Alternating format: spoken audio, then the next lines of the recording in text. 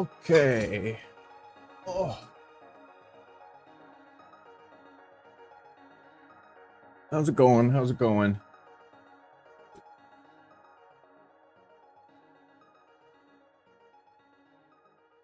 That's okay. Oh, sorry, it took a little longer than I wanted. There was a bunch of people at the gas station across the road, so I had to wait. Oh no, it's Mike. How's it going? Cody, how's it going? How's it going? You guys all right?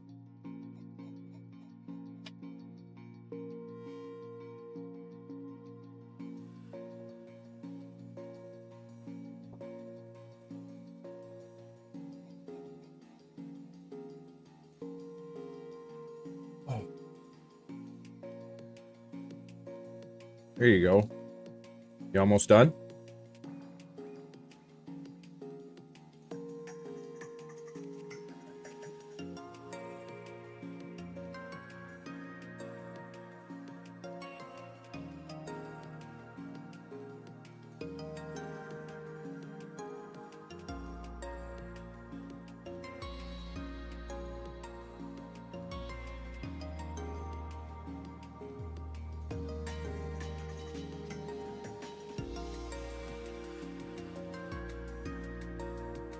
Oklahoma. Sweet. That's good. Where did I put my... Oh. Okay.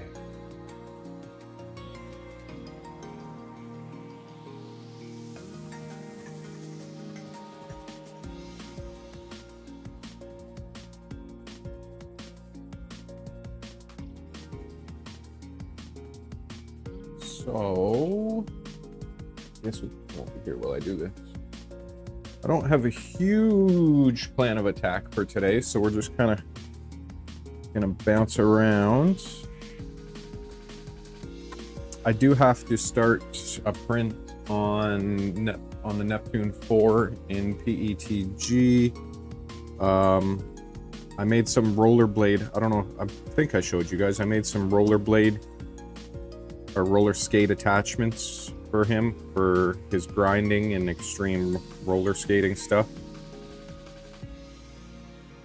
And his buddy wants a set now too, which is great. That means there's a market there for it. So I'm gonna start the print on one of those. Actually, you know what? I'll probably see if I can fit both on the same bed, because we know that he wants them. I'll mock them up on the bed and then we'll see. $60 for this. I'll show you what it is in a few minutes here, but $60 for a pair of these things. Are about this big each. For roller skates. I mean, it's a fair price on both sides. So that's great. When both sides are happy with the deal, awesome. Let me load this up. Let me load this up.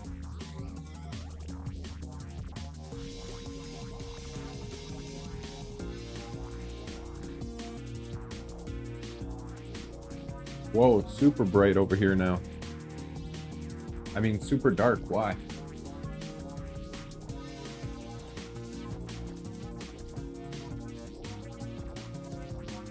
That's kind of crazy.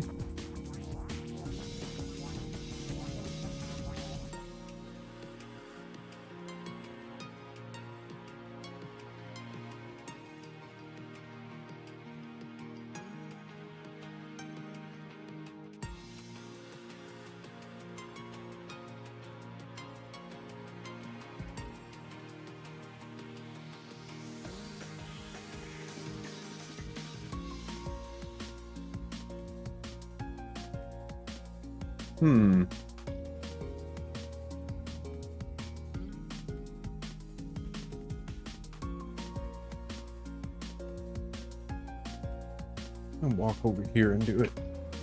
Bring it on the little touch thingy. Hey, how's it going? You know what? That is a little bit dark.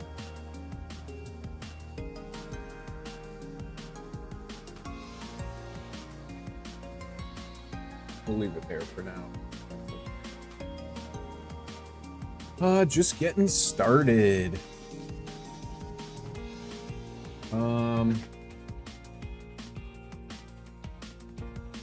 I want to continue to. Oh.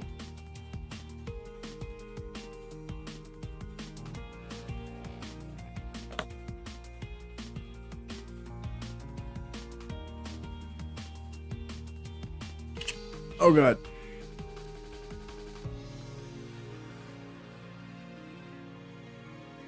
That's a big telescope. This was printing so well too.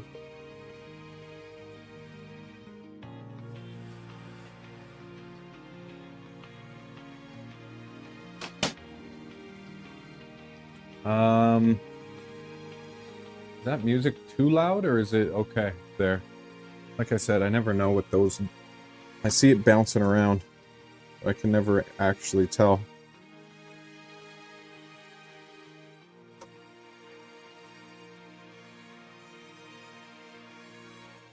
Just cleaning off the bed of the Elegoo.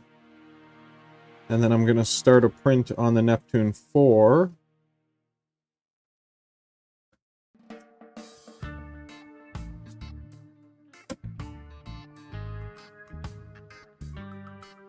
Cleaning off the bed on Rick. Old Rick.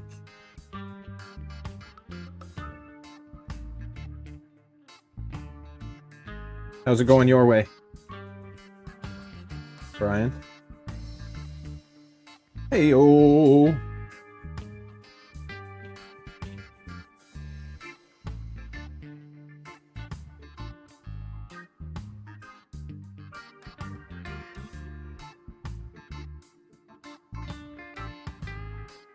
That's good, Cody. You working away right now? I'm guessing.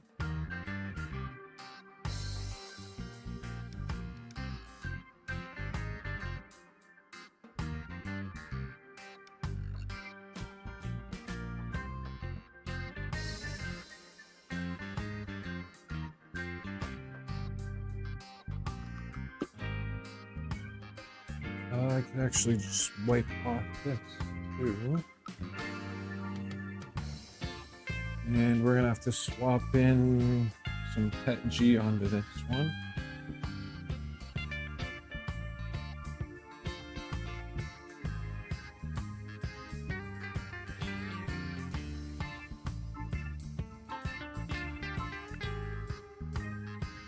So we'll get this heated up.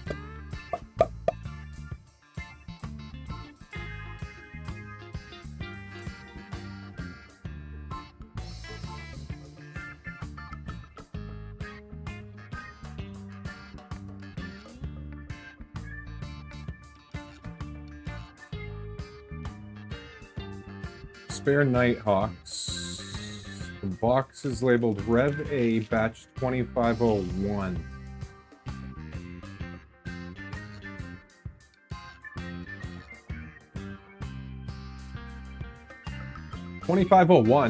That's the same batch number as these LDO box turtle kits.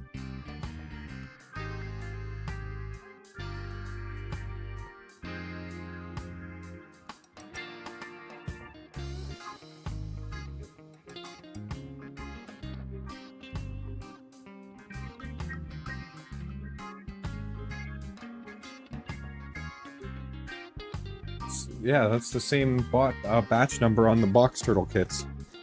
2501. And oh no, you're right. It's right. You're close, man. Right around the corner. Almost there.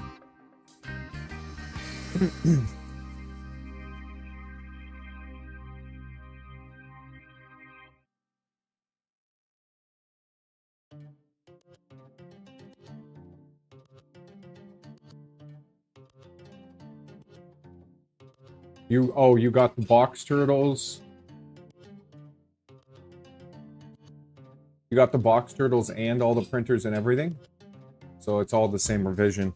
Yeah, okay.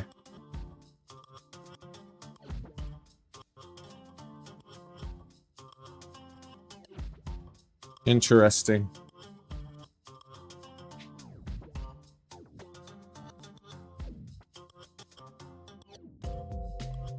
really see the layers or anything. But it was coming along nicely, really nicely. I should try the 30-30 and see if it fits in here.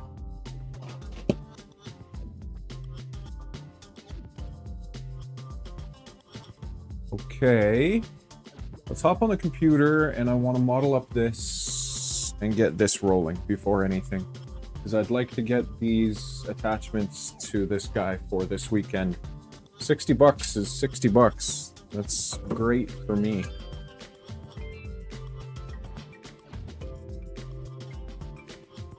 Oh, crap.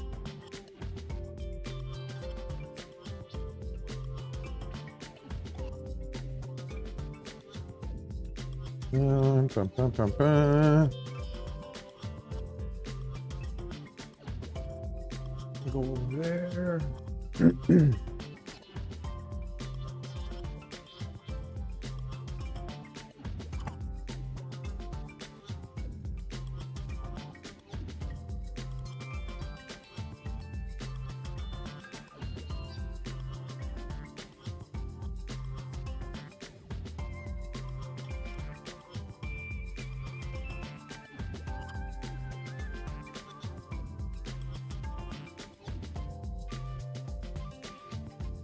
Go over there.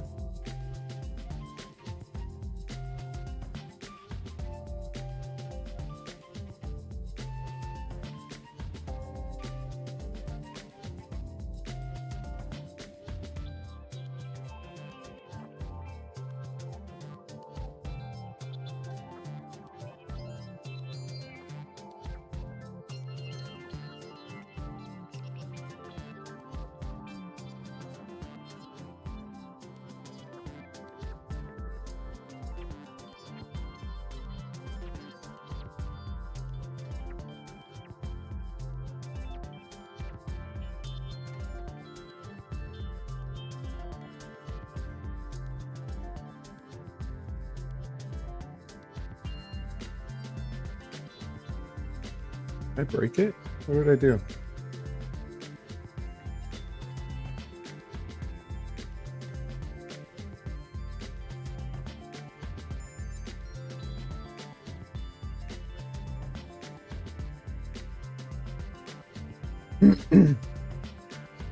Neptune 4 is ignoring me right now.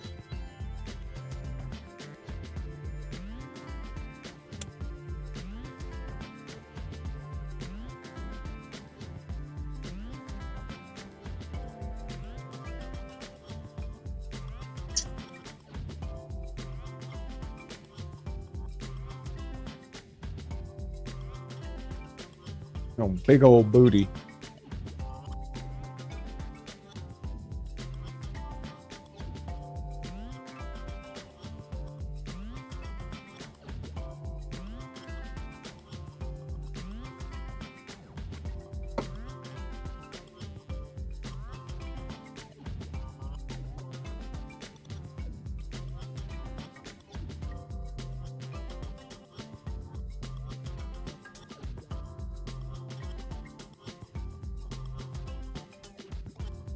Oh, so you got all the Nighthawks and the box turtle kits at the same time?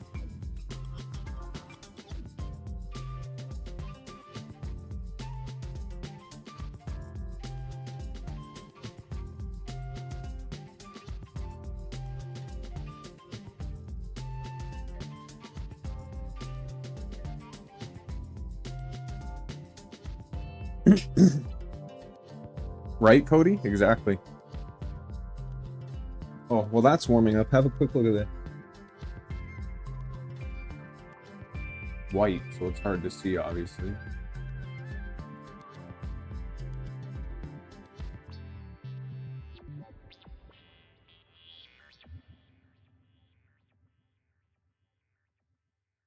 If I turn this one off for a second, does that help?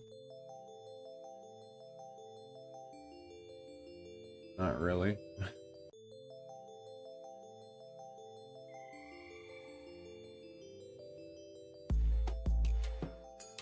No, the turtle does not.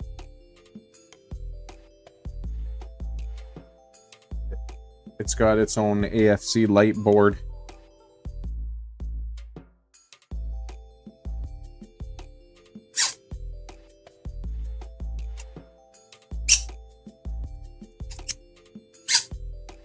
How smooth do these have to be, Brian? These fit freaking perfectly. The noise you hear is obviously because of the layered, but it's like a perfect fit.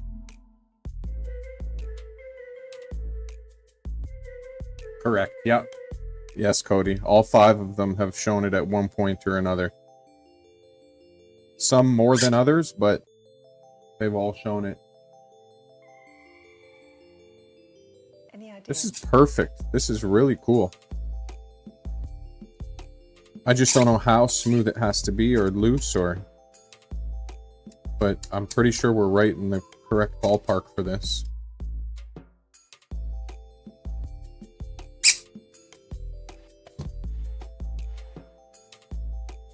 That's ABS.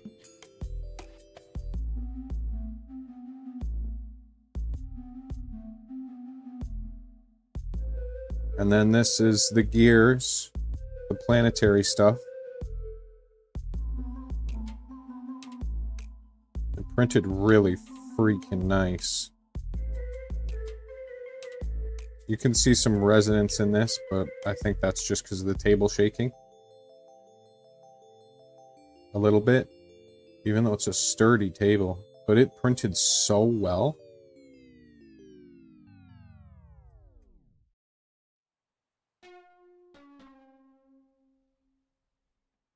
Now this is what I'm talking about when I wanted the ABS to look like. This is looking like my Pet G prints now. And then these things, I don't know exactly how they attach, but I'm not going to try and jam that in there. But this is smooth as butter. I think Brian's is probably smoother.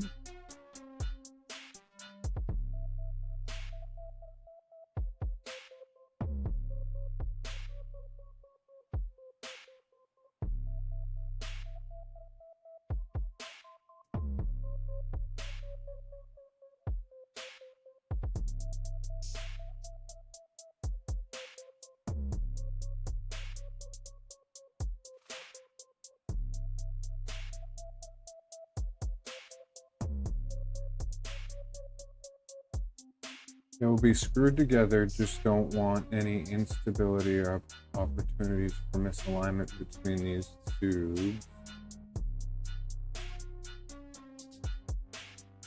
Ah.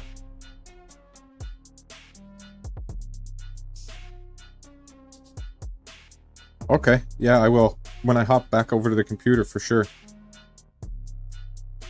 This is so cool.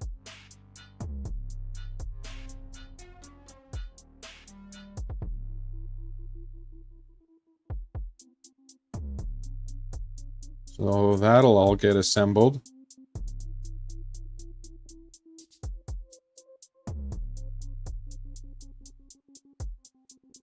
I printed 2 of these by mistake.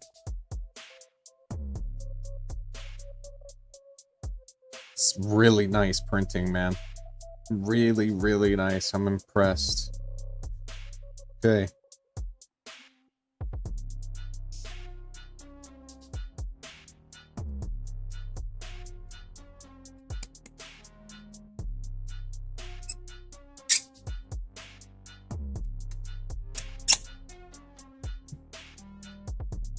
So we got all that stuff. I just have to order some parts, it looks like.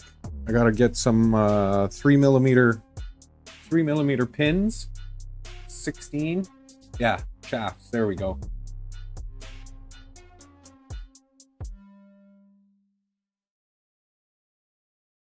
$3mm times 16mm shaft.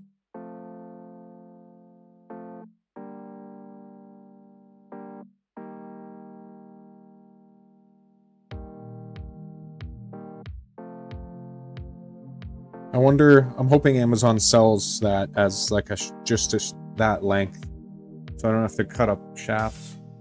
I mean, it's not a big deal, but Okay, let's go to the computer now. Actually, wait, I want to see if this is working first. I want to make sure the Neptune 4 is not ignoring me still.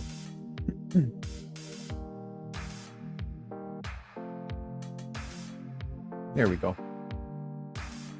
All right, so we'll hop over to the computer and mock this up so we can get this printing. I'd like this finished for my buddy on the weekend.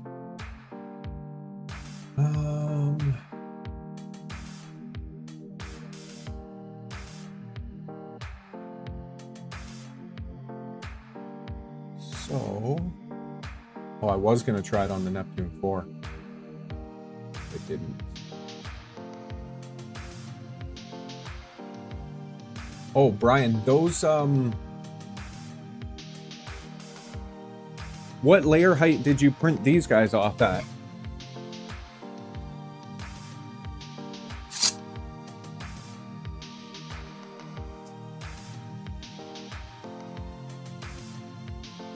Inside that plunger. That's what I thought. I remember seeing that inside this thing. Inside this thing. And then the magnets back there. So it has something to press against, right? Because there was fatigue in the materials you were trying. So those magnets act as a press point. I did these 0.228 layer height. I meant to do 0.2, but my just go-to is 0.28, so they ended up being 0.28. But they're just so butter smooth. Like, you can hear the layers, but it's just really nice fit. I may sand that down just a touch, depending on what you think, to get rid of the layer sound or whatever. I don't know. Or if that's fine, then that's fine.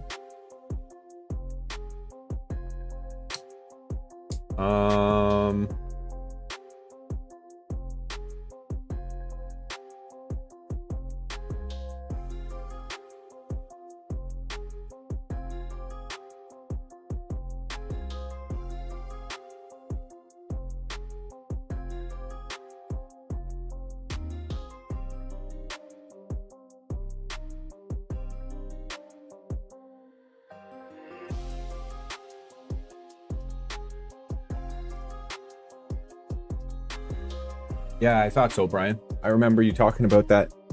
That's smart. Why not use what you have?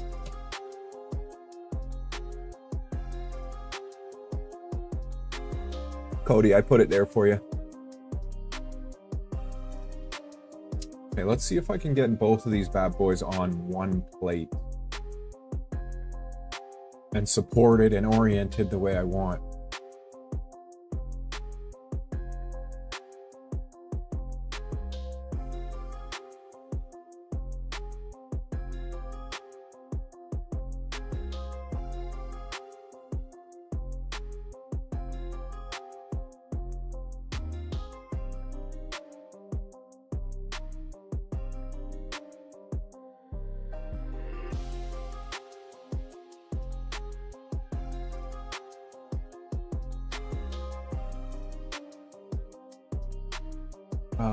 So we have the left one. Oh, shoot. This might be difficult. We're going to try, though. And we've got the right one. In order to...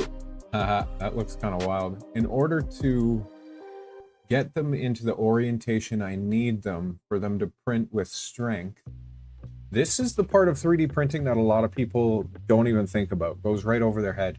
If you want a part to be strong, you don't want your layers to be this way or this way, depending on the force that's going to be applied to the part. So I'm going to explain it further as I do this.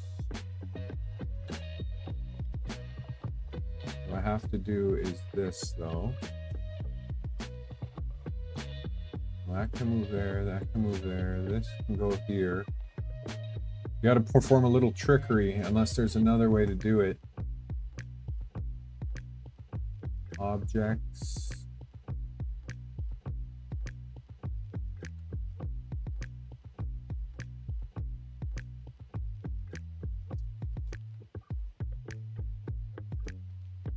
assemble. Now you can move this one. Where is it? You can move this one below the plate, which will now allow me to move this above the plate just a little bit.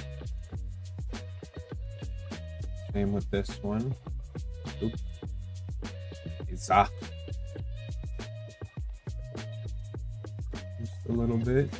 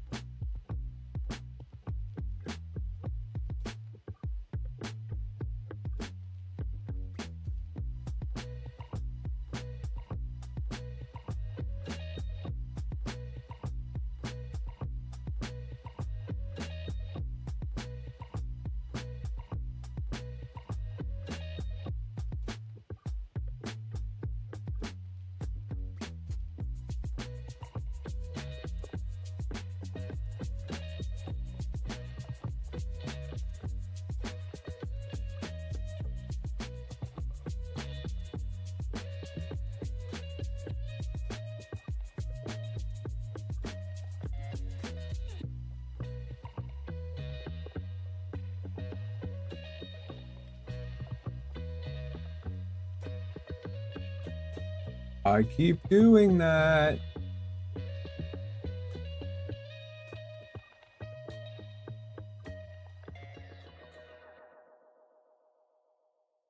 Did it again.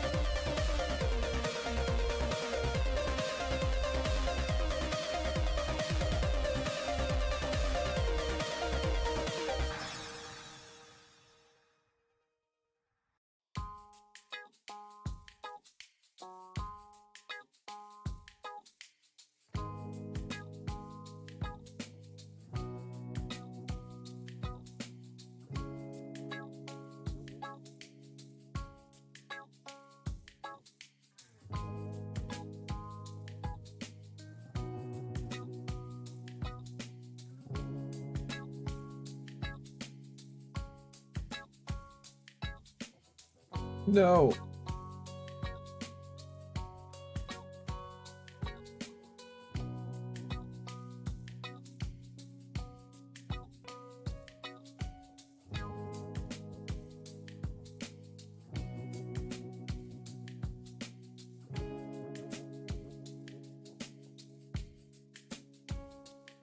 Oh, 45-degree angle. I wish I had one of the parts here, but I gave them to him already.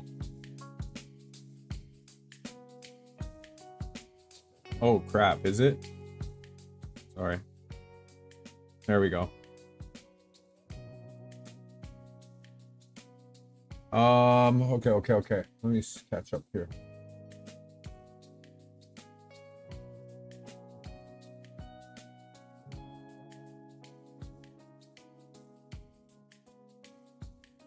Oh, this one tiny piece down here, this is the trick. This is what you need to do to get these pieces floating. So you have to add just some sacrifice piece. Then you select all your pieces, right click, assemble.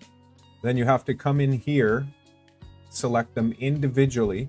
You move the one sacrifice piece below the bed, and then it allows you to move these ones wherever you want. above the bed 1 centimeter, below the bed, this way, that way. It allows you to articulate them however you want, which is important if you want to apply your own supports and that. So I think that's good. So the reason I'm doing this and going this length is because I need these to be articulated 45 degrees. Because what that does is it increases the strength so much when the forces are being applied like laterally or horizontally, because you're dealing with layers that are like this now, opposed to along those forces. So the strength is just, it's a lot more.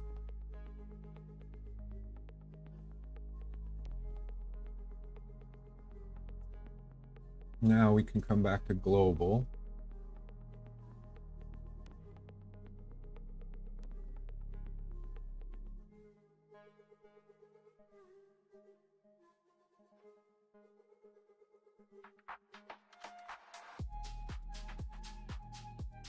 On build plate only. I like having one wall loop around my support trees. I don't like them just being the bare like infill. I definitely like having one loop around the actual support itself.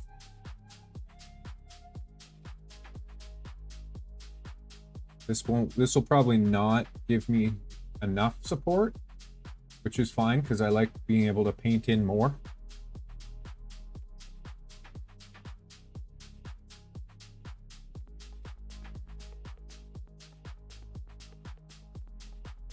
I did, on those gears, I did those at 0.15. Because I remember you mentioning you want precision on those. So I did those at 0.15.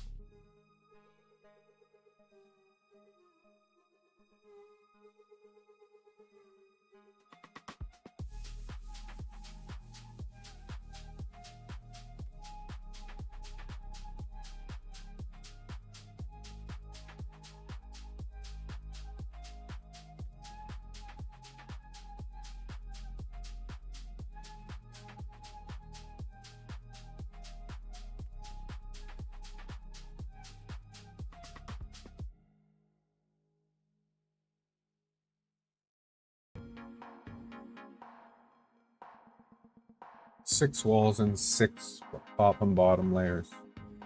6 walls, 6 top. So,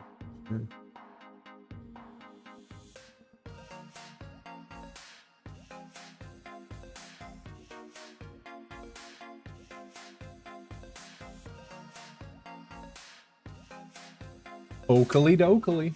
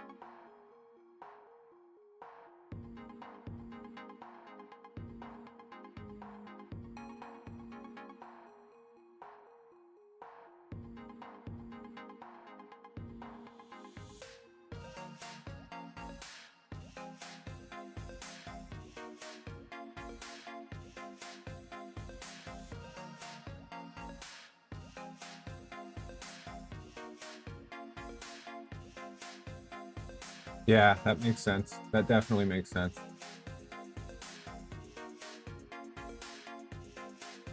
Those are hefty rails.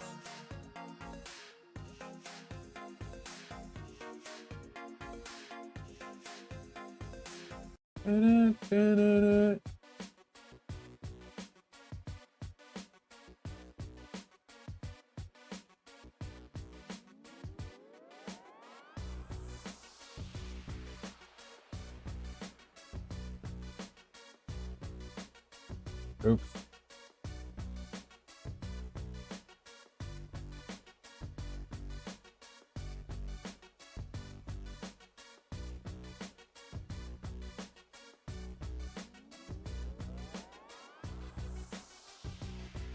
I found giving a little more support goes a long way, especially when you're dealing with longer prints. Last thing I need is a layer screwing up because I didn't want to put one more little support.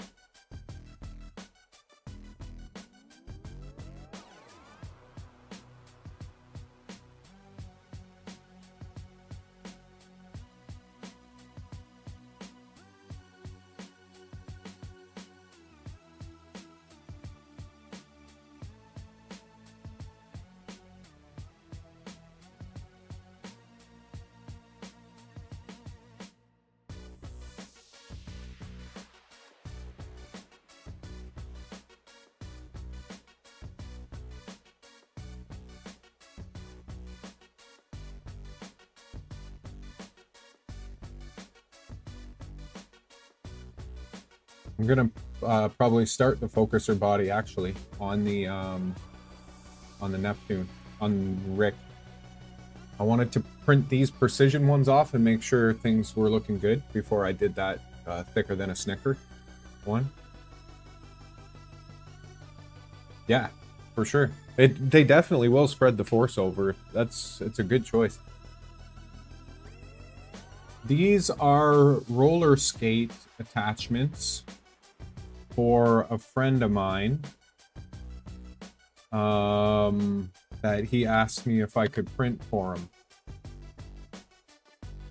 And so we've been going back and forth, and I printed one set off for him, and he's been testing them. And he loves them. And now a couple other people are asking him for them.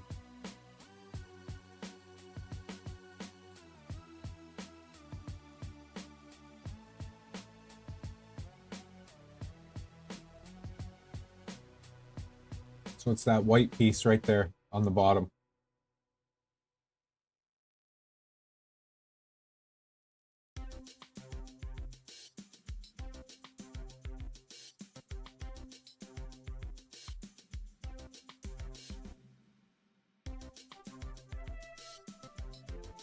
You can see it on that side, the white piece.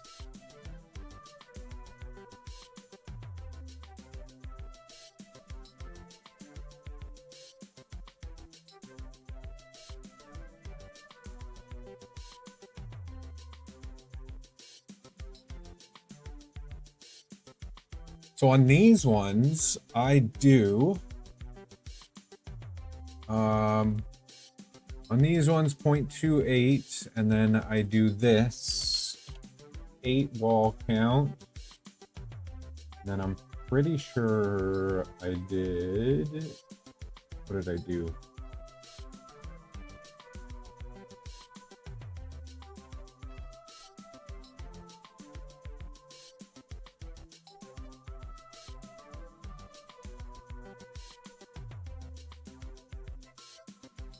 Wall count, and I think I did 65%.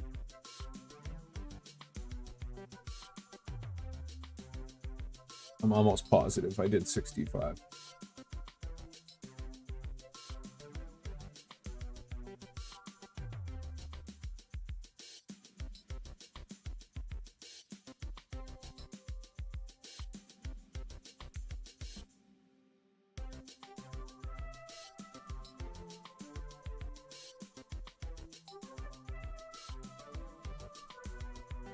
And there we are.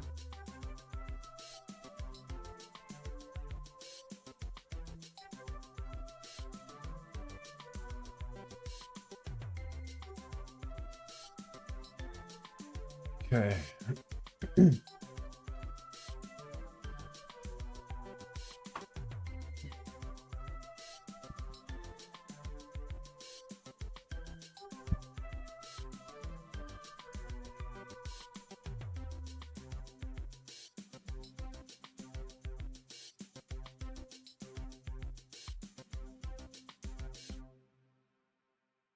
This is support.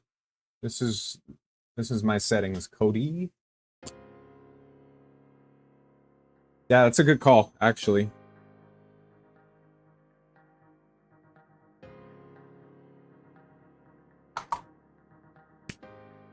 I mean, if this print should go smoothly. If it goes well, then I'll save this one off.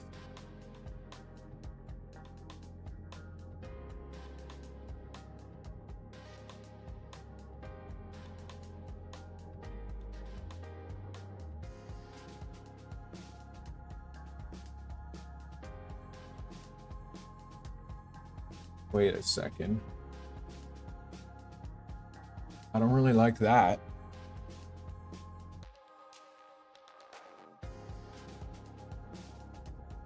Oh. I'm glad I looked at that.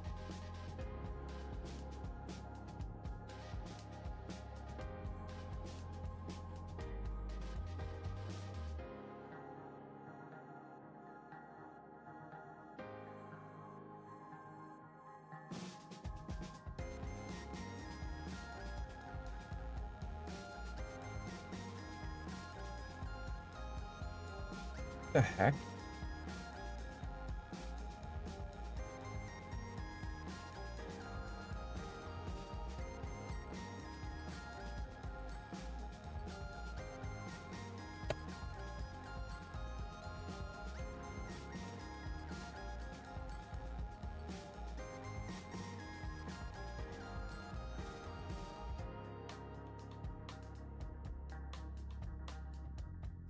Yeah, strong Cody, and also a wall loop. One wall loop around the support.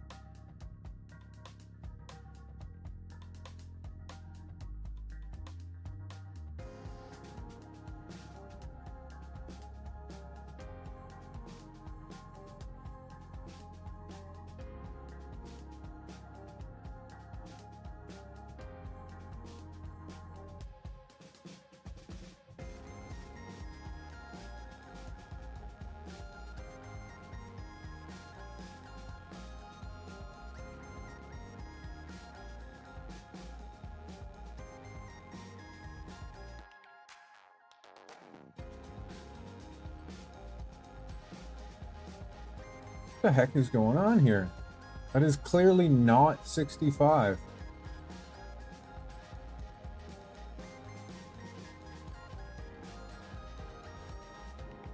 Something's glitching out right now.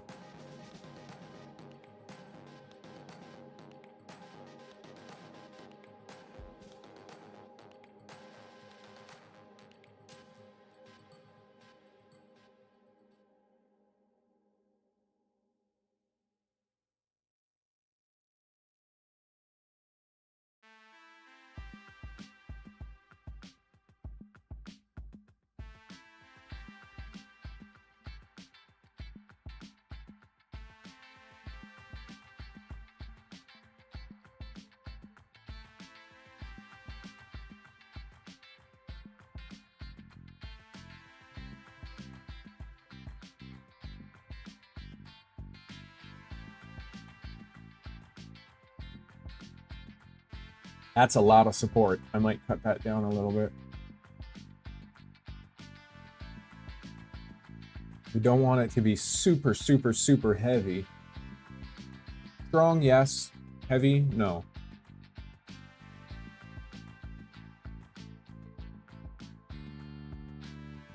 This one will be a cool time lapse. Oh shoot, I'm not doing it on that printer though. Oops. I'm doing it on the Neptune 4 because I know. I mean, I could do it on the Centauri, but I want to be printing other stuff on the Centauri.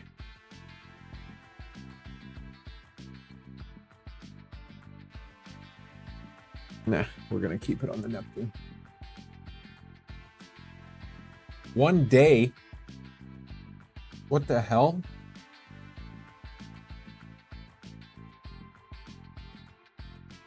Is it because of the orientation is slightly different? It's completely screwing the infill? Yes, I know, that's the sacrifice. We don't talk about that.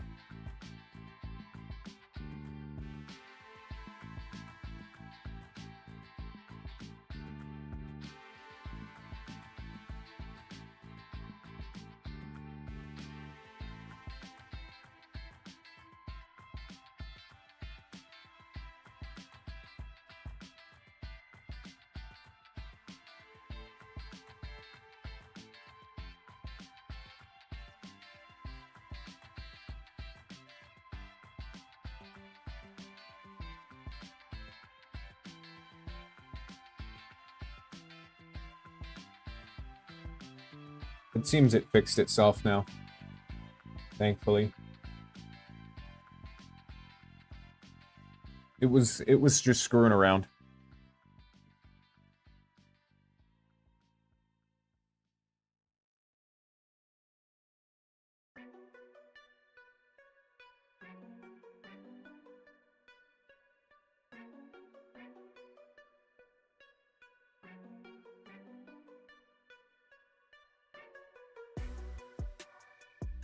Watch it go back to what it was.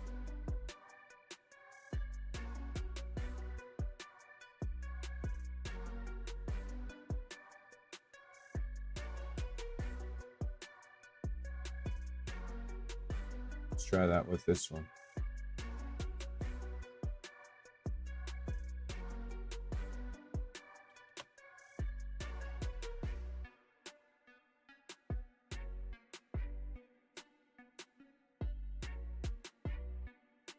Whee!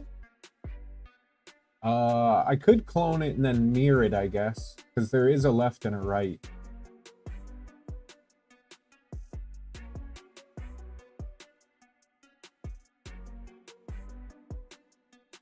I'm not sure. A day? 24 hours?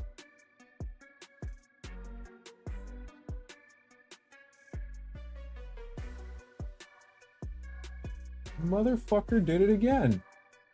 Pardon my language.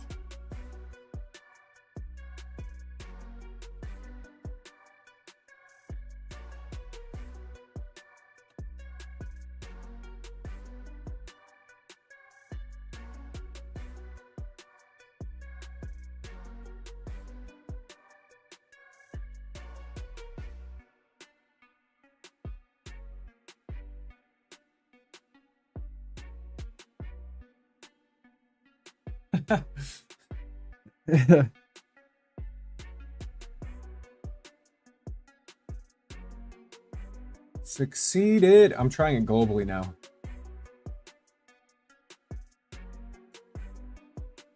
Wait, rectilinear? Oh, you bastard.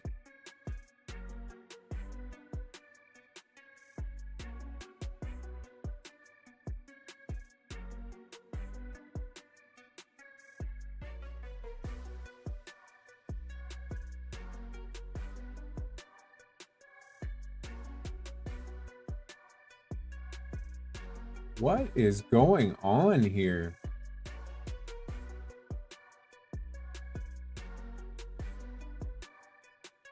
It's clearly two different infills. Oh boy.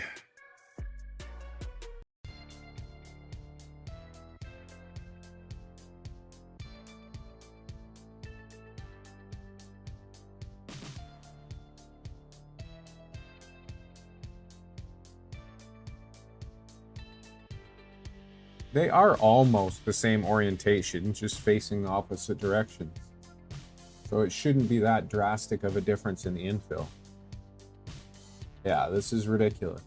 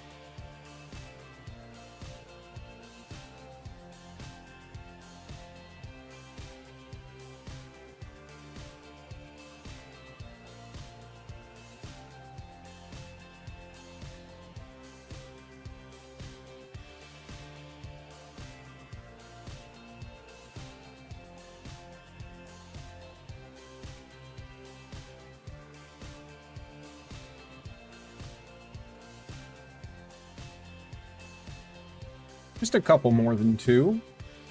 You know, nothing crazy. Nothing crazy.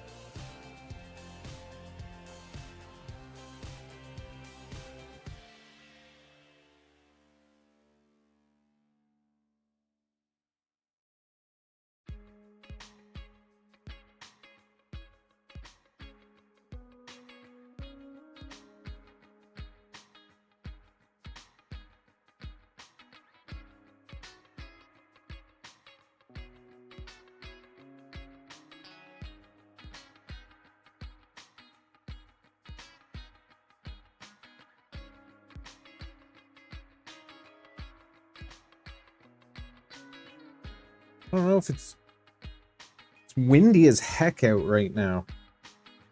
Like, freaking super windy. Almost blew my face off out there.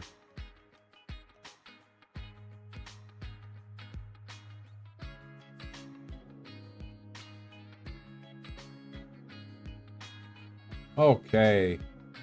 There we go. No, that's not it. There we go.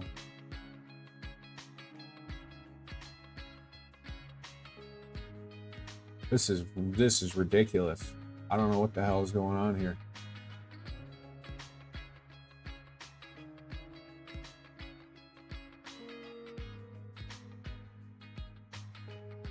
What if I do this on this bastard?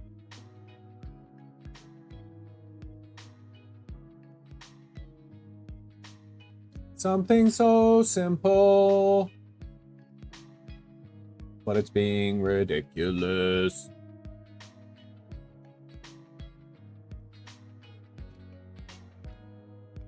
Oh, sign me to a record deal.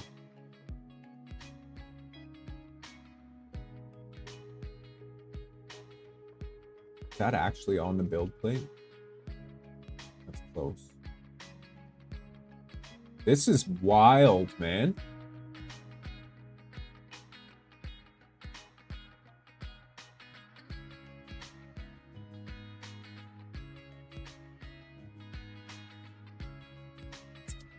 Okay, let me try. What if I try this?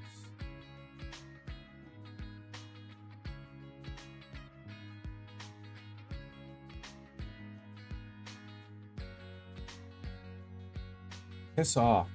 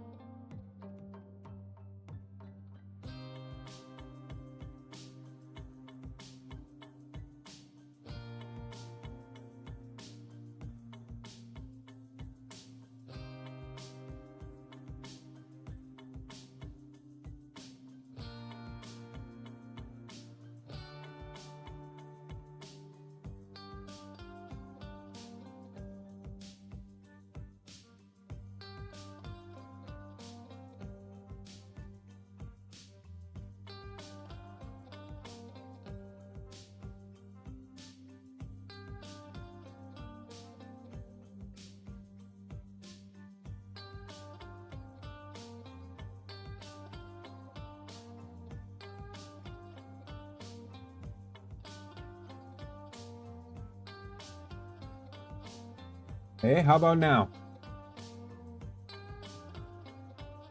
If you don't have matching infill now, I'm gonna fight you.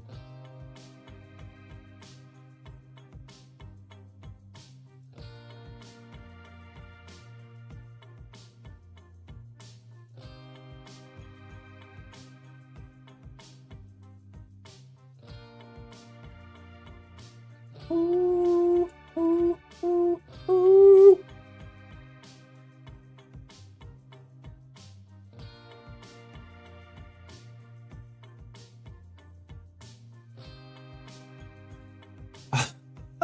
Bing,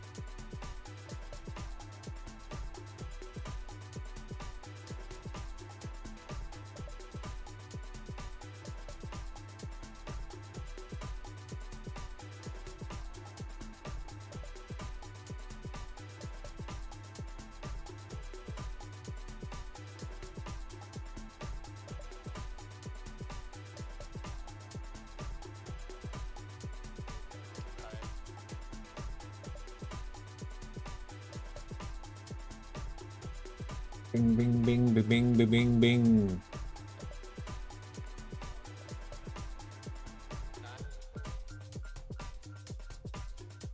Hey, Mike, how's it going? You having a good day?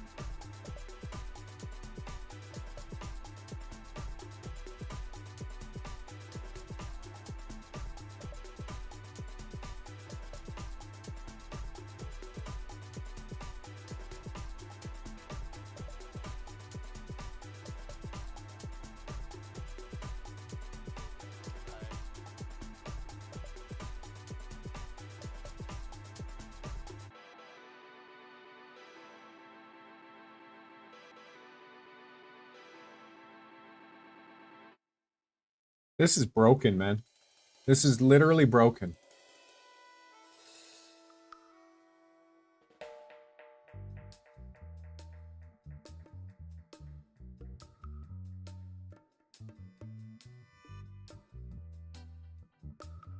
That's fucking ridiculous.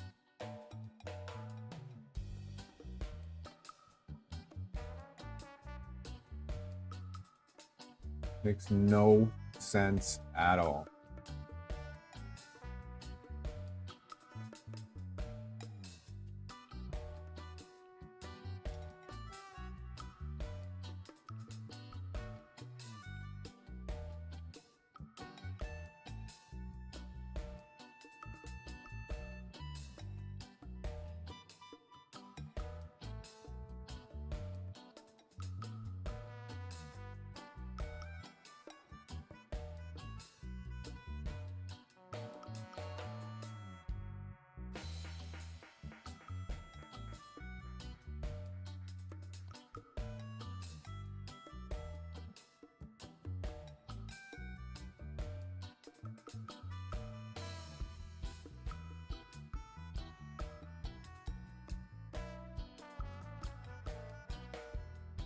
Bum, bum, bum, bum, bum, bum, bum.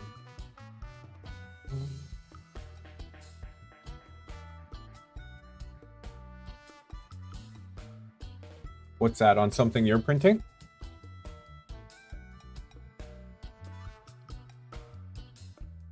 I'm printing on the Elegoo. Elegoo. The Neptune 4. Okay, I think we're finally looking like something I want to print here. That is a lot of infill. I think I can even go lower than that.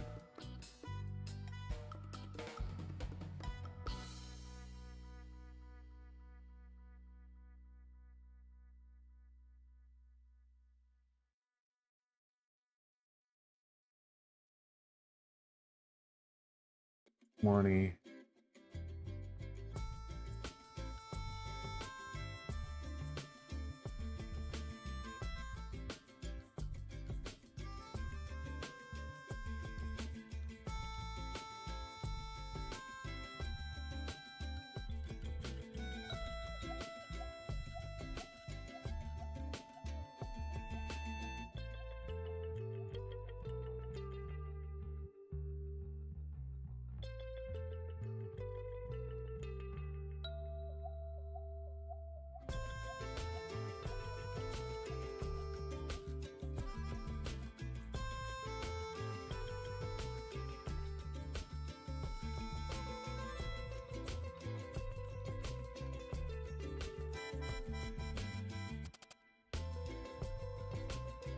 Ba, ba, ba, ba, ba, ba, ba.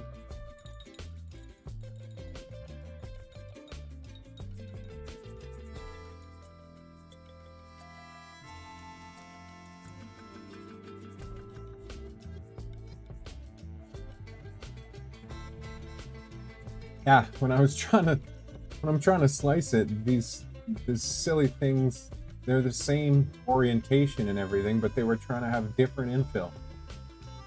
It was driving me nuts. So now I'm kind of forcing it.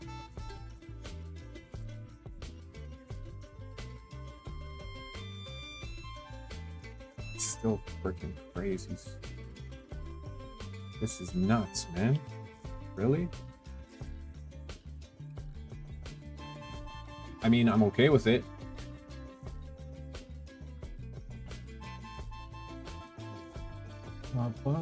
And these are going to be used in high impact situations, so that's why I'm doing the 8 walls. They're for the bottom of roller skates.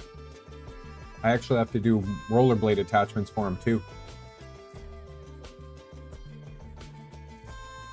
At some point.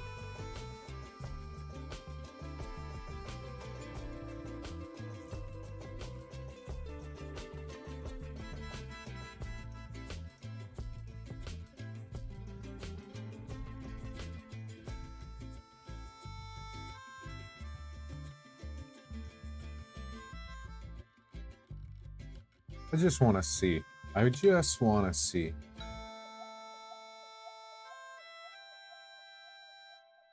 Oh, Rick. This is actually going on the Neptune 4. The Neptune 4 Pro. Rick would handle this for sure. Rick would smash through this. But I want to use Rick for other things.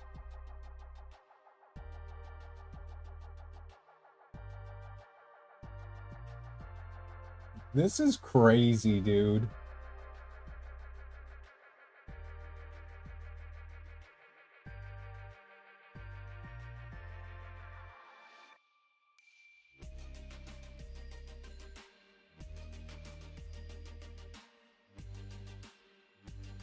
Oh, I didn't change it, that's why. That one was on me. That one was my bad.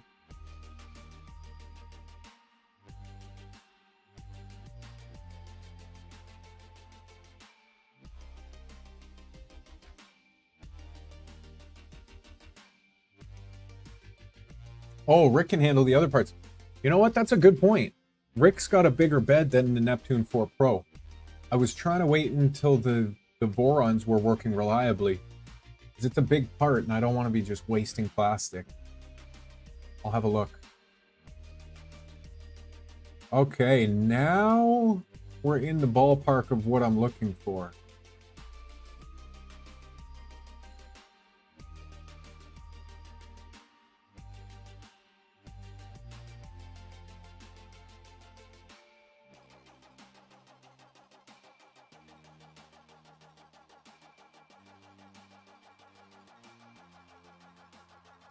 Okay, we'll go one step up from here. So we'll go to 10%.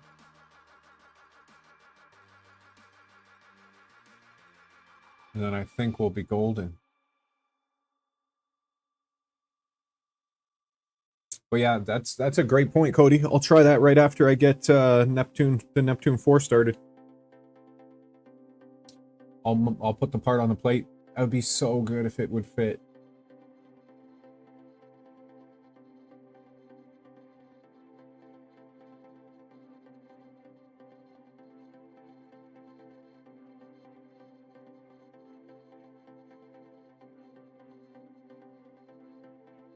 Because when it was up higher like that, it was just too much. It's not needed.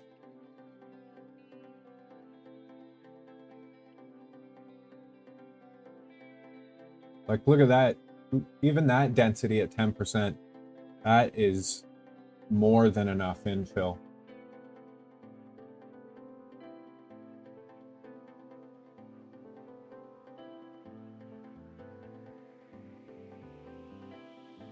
Especially with that wall count. Okay, I think we are ready to rock.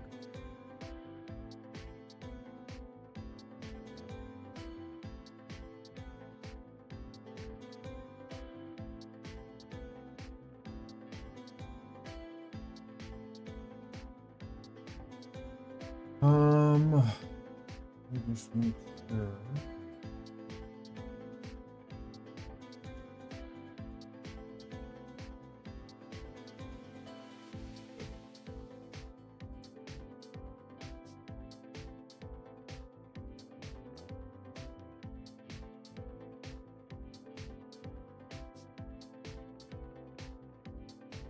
Oh, that's good timing. Did it work?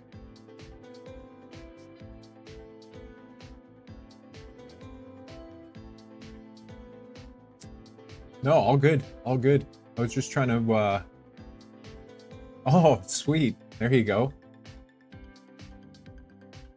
That's awesome.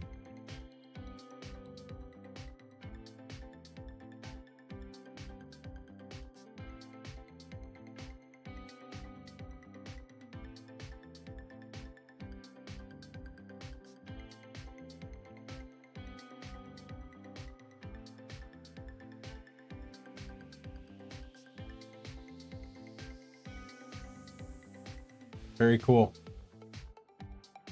Next time it'd be hilarious if you just happen to have a 3D printed shroud that will fit conveniently in the light. Well, I just happen to have this laying around. I think it's made specifically for that light to angle it that way.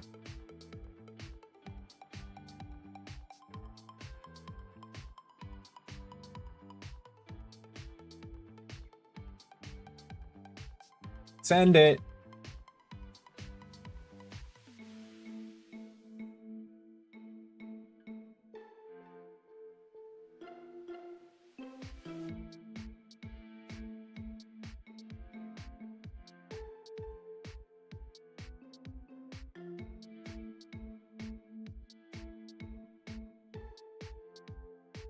I'll set up the camera looking at this one. This will be a cool one to watch.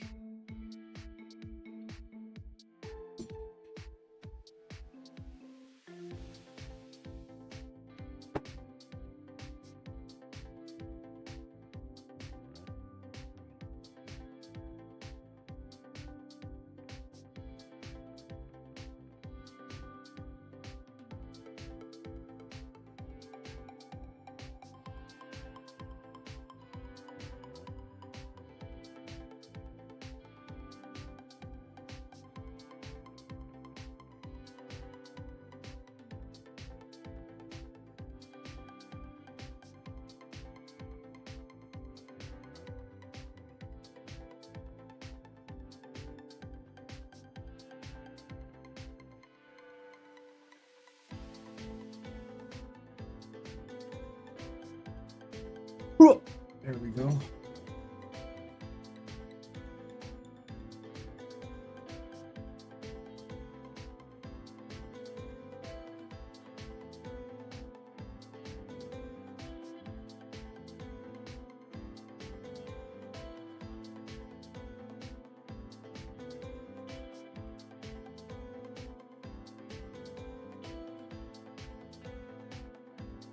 Let's see what you got, Neptune. All right, I want to grab my iPad, some water, use the B room. I'll be right back.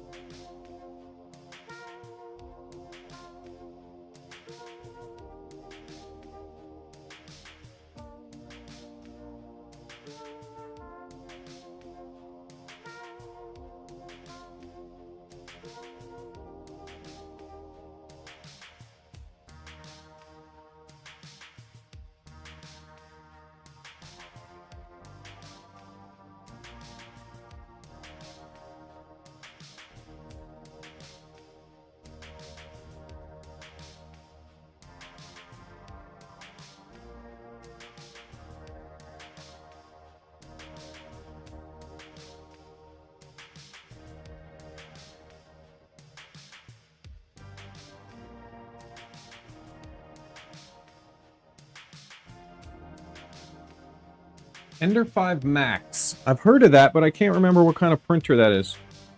I know who makes it, but like what style of printer is that? Core XY or whatever it is, or Bed Slinger. Not sure which one that is. One sec.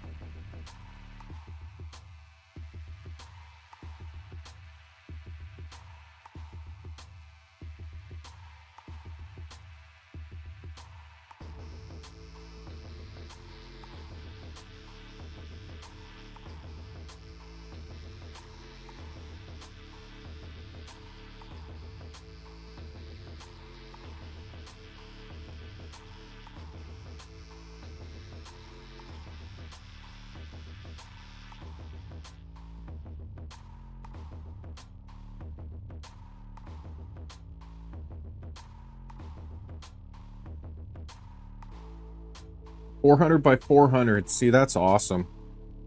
I would love a larger format printer like that. Like, recently Elegoo had a flash sale on there, and what is it, Neptune 4 Pro Max? I think that's 400 by 400 by 420 or something like that, right in that range. Oh, the freaking ultimate one that I've seen a couple of farms pop up. One making bumpers for like tugboats and like massive boats out of recycled they teamed up with a company that makes recycled filament, and now they make massive bumpers for like harbors and yacht yards and stuff using the Orange Storm Giga. And they started a print farm, and I think they have like 10 Orange Storm Gigas or 5 or something. They have a bunch of them, and they're just printing these massive bumpers out of recycled filament. Talk about a moneymaker. You find something niche like that and repeatability and customers, and you're off to the races, man. It would be awesome to have a larger format printer. I just don't have the space for it here. One day, I would love to have a shop, and then to be able to focus on this stuff. Like a shop working on prototyping and doing this stuff in the back, and then maybe selling the printers and telescopes up front. Telescope and 3D printing shop. But a lot of the money would come from the prototyping and the printers working in the back, in the shop space.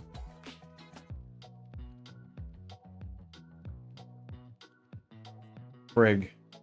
It's literally just about finding a few customers and coming up with a product that actually is like sustainable, repeatable. Like, what a cool idea those guys had. And there's obviously water and ships and boatyards everywhere.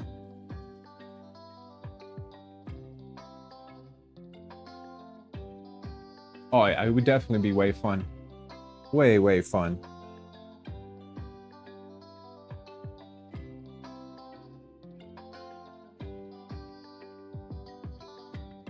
I bet you we could come up with something in the community that's repeatable, sustainable, that is highly sought after.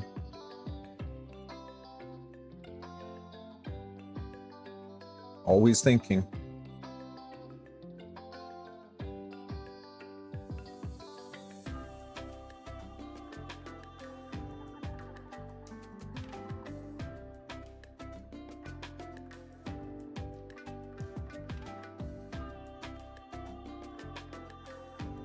Just laying down support.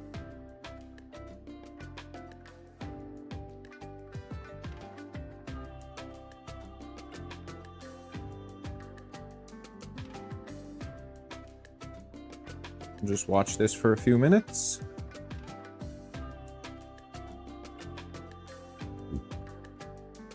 And then we'll hop back to the computer and I'll show you a couple of images of this focuser and the video. Pretty friggin' neat.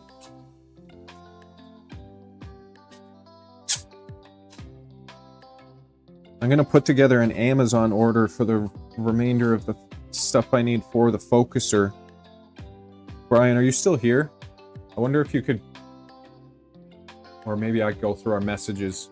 Just a little short list of what I need to order from Amazon to complete this focuser.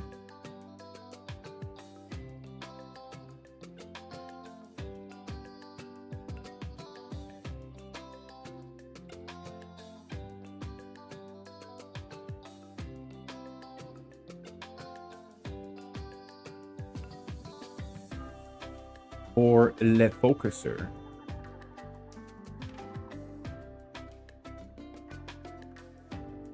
This first layer is going down like magic. A little bit of black because I didn't purge the ASA out of it.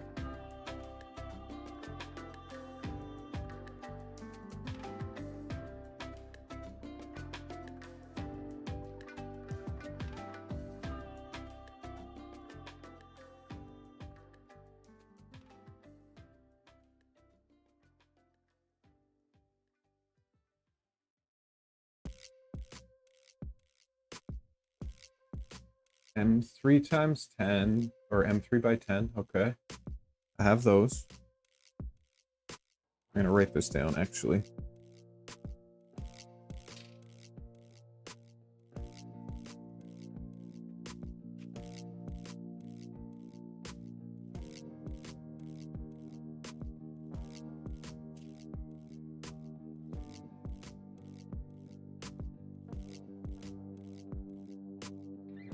M3 by 6, which you gave me. 4mm rod times 100, which you sent me the link for, or photo of.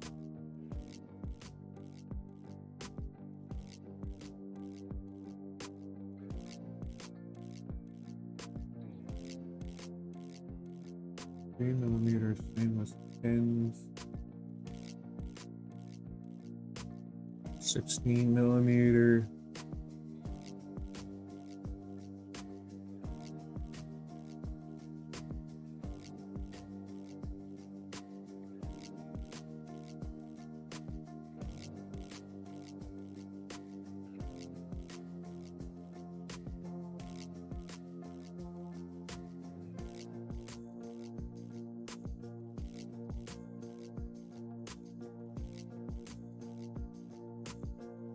Just one of those? Okay.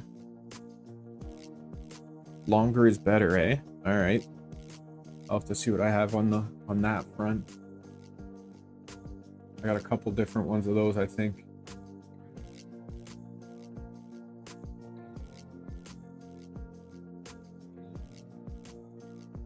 That PTFE tube I have to order. PTFE.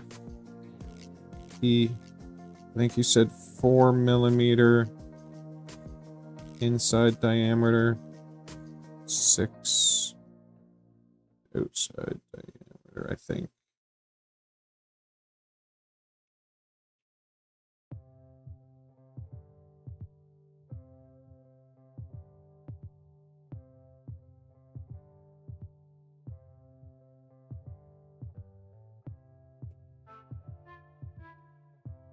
Alchemist. I like the name already. M3 grub screw. 20 millimeters long. Holy crap. Okay.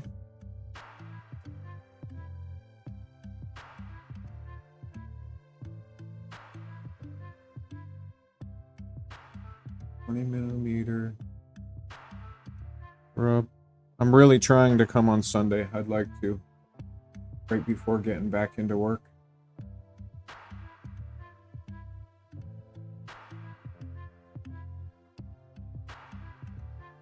Rub screw. Okay. I'll peruse Amazon, see if I can come up with some deals.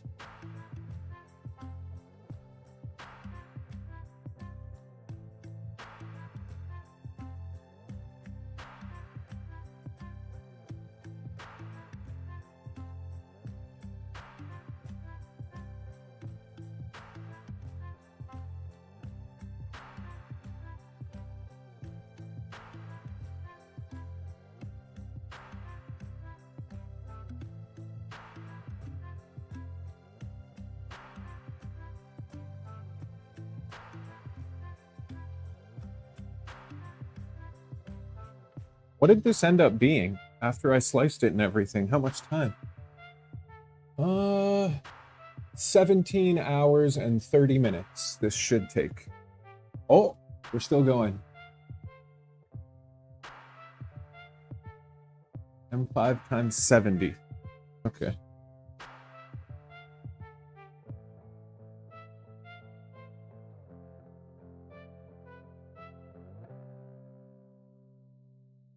And that's for focuser.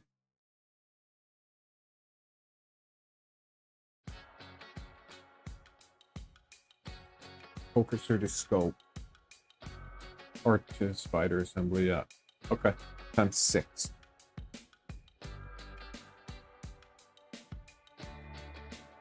Lovely. I need to get one of those big hardware carts. Or, like I have the one on the wall. I need to organize it better. Let me just see here. Actually, I'll do this. Haha. I'll do it smart. And then this. I have that. Oh, that didn't do it.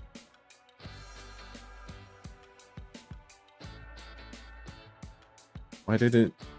Okay. Frozen.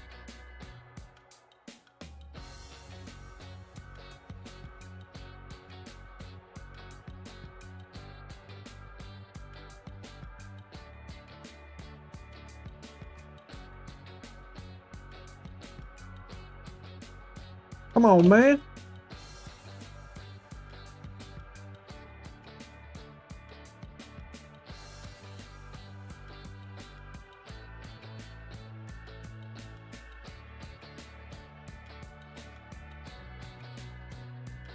And yeah, there we go.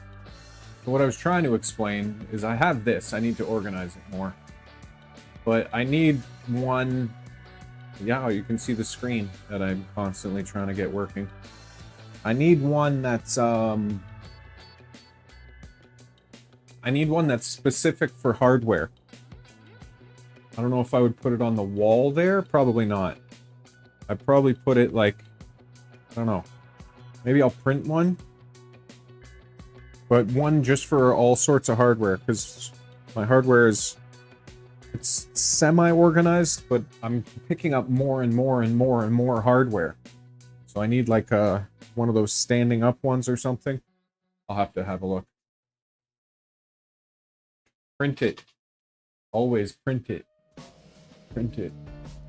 I mean, if I can get one on Amazon for like 20 bucks.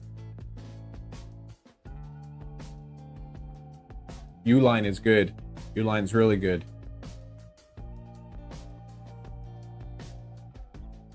I've used Uline a bunch throughout the years. Uline's good. I wonder if there's a cheap Chinese version though. Gridfinity? Yeah, Gridfinity's awesome. I mean,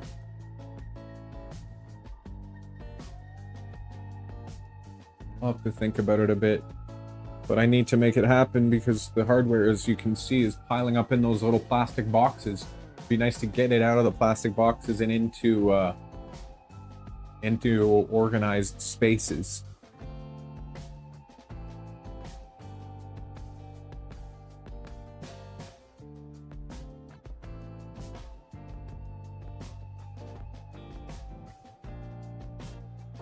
So you see, I like how you see why I like doing the one wall on the tree supports, or else it would just be the bare infill, which can sometimes mess around. I find the wall keeps it secure and more clean, and it's also easier to pull the supports off after when there's a wall wrapping them up.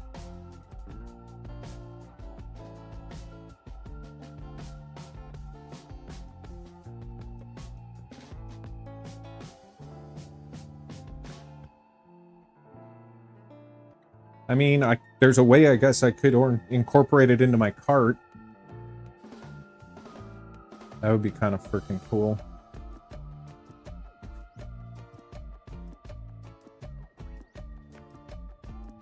Nah. I would want it on like a shelf, something.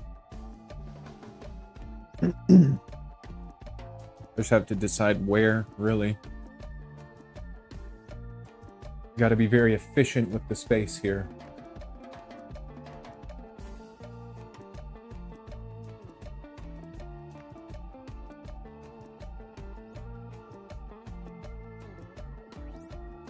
We'll just watch this for a little bit longer.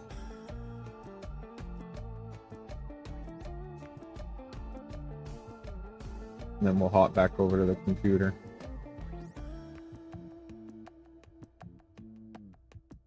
And I'll get something else printing on the Rick.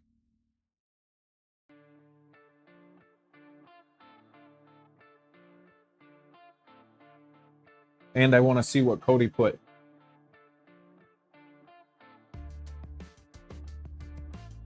Actually, let's hop over there now. Why not?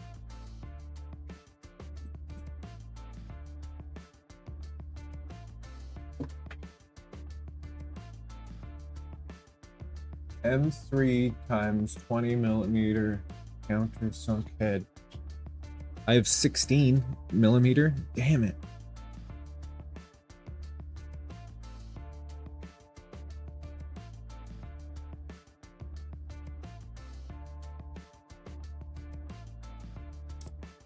It's countersunk head.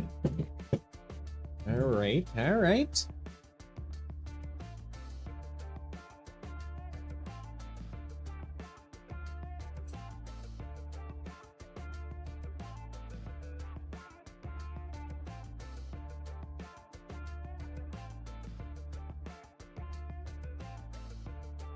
Oh, okay. I'll give it a whirl. That'd be nice.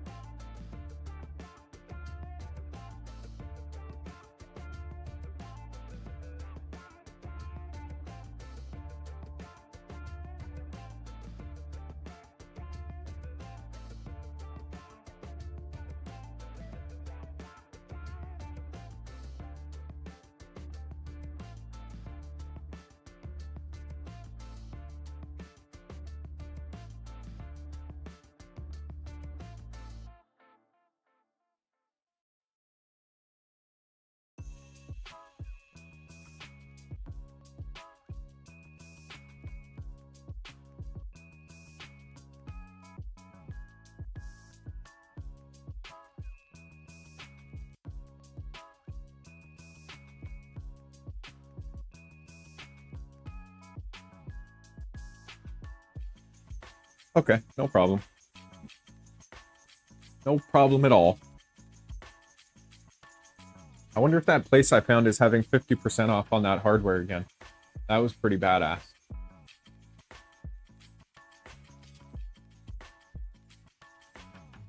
I'll have to see. I'll have to see what I've got.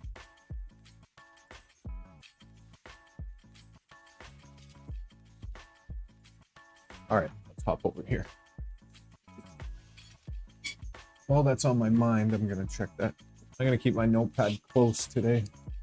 I feel like there's definitely things I'm gonna be writing down throughout the day.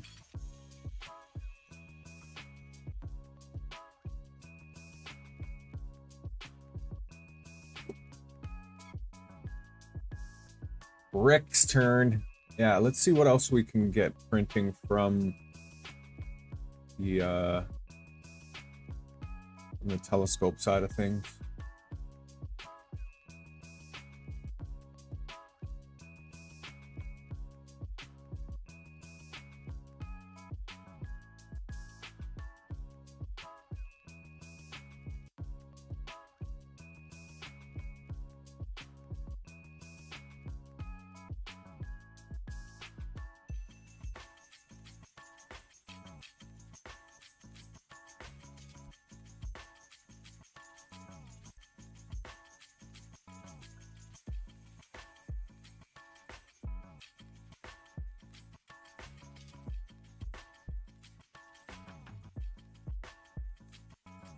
Can't really print much at all.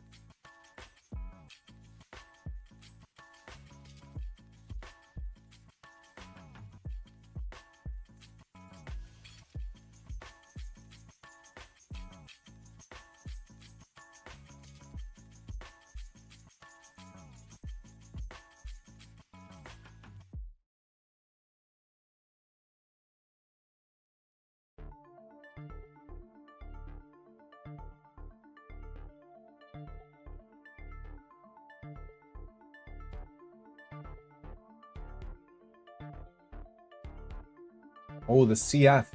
The only printer I have a CF compatible nozzle for is the Neptune 4 Pro. I guess I could have done that. I could have done the CF baffle on the Pro and done the other stuff on this. Oh well.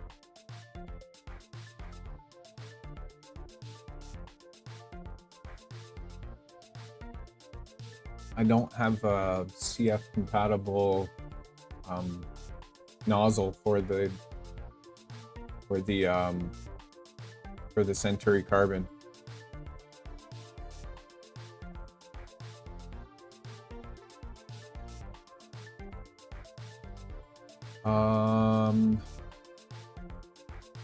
Man, what? There was something I wanted to print though.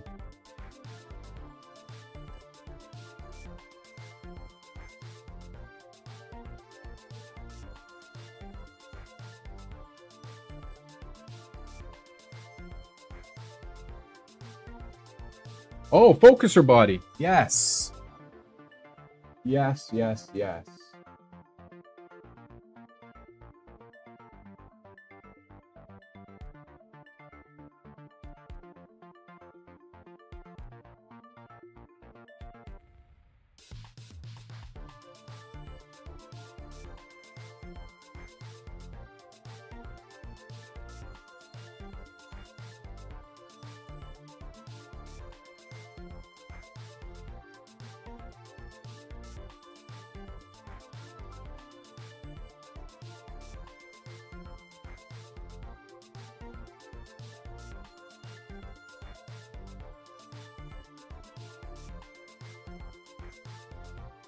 What did you say for strength? 60%, I think you said?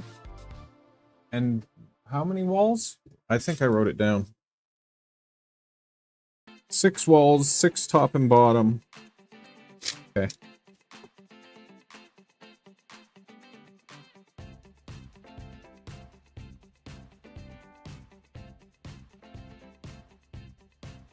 Does this need to be super precise, or can I get away with more?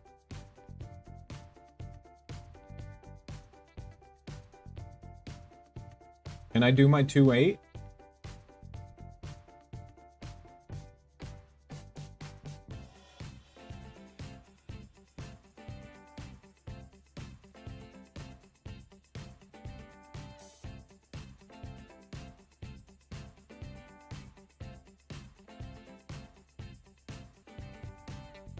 I mean, it doesn't look like it needs to be insanely precise.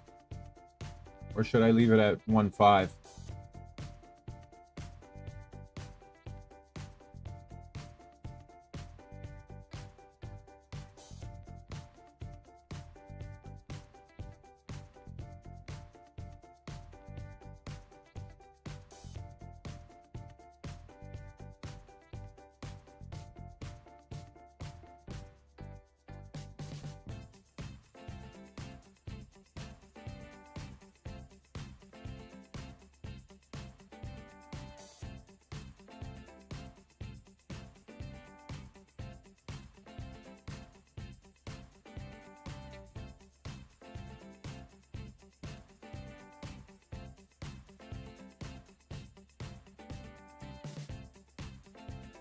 There's a removable support in this thing?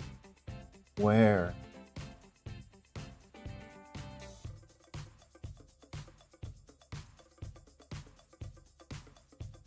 Oh, I see you.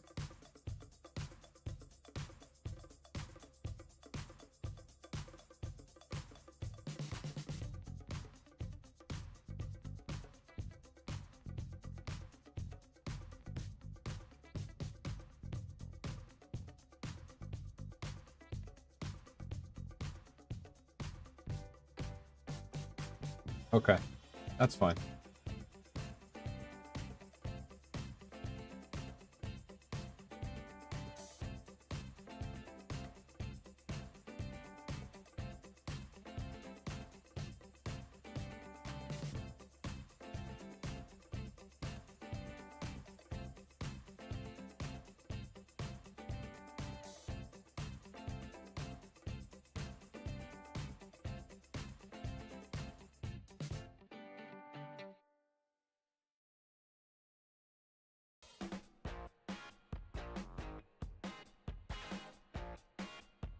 That's fair, yeah.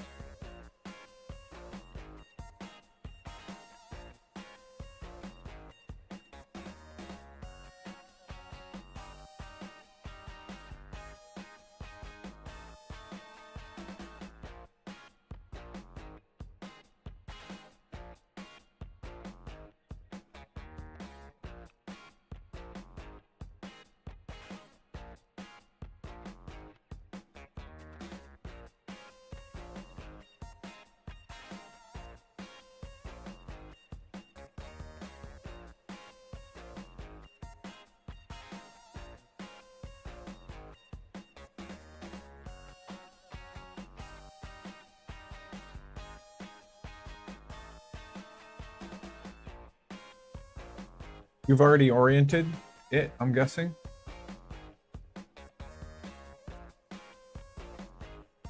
Or no?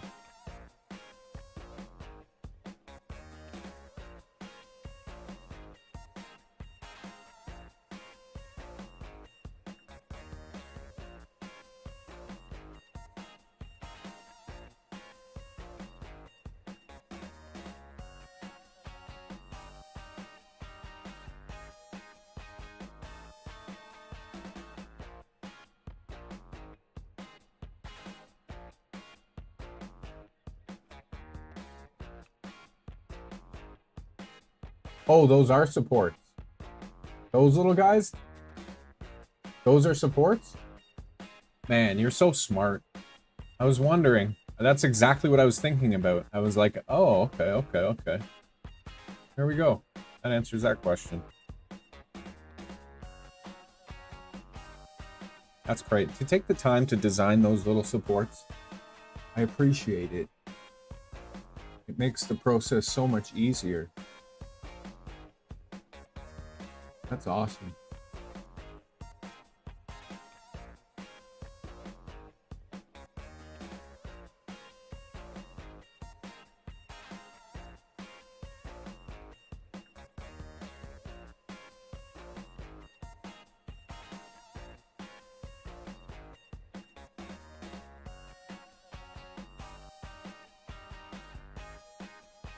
Okay.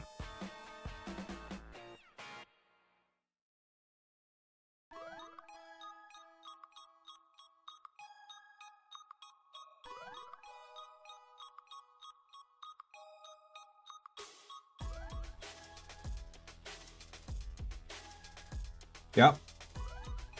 I sure do. That's awesome.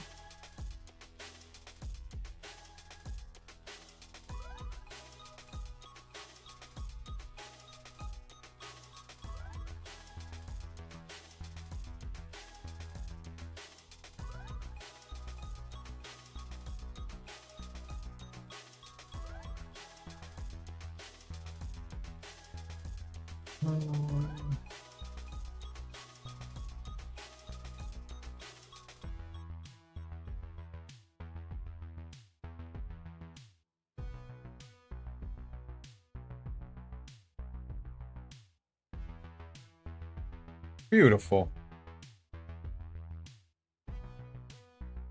Okay. Let's get this thing heating up.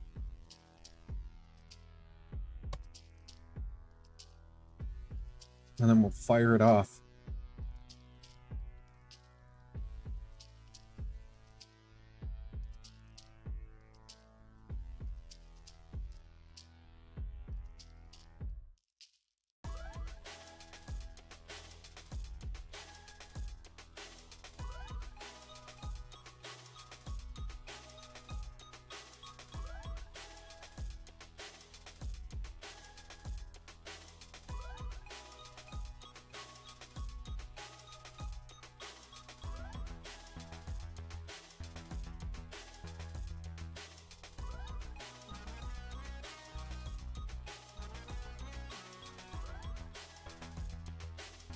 That's the cutter on the side there.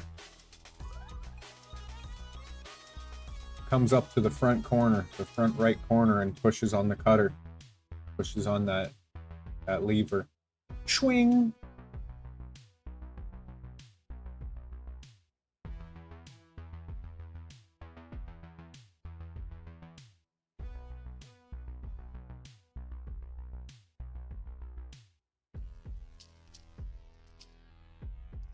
How long does this say it's going to take?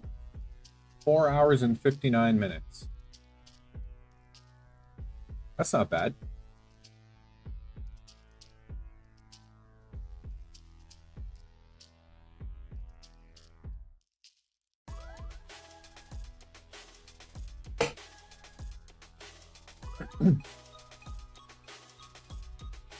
Ba-dum-bum-bum-ba-dum-bum-bum.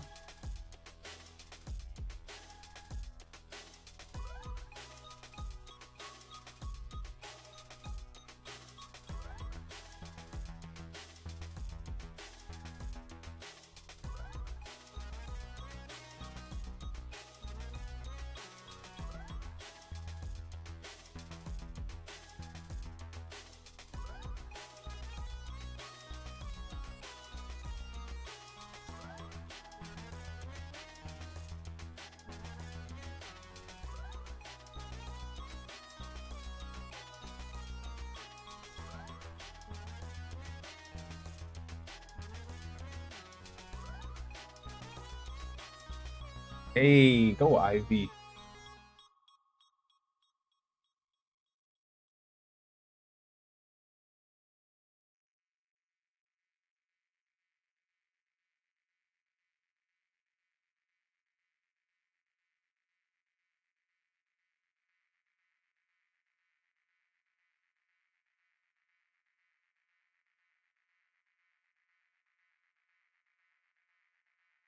Is that the CF? That looks like the CF. What nozzle are you printing it with? Is that just the normal one that I have here? The same nozzle?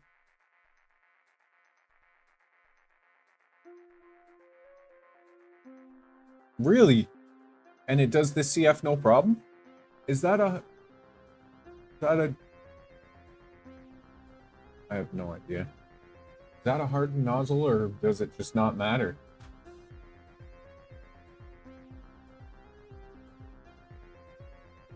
Yeah, I'm gonna try it on the Neptune 4 Pro. When these prints are done, I'll swap that nozzle in.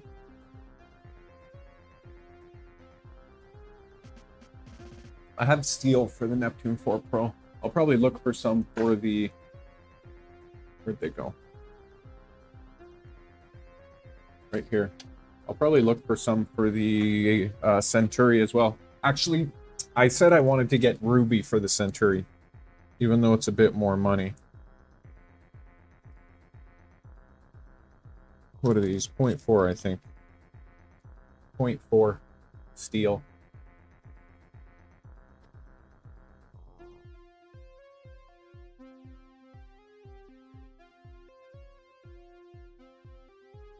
No, not on the Vorons, you're right. Yep. Just the copper or brass or whatever it is.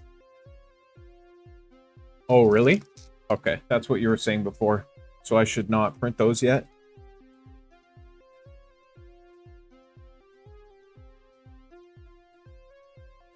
This thing is a beast.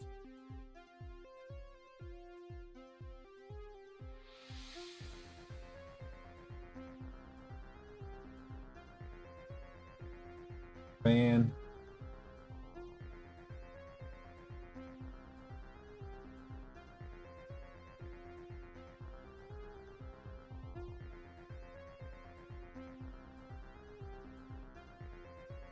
So smooth.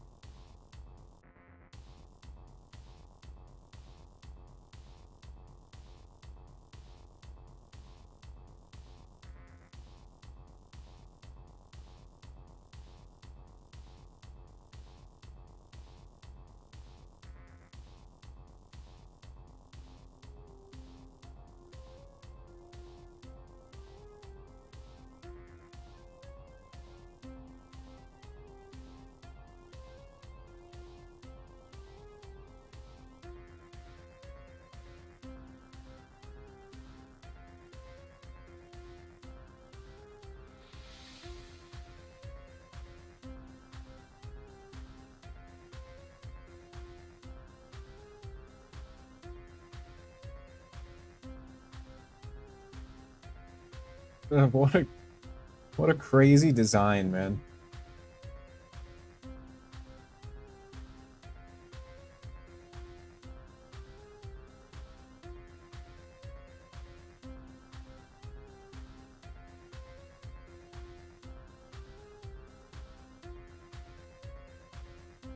So cool.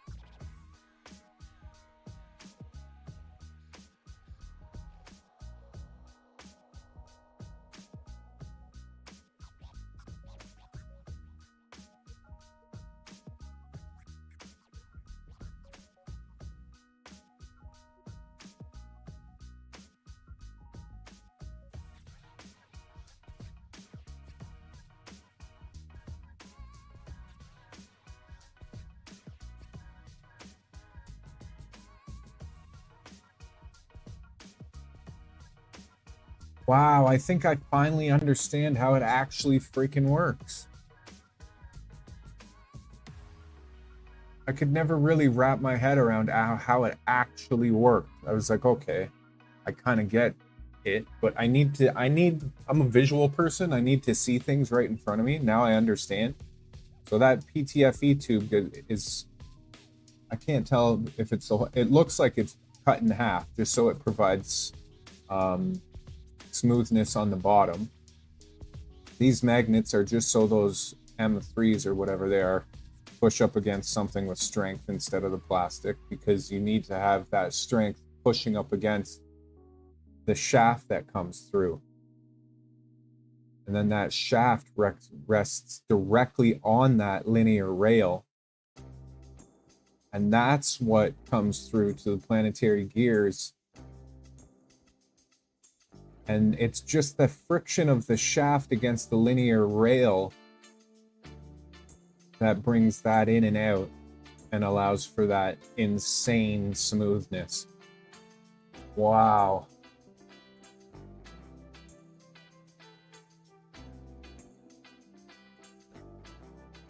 Wow.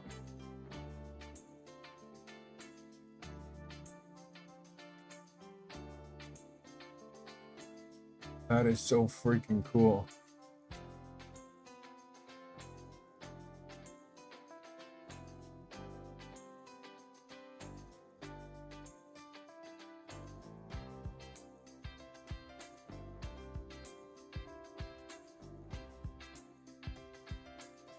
Huh.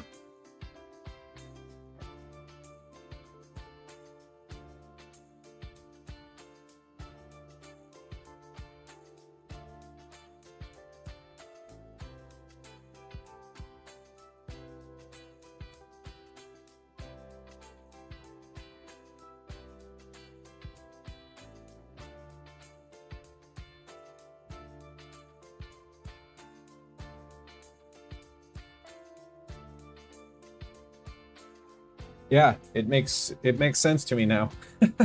I understand. That's really, really, really cool. What a simple but amazing design. And now I understand why you were going through the issues with the force.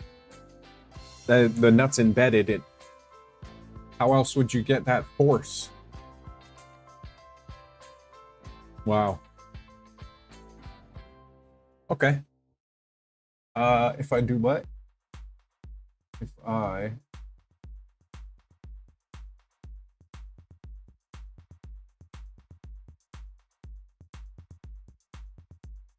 Skyward questions? I think I did, right? I think I showed that, right? Yeah. That's very cool. Very, very, very cool.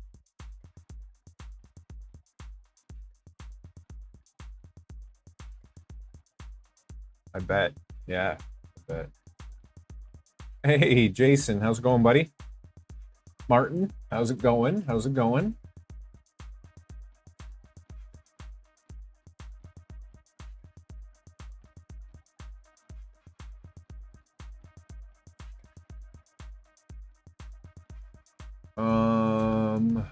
Okay.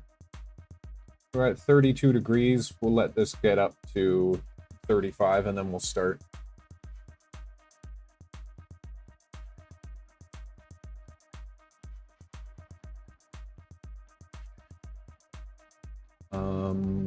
For now, let's come back over here. Oh, we've got that. Got that. We've got that. I wouldn't be surprised if I break some of these though. Got that. Got that.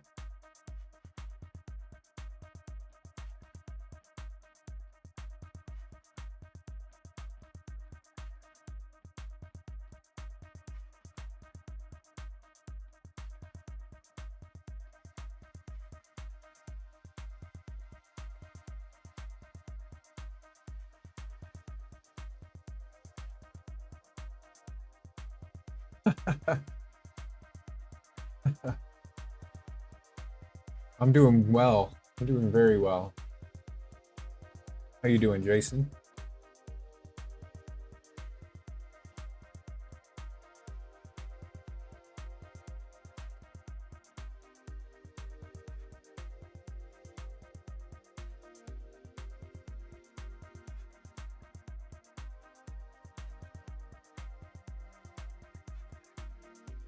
How are we looking over there?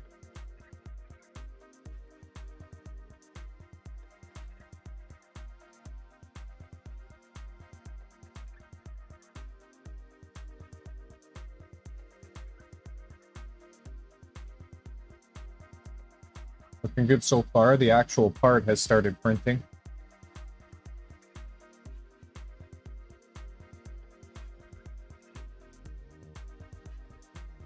It's always a bit stressful. I'm leaving the auxiliary fan on this time. I'm hoping we get a little less... oops. When it starts right here, the layers... The cooling, I don't know. Something with the cooling. The layers are coming up, cooling a little too quickly.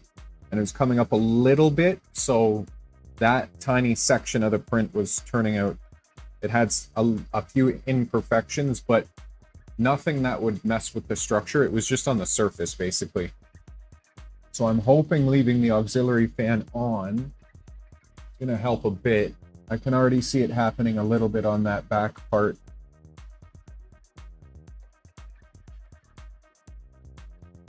I might actually close the tent so the ambient temperature stays up. I know it's PETG, but if it's a consistent ambient temperature, it might help it. I'm not going to shut it right down. I'm just going to do that. I'll leave the bottom open a bit. We'll see. It'd be nice to get those a little more consistent.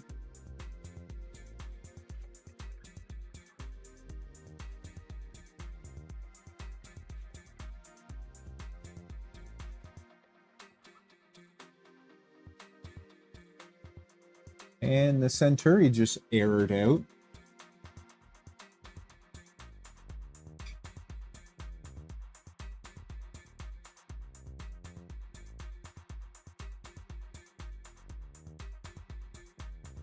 Centauri just turned off.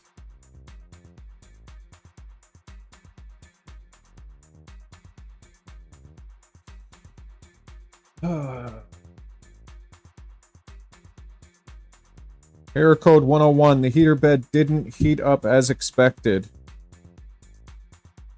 Elegoo, send me a fucking new machine. Excuse my language.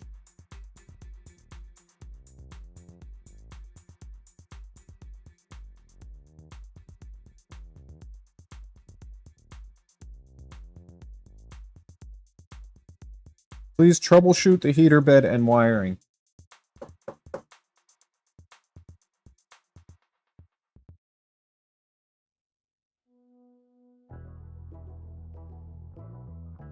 Are you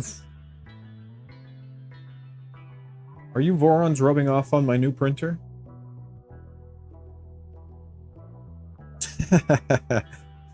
I'm just joking. Oh my gosh. I'm hilarious sometimes.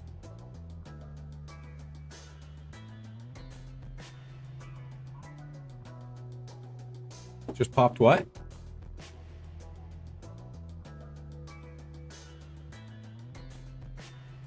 Oh, update. It just popped up this AM.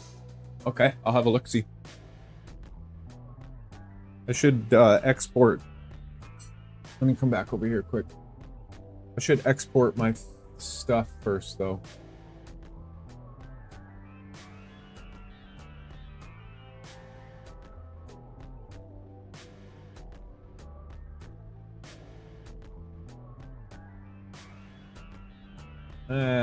There's nothing I really need to export there.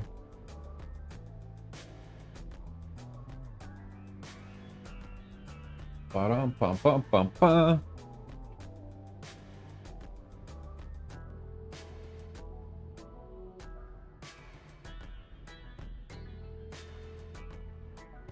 I'm on version 1.1.29. What are you on, Jason? It's saying there's no update. It says current version.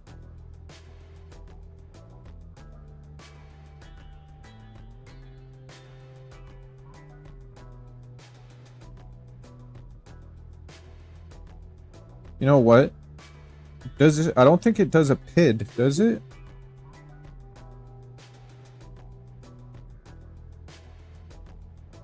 Oh, that's only the hot end.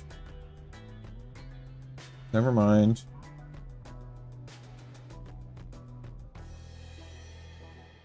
So what? Is there a problem with the heater bed?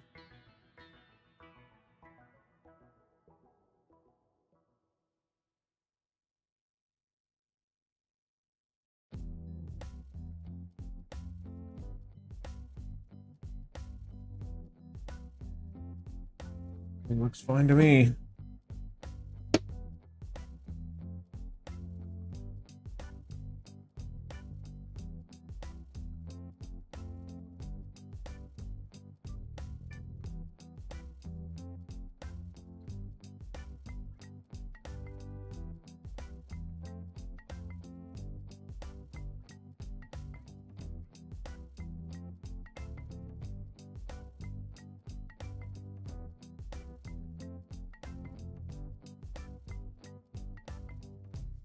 Try again, see if I get the same error. And how are we doing here?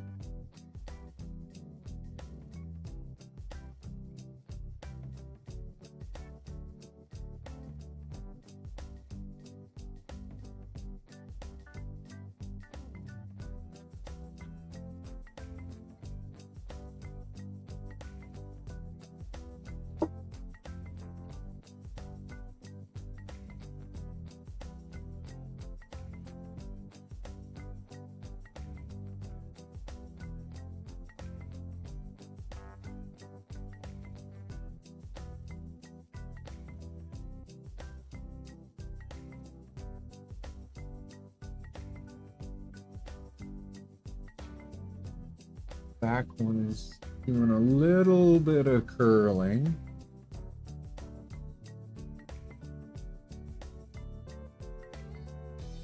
Not horrible yet. I'm just curious if I should turn off that auxiliary fan.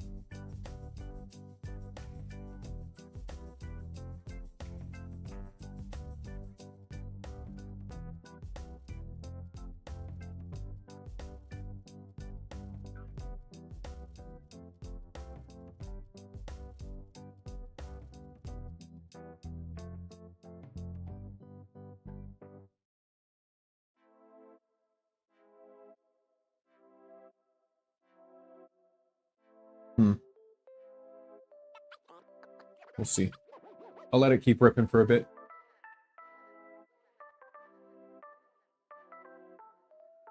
Oh, okay. So I'm on the right one. Okay, okay. Work all done. That's good. Would you say that 40 minutes to get it back to work? That's not horrible. Are you going to heat up like normal this time, or are you going to freak out?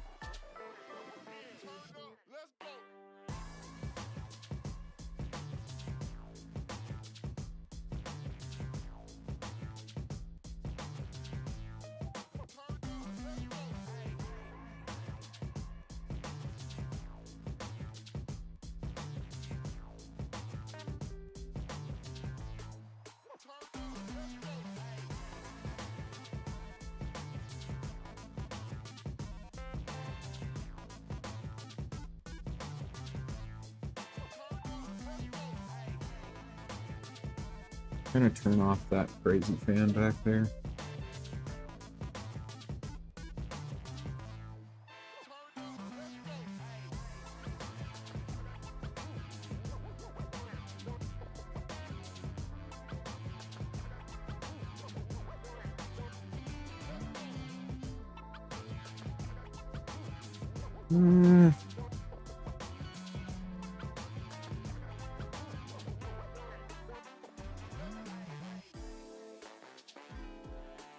For a couple layers, see if it makes any difference. Okay, Centauri's at 94 degrees, the bed.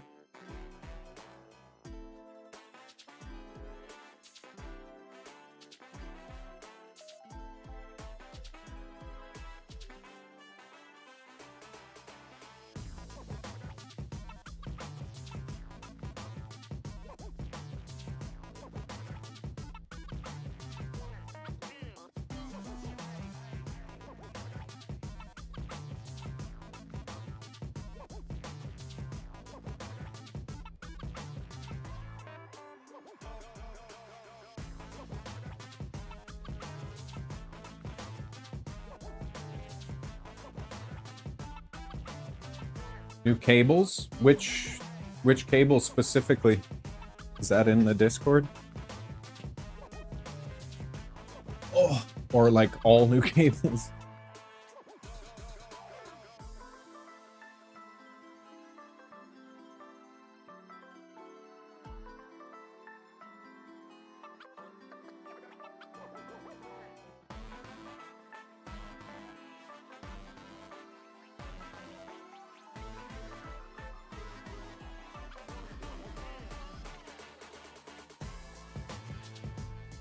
Didn't you replace the cable already?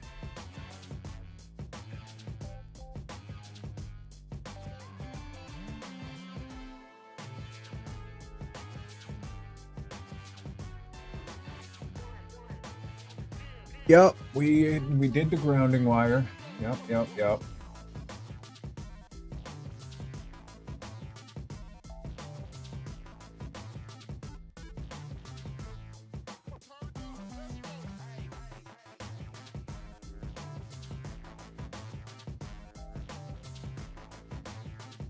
Let's see.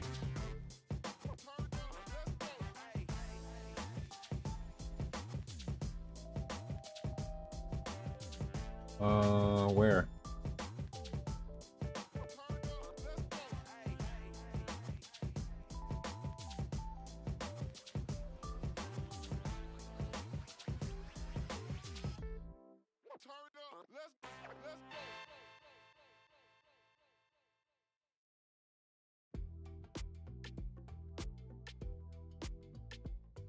Is it in here? Where are you guys talking?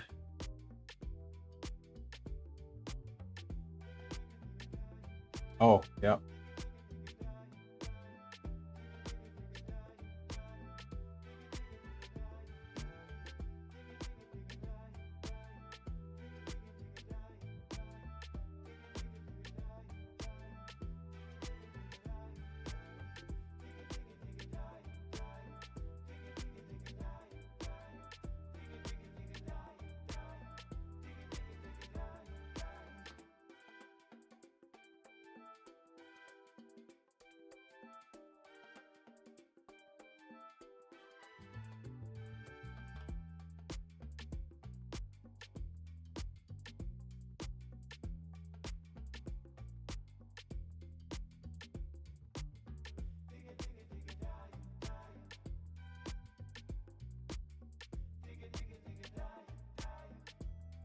So Moose has the old cable, I think, without the strain relief. It still has that kink on the end, I think.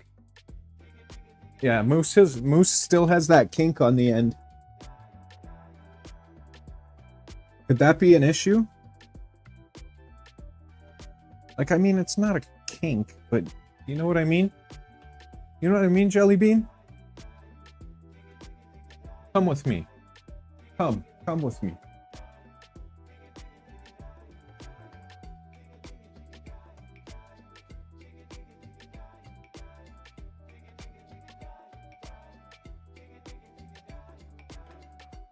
Right here.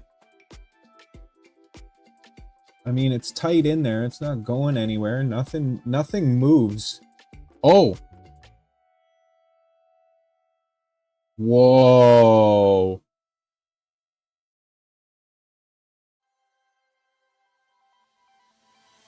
Whoa. I touched here. I wiggled this just a tiny bit.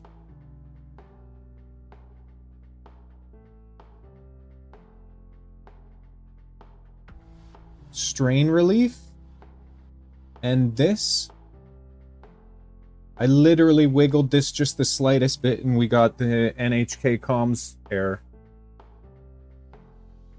I've tried wiggling that before and it didn't do that.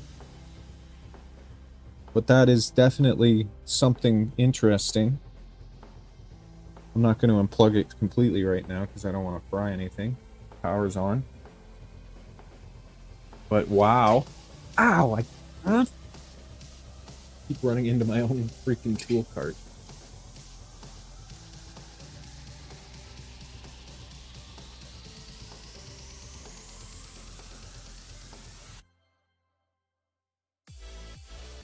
Yeah, for sure.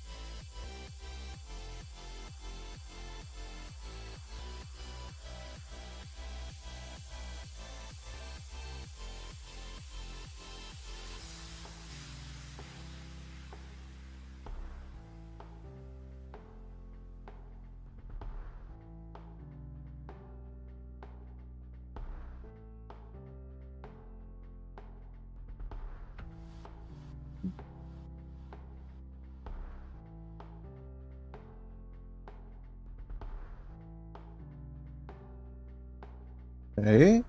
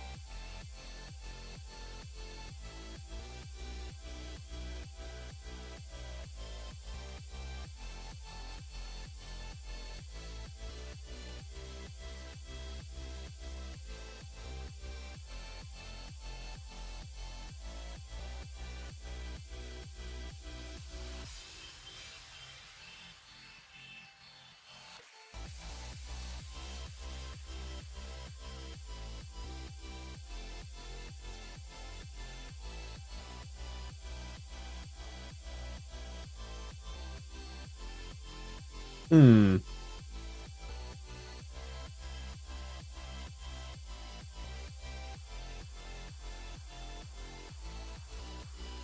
Touch the BTF tube.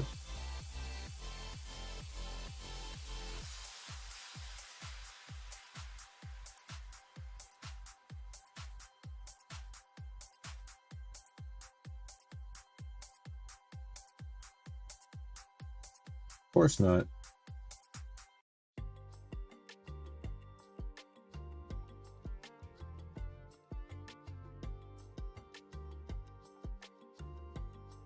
When I twisted it.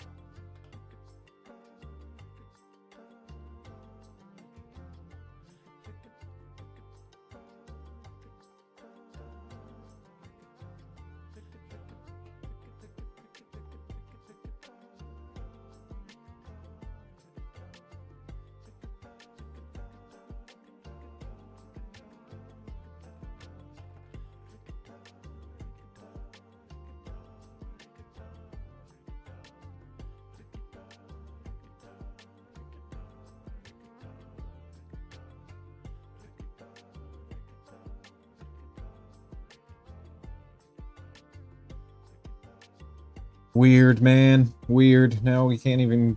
I was hoping it would do it right away again. I was hoping I would fire it up and it would just... I would touch it and it would be like, yup, air.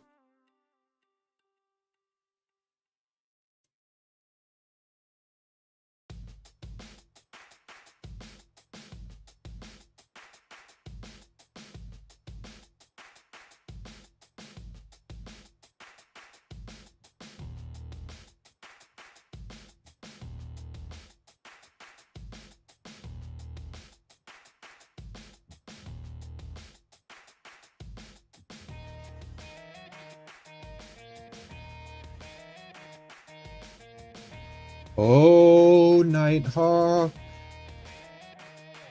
I wish you could speak to me.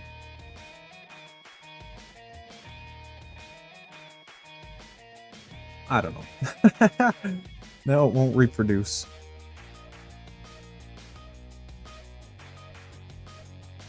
Okay. While we're doing that, let's send the Centauri print.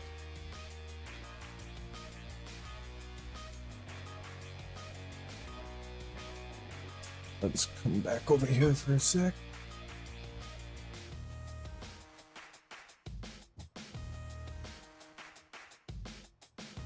Hey, Armored, how's it going? I appreciate you stopping by, man.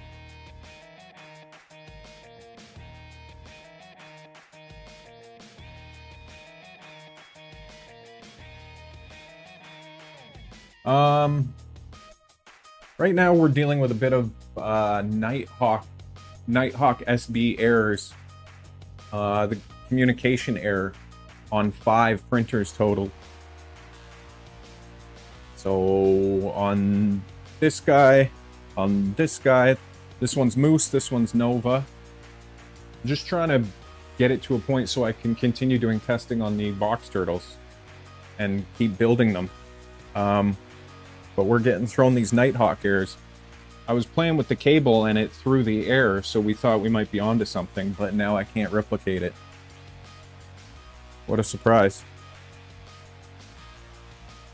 So, I was just going to hop on and see what else they were saying on the Discord. And right now we've still got... We'll come back over here for a second. Got the Neptune 4 going. Neptune 4 Pro.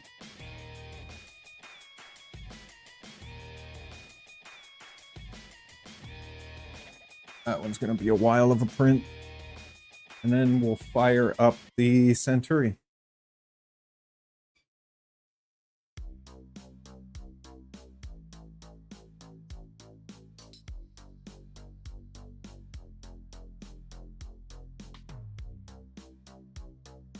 We don't. Oh, well, actually, Ivy, I think Brian said Ivy, the one at his place, is working consistently well right now. I believe.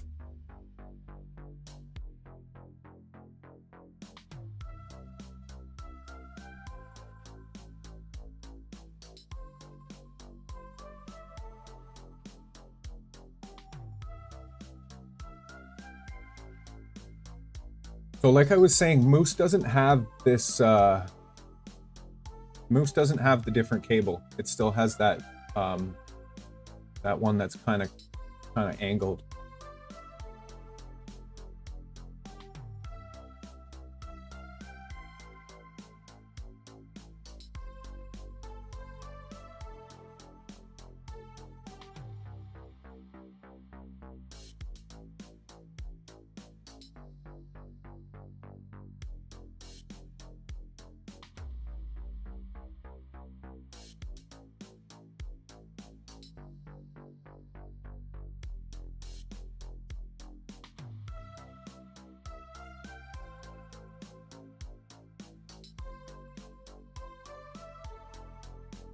Overmolded? This guy?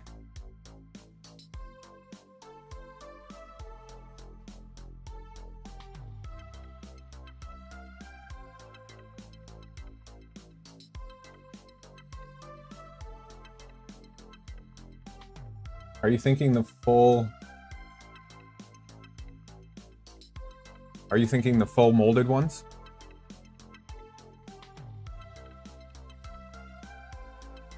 Yeah.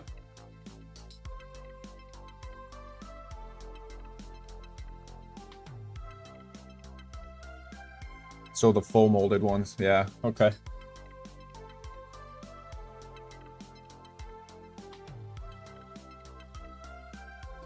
Oh, let's send off this print.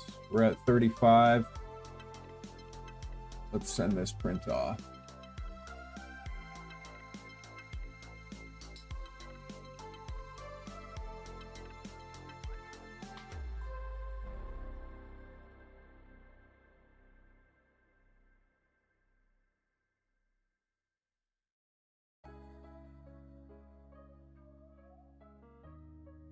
Oh crap, is it gonna wait for the bed to drop? Damn it.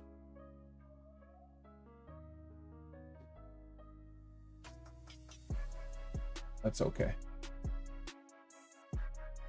Actually, that's not okay. It took so long. Well, not so long, but it took a while for it to get from 60 up.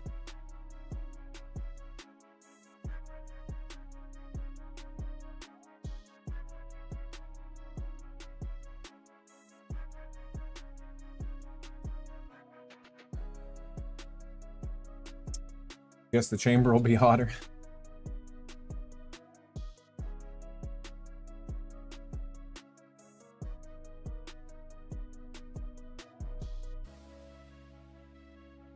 Kind of like an umbilical setup. Armored, just straight out of the top.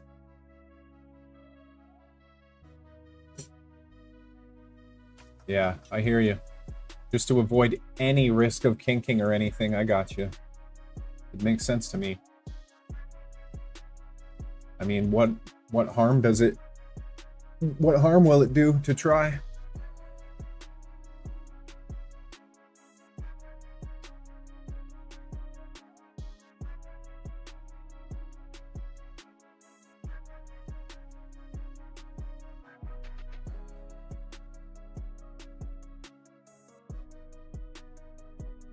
Okay.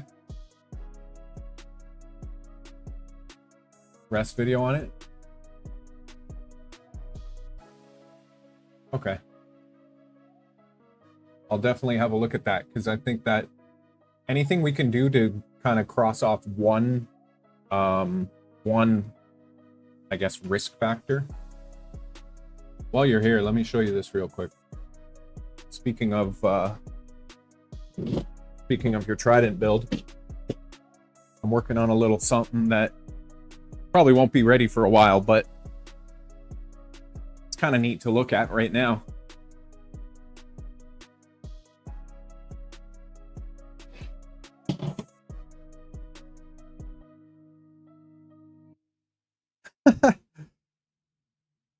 I mean, it's coming together, and it'll come together, I think,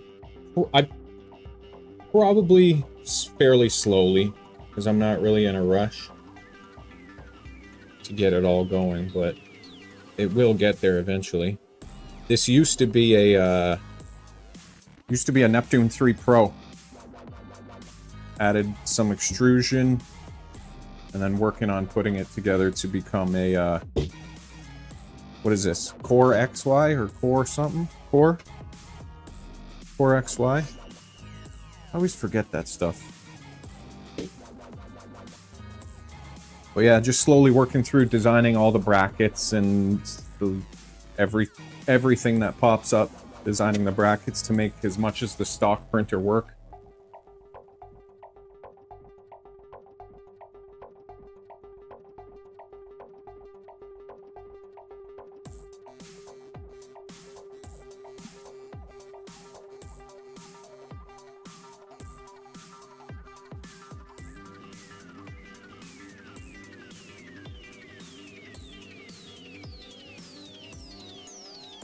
Yeah, I should be. I should be streaming for a while longer. That'd be incredible. That'd be awesome. I really appreciate that. Hardcore XY.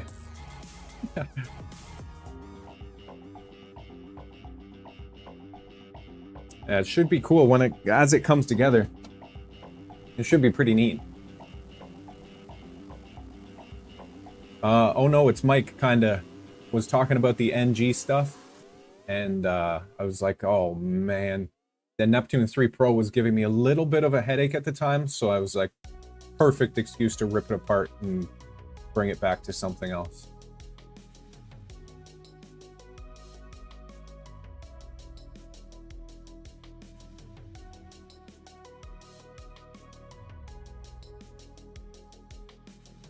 I saw that Reth did a live stream. You guys, how long ago was it? On input shaping. It was pretty cool.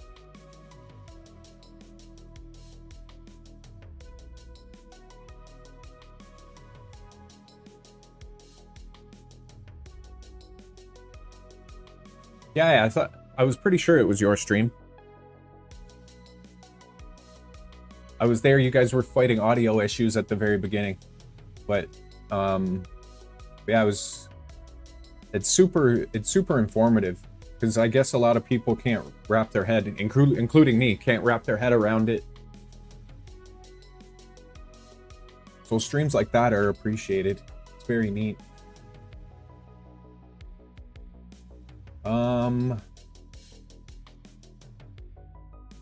This is still cooling down, eh?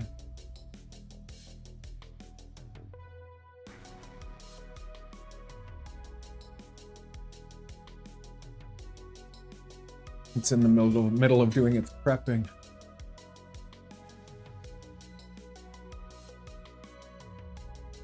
I'll just let it do its thing, like I said.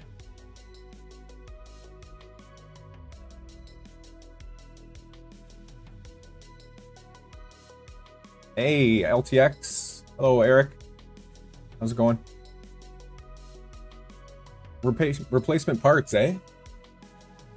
I was almost there yesterday.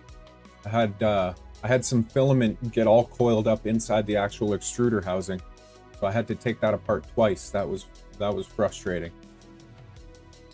I think it turned out to be that for whatever reason the initial startup process leveled the bed wrong, so the nozzle was too close to the bed, backing, like not allowing the filament to extrude, so it got backed up into the housing itself, and I had to rip the whole thing apart. So that was a little bit frustrating. But right now it's just doing its prepping stages. This is a focuser for a telescope that I'm going to be printing. That 10 telescope, or also known as Brian in here, designed. We got a bunch of the parts printed out that we'll start assembling slowly. I gotta order some stuff off Amazon, some hardware for it.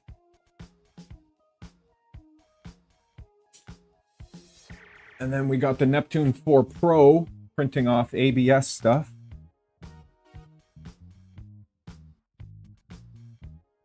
Printing off stuff for roller skates, actually. I can show you that. So this is what the Neptune 4 Pro is working on right now. And these are attachments for the bottom of a roller skate. So that's what we got printing here.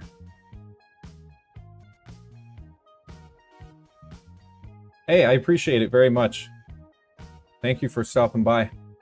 I'll be around at your next stream as well. And I have to check out the umbilical stuff on the Trident. But thanks, man. Have a great day.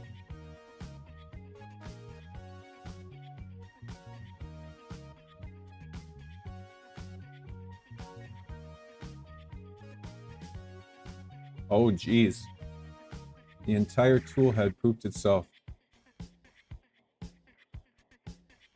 Changing nozzles didn't help. How far did you pull it apart? Were you able to see the heat break? There's a little clip on the heat break that holds in the thermistor and stuff. I wonder if that's come off or something silly. But if they're sending you a whole thing, there's no point in messing around with any of that. May as well just wait for it. Let's see. Wiggle wiggle. Nighthawk Air. Come on, man.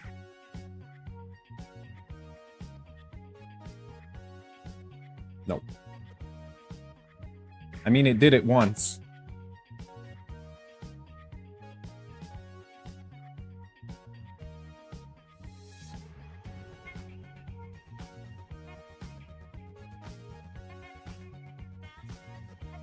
Starting to print the second section. Starting to print the second section of the actual part on the supports. You can't really make it out from there, but it's to the left. The right is the first section of the part, and then the left is the second section.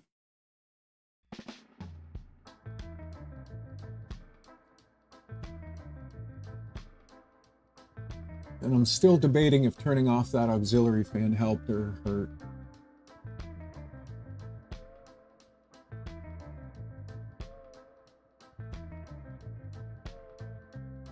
I mean, it's not coming up on the edges as much as it was, so we'll leave it off.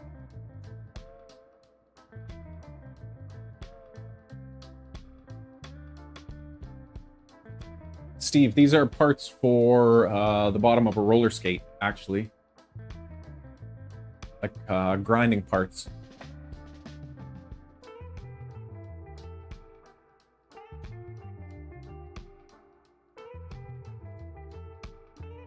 Yeah, it's for a buddy of mine. He tested the prototype. Well, not prototype. He tested the first version that I printed out, and then it's working great for him. So his buddy wants to buy a set.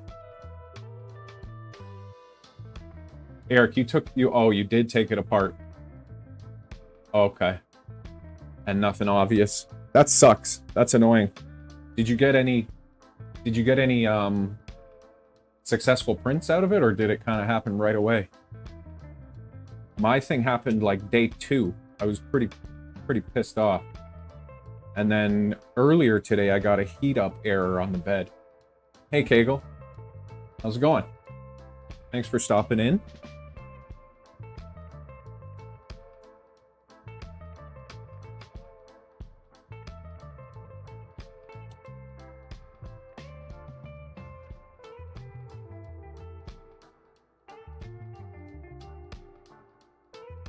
Calibration cube, anyone?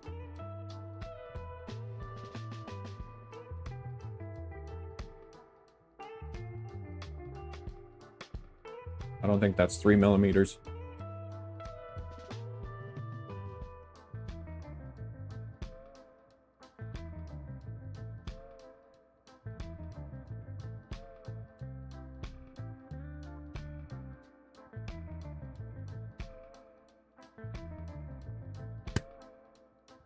Oh, 250 hours. Okay. Brad, I was actually looking at the S1. It looks like a great printer. I don't see really anything wrong with it. I was looking at the S1. Do you have the combo or just the printer itself?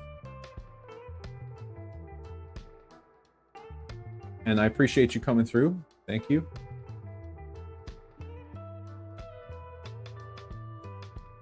There you go.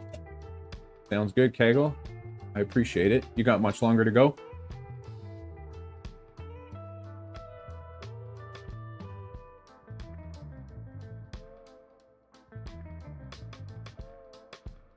Oh, that's interesting, Eric. Okay. I can't remember if I had the door open or not.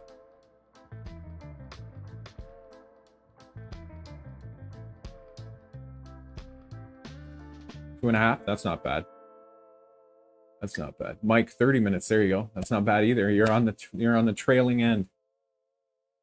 The dual ace combo. So you're working with 8 colors. How do you like their MMU?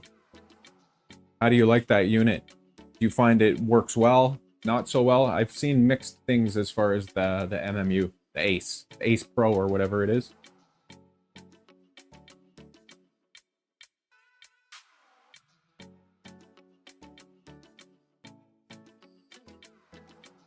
Cody, you want the cube? That's funny.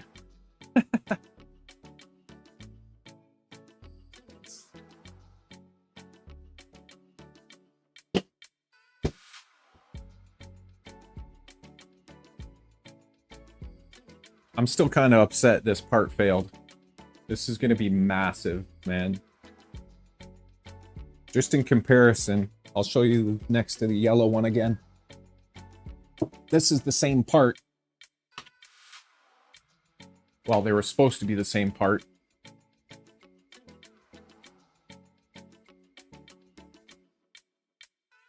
Nighthawk Air. Mike?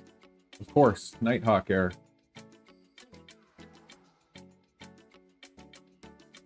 Brad, I'm all for reliability. I would take slower and reliable every day of the week. As long as it just works and is reliable, I like it. But yeah, these are the same part. 2 different telescopes. I didn't realize how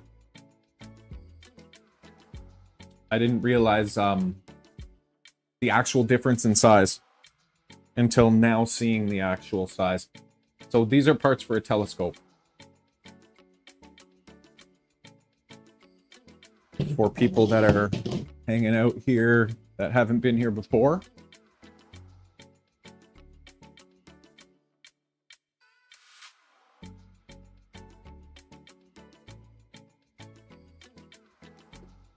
Let me do that.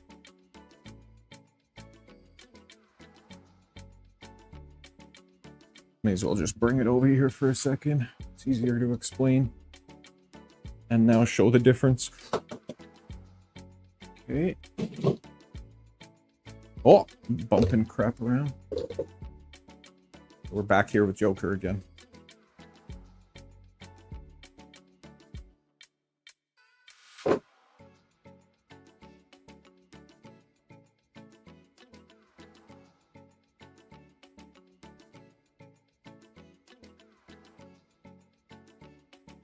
At 0.12. I've done 0.15 on, where is it? I've done 0.15 on these little, let's see, we'll go to this view. I did 0.15 on these planetary gears because they have to be precise. Print in place. It's for a 2-inch focuser for this new telescope. Brian designed this. But I did these at 0.15, and I'd imagine at 0.12 it's even better. But yeah, they literally look like they're injection molded. It's insane. The quality is nuts for ABS and everything like that. It's on a whole different level.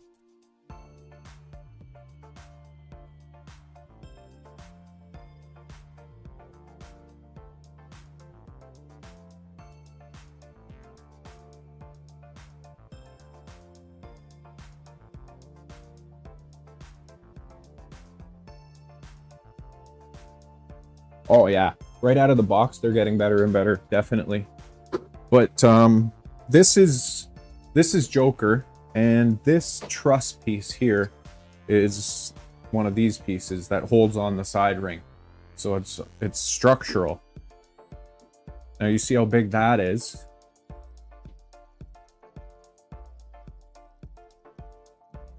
Now look at this one.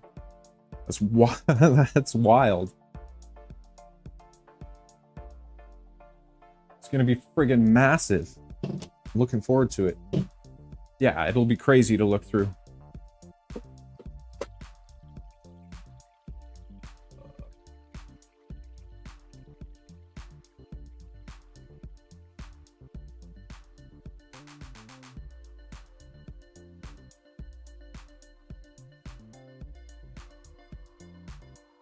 Say hello.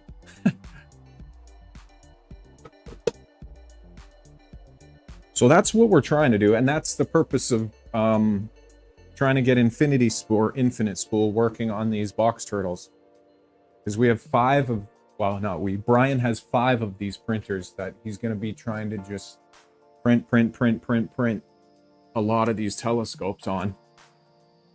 And the infinite spool is just super handy to have, so you don't have to worry about constantly changing spools if you're printing in a high volume.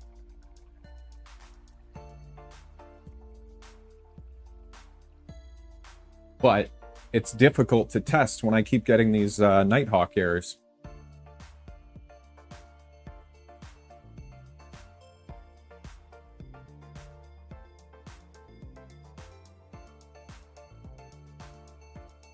Centauri is preheating again now. I think it's done its leveling.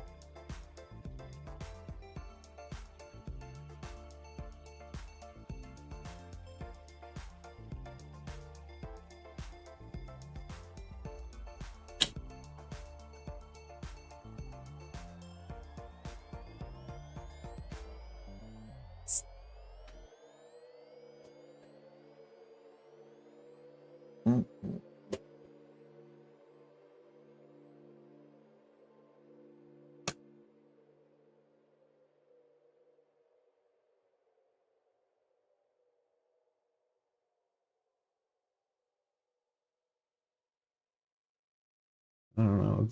This is the new cable that Brian put on this one. And this one has that strain relief. I don't know if I'll be able to bring the camera all the way over here.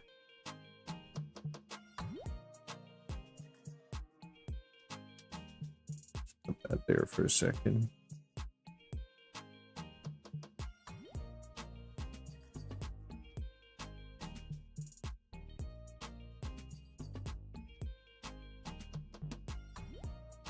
Nighthawk communication error.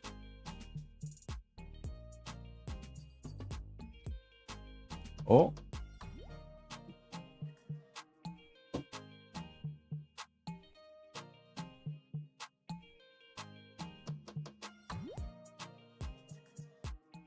Okay, the Centuri's doing its thing. But I apologize, it's bouncing around at all.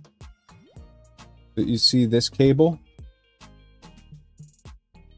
This cable, the strain relief. The strain relief is way better on this one.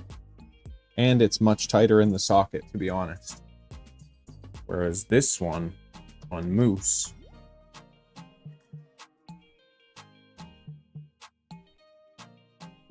see that kink? That can't be ideal. When I touched it last time, it Nighthawk errored. But now I'm wiggling it and doing all sorts of stuff, and it's not doing it.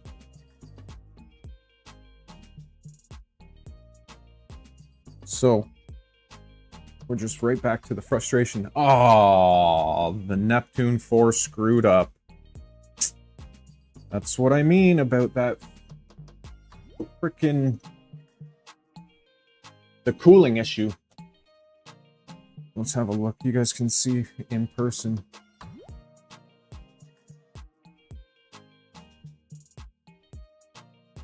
So what happened is it started to print the part in here, and then as it went and the edges cooled faster than the lower layers, the edges rise up a little bit, and then as it prints, this starts to do this. Just a little bit in that cradle, back and forth, just a tiny bit, and that's enough to eventually just get it out of that cradle. This one will probably do the same at some point. So I have to adjust the support and adjust how I'm cooling.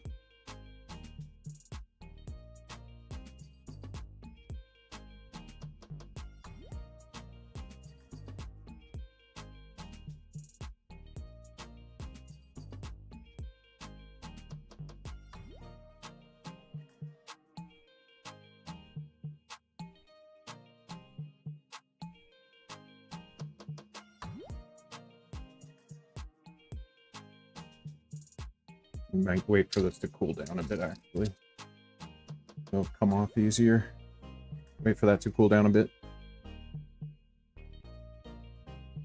And, oh, you can't see crap right now in there. The Centauri is printing.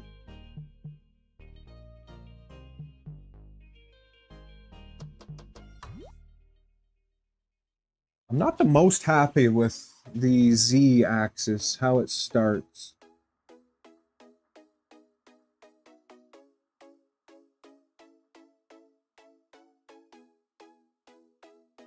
Seems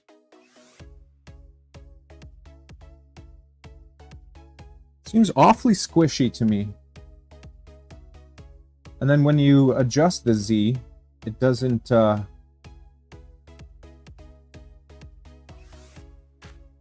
the end of the print it doesn't save it. If you do the level the next time you go to print, it just erases the Z that you did the last time. At the end of the print, you should be able to save the adjustment you made during the print. That squish is crazy on the first layer there.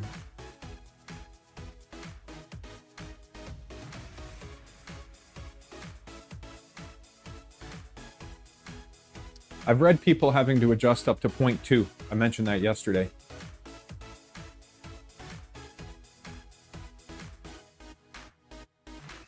Let me see. What?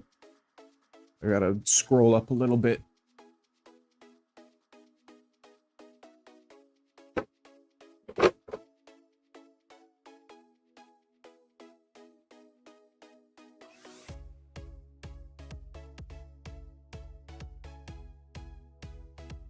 Let's see.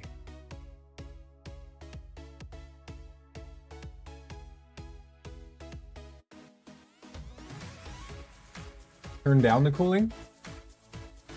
Yeah, actually, I think you might be right. Turn down the cooling? Maybe. Oh, really, Brad? I've had pretty darn good luck with the Neptune 4 Pro. Thankfully. Oh, that would be kind of cool. DIY CNC out of the Neptune 4 Pro. Don't tell me that stuff. I can't. I'm just going to pretend I didn't hear that little bit.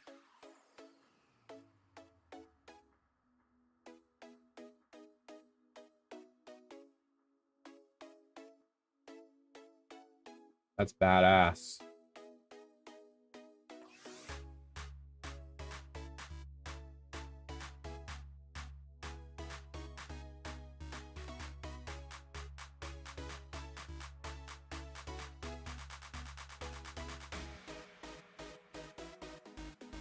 The thing is, I don't really even want to, I don't want to print it this hot. It's just, this is where it's doing its best.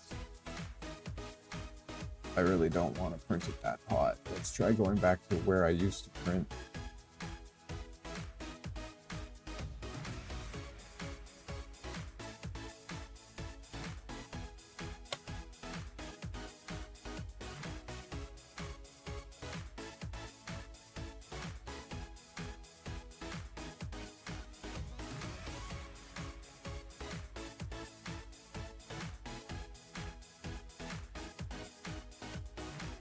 I find this is a lot to do with it as well.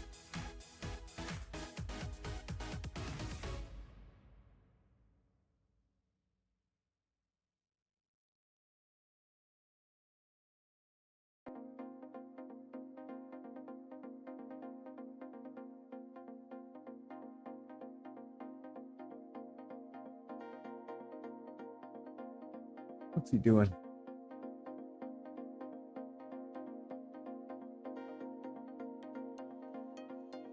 Sorry, sneaky dog.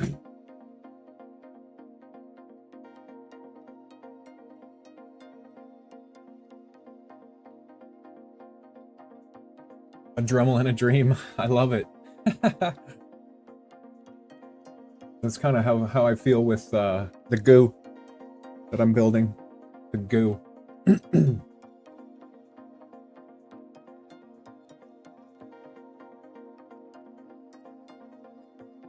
We've got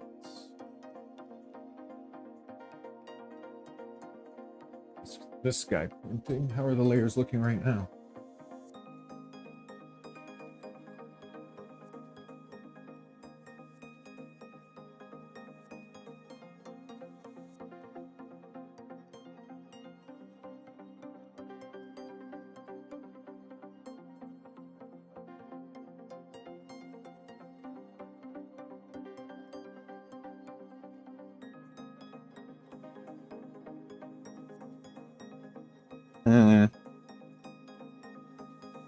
I'm really not happy with having to adjust the Z offset every print like this.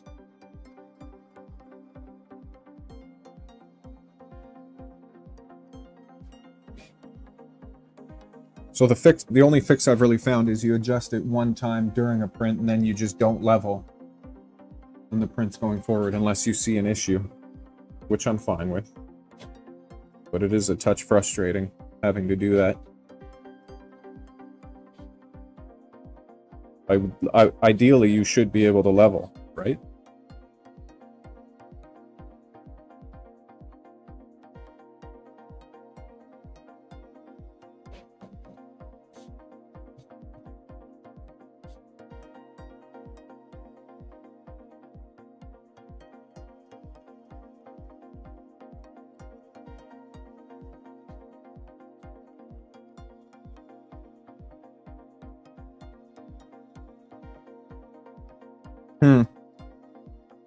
Just keep playing with it, I suppose.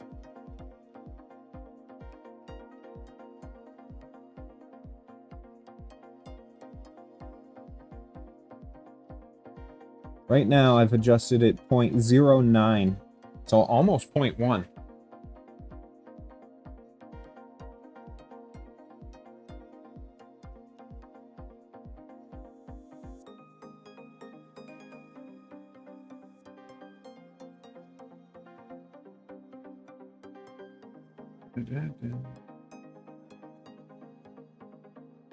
He was helpful. That's awesome. There we go.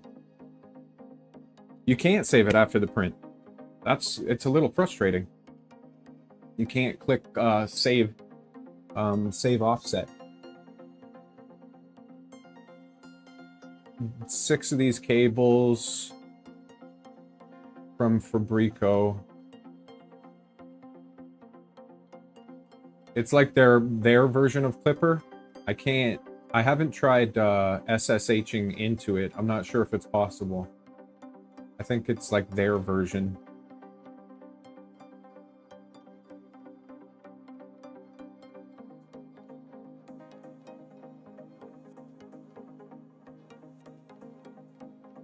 Brian, you're probably better off shipping them to you, because not being here during the day, sometimes they'll leave the package in the front room or whatever.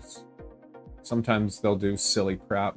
So you're better off shipping them to you, and then I can grab them on a Sunday, or we can figure it out.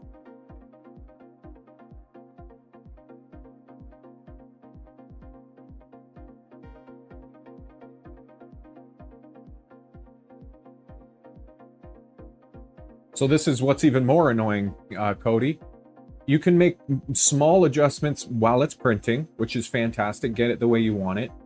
You can't save it after the print. And then when it's not printing, you can't make small adjustments. You can only make large adjustments. Give me the ability to adjust my own damn Z offset and save it, please.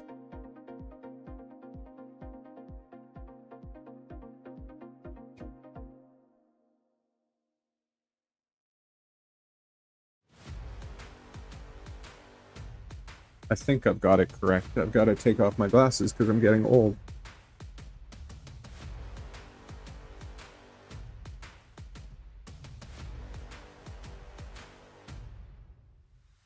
So the testing that we did, Cody, and the adjustments I made are out the damn window.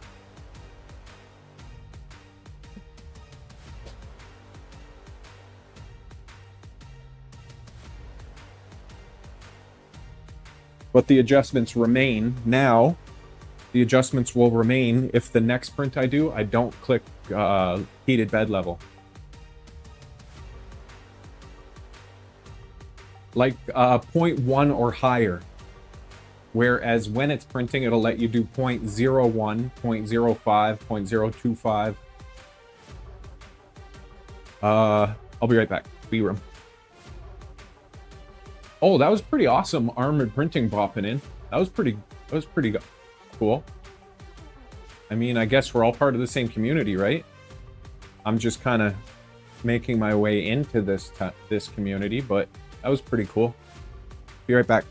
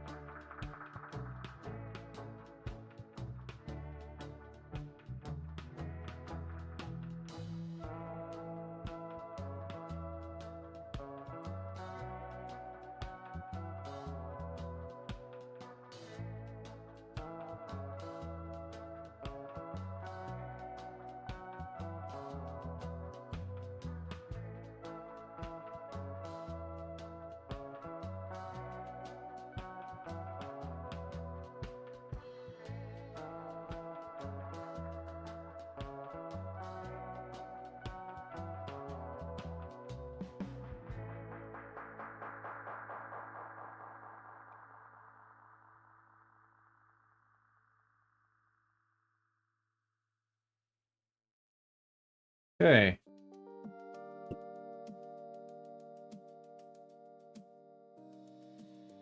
Those can get shut for a minute.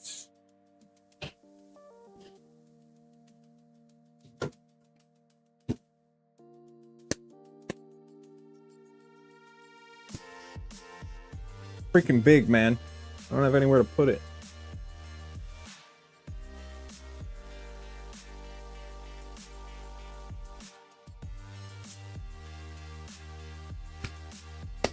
We'll just leave it right there for now. This way. This I'm gonna hang on to as a memory.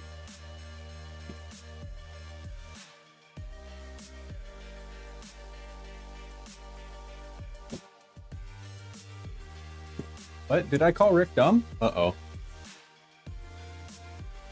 What just happened to the... What just happened to the lighting?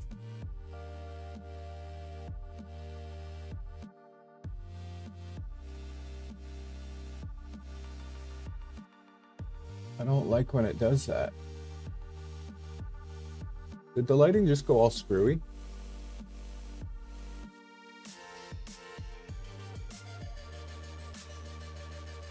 There we go. I don't know why that happened.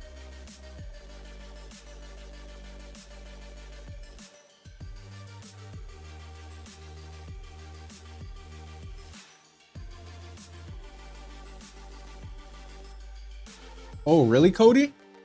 For the CC? You see people setting it in the G code? Like in the slicer, right?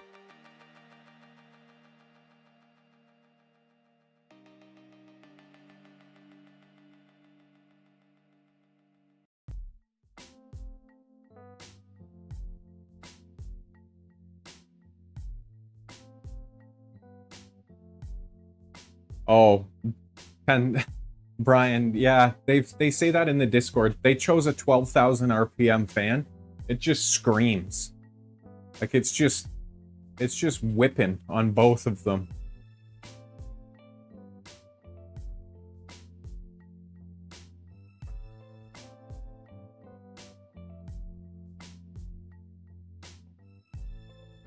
Yeah.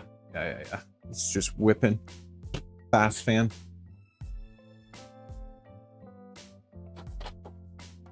That can go under there.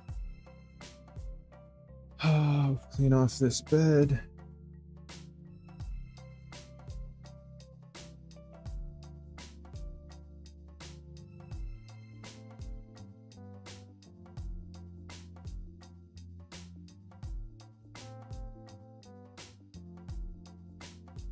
There we go. Crap.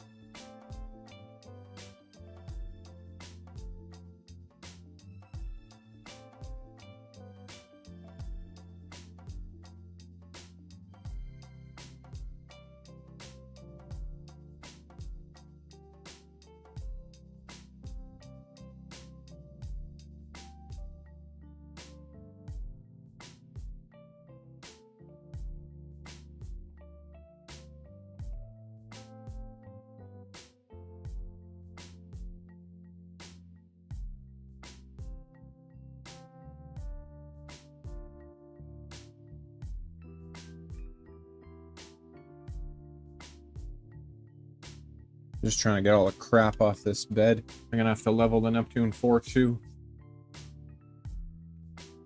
I should have done it after I moved it, but I forgot.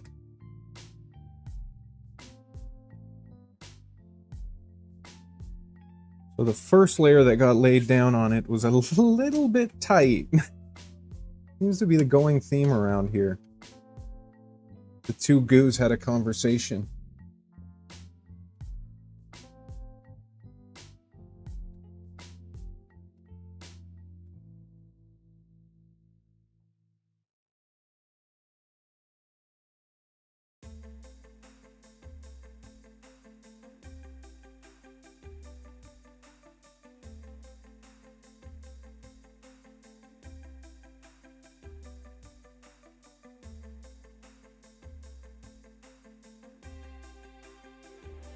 No, I can't, Mike. Not that I've found a way to, anyway. That would be awesome. I just wish there was the normal Z offset. Like here's your thing. Go ahead and set your little Z offset. That'd be really nice.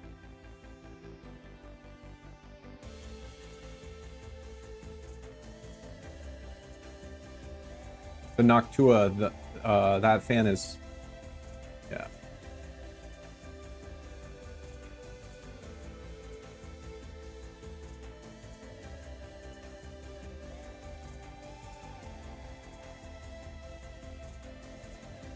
It this test piece was just in PETG. Let me grab the extrusion. That's actually how they say it in Montreal.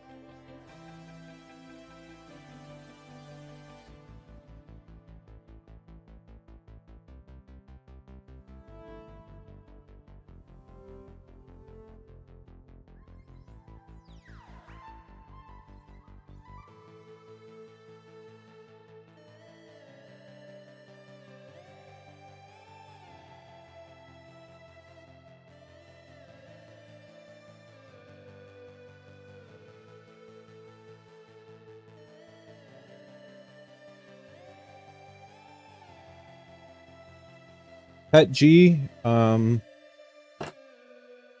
don't know if it actually, I personally dialed in the Pet G shrinkage, but I don't know if I printed with that profile. I am not sure. Let me just have a look.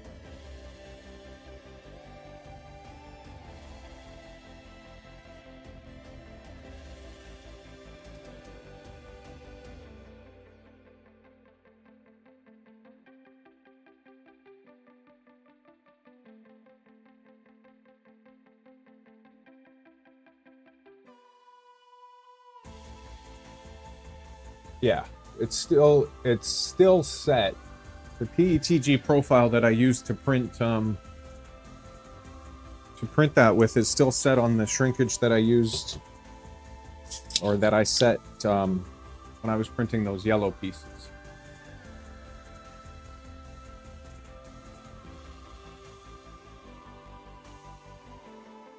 Yeah, you print, say, a 20 millimeter, or for ease of explanation, a 10 millimeter cube, and say you get 9.9 millimeters, and you would times that by 10, and it would be 99.9 would be the number that you would enter in the shrinkage area in Orca. See? So it's still dialed in from what I set it as.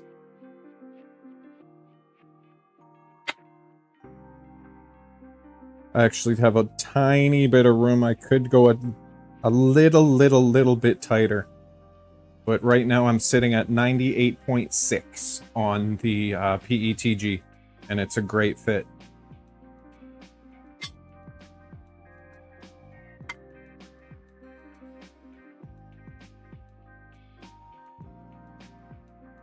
Oh, I hear you.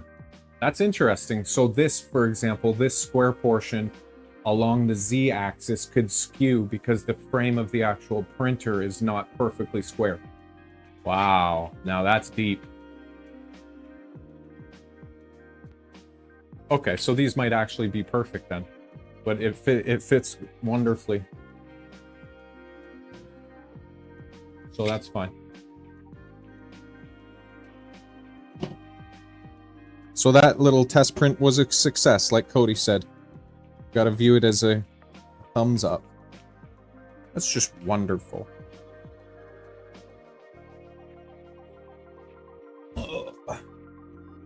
I'll just put this back over here.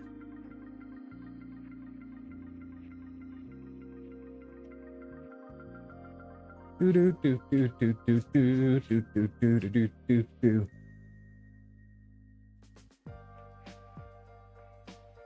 Yep. Gotta take the win.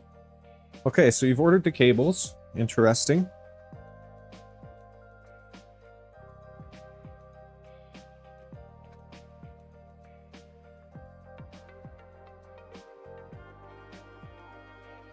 Come on, get off of the dang bed, will ya?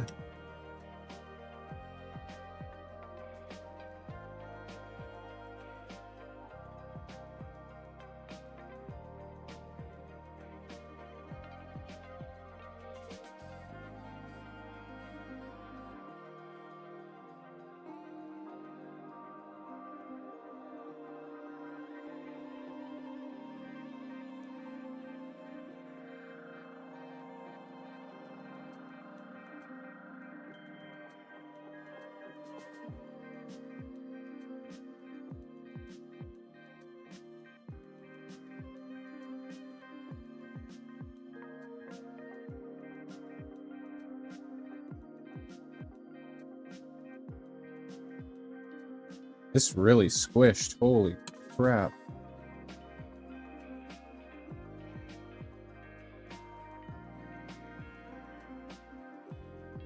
Okay. That's enough.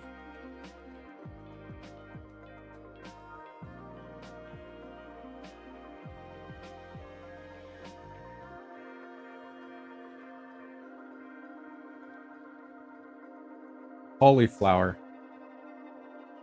I don't know what it is. I've seen it mentioned, but I'm not sure what that is.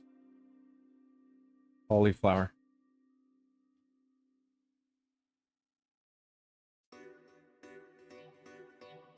Something to dial in your shrinkage, I'm guessing.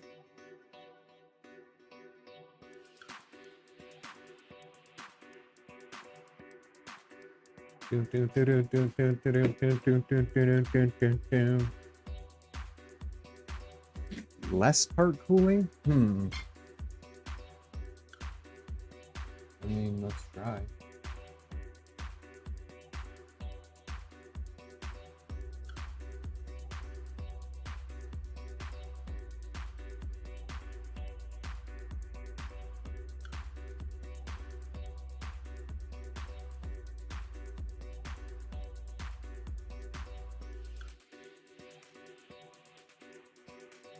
I'm about to send it off to the Neptune again.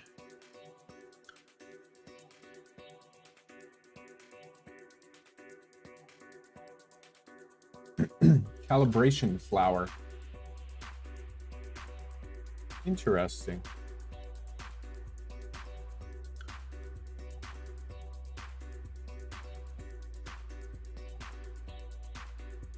Na, na, na, na, na, na.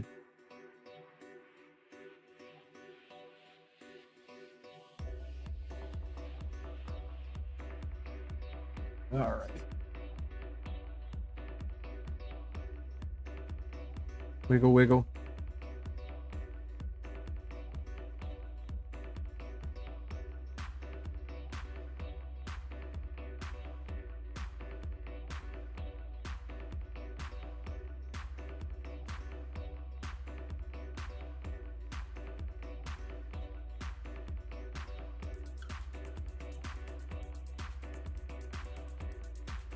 How we doing, Centauri? Looking good.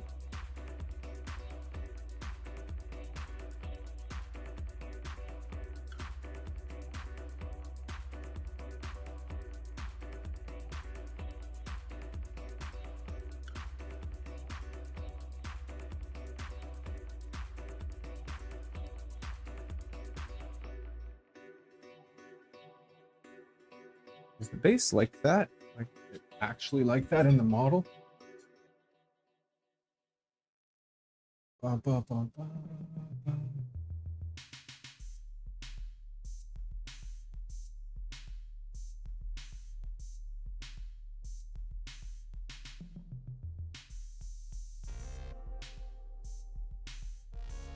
Oh, even myself, I'm learning more and more every day. and learning how the community is willing to reach out and help. Like just Armored Printing doing that, posting in his Discord, hey guys, come have a look. He might be having Nighthawk issues, and then bouncing ideas off each other in the Discord. Putting yourself out there is definitely a good thing, and I'm learning that more and more.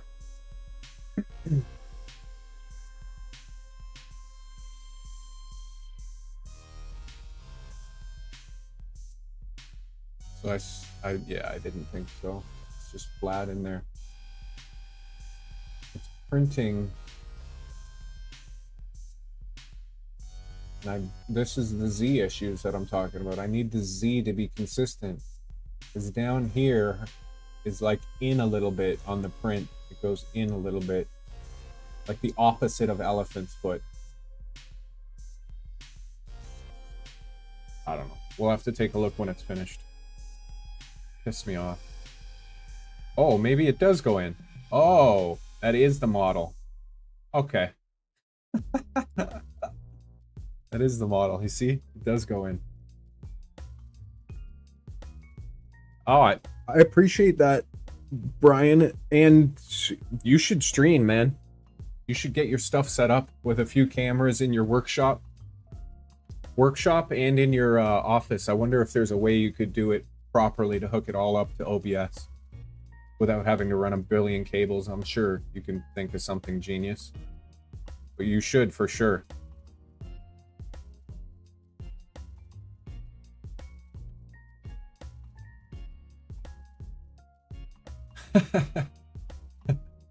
Oh, they were working. That's fantastic.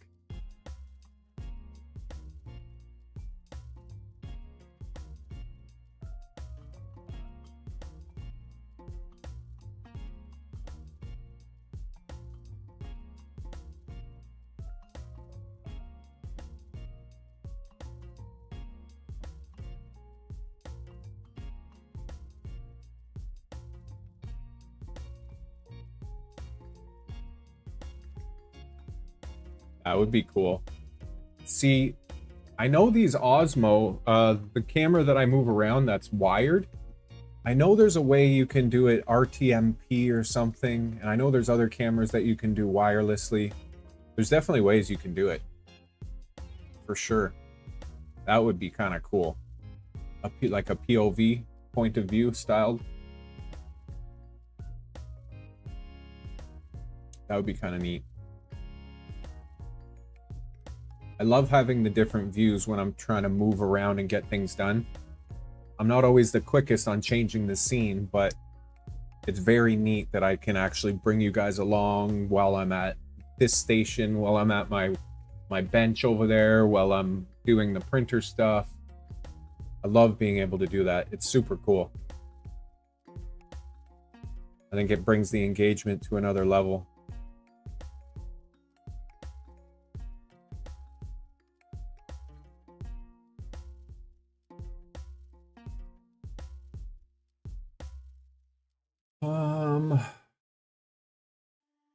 Oh yeah.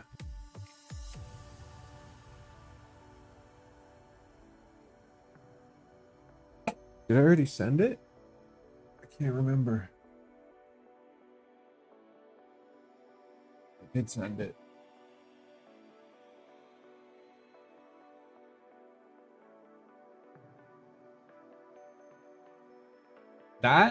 That's easy. That part is no problem. Like, I've got my iPad that I can bring. I've got the two iPads. I've got this one and then the one over at the workstation that are both set up like this. So split view, one side is the stream and the other side is Stream Deck Mobile. So I can switch between all my scenes, so you can switch between your talking head scene. Like, just by press of a button, I can go to the bench, go to the wide view, go back to this view, just by pressing the different scene buttons that I have set up on here. And I also can mute the mic from a button on there, or I can do it on the MIDI controller I have.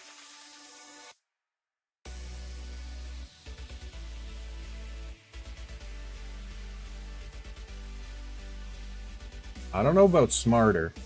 I don't know about smarter. You're pretty freaking smart, my friend. Pretty freaking smart.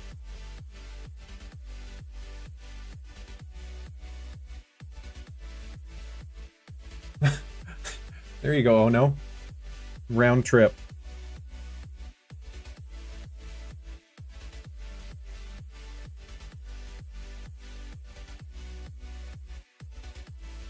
No way that'll focus on that.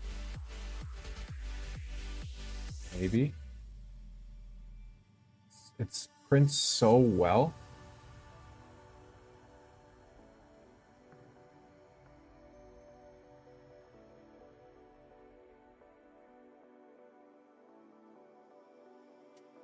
An 83-hour print. You're just going up and up.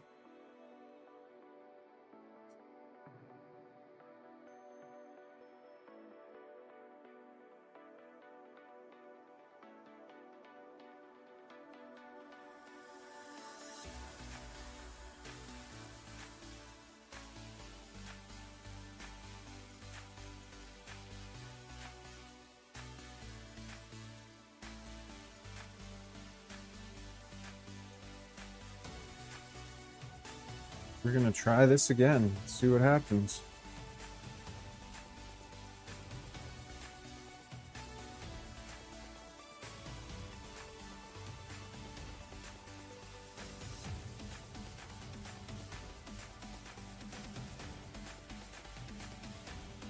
Right? It's definitely something multicolored. A dragon again or something. 83 hours. That is quite a while. That'll be a heck of a time lapse.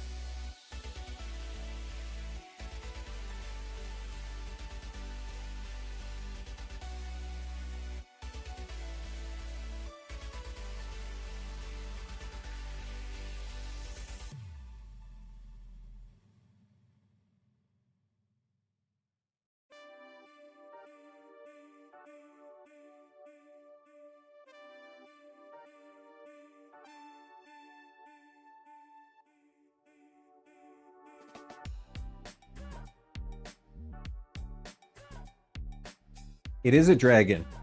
It's awesome. Uh-oh. What's Fusion doing? Hopefully you didn't lose some work again.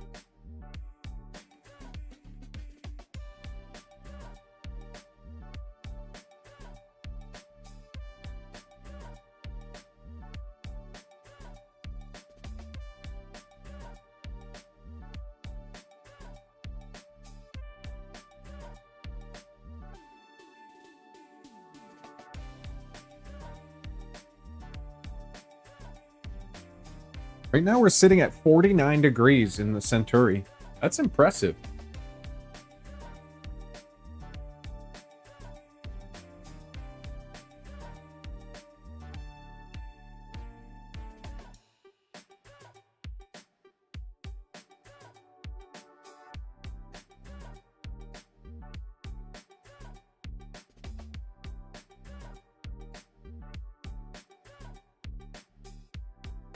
Oh, it just hit 50. I'm here for it.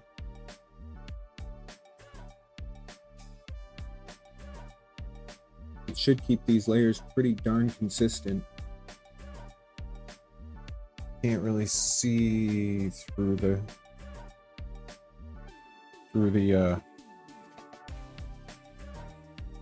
glare.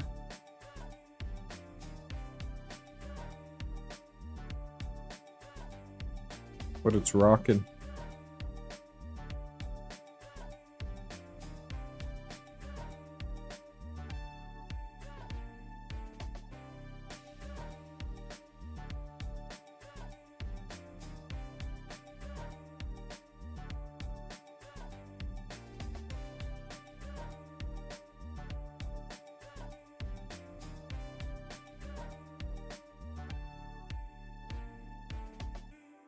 Oh, okay.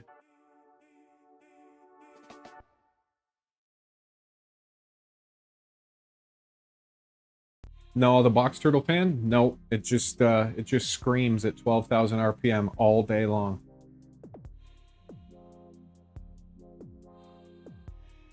A lot of people have swapped it out for another fan or just turned it off. I'm not going to turn it off because it's providing circulation for the steppers, but you may want to think about replacing it with something more quiet. A room full of 5 of these is going to be hilarious.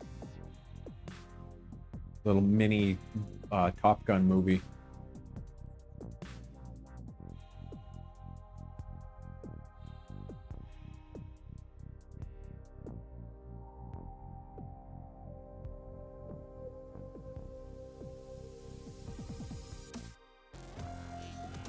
So if I have 2 Elegoos printing on the same table, and they're both doing a bit of a wobble, one's resonance cancels out the other's resonance, right? Because they're both Elegoo and they work together like a team, right?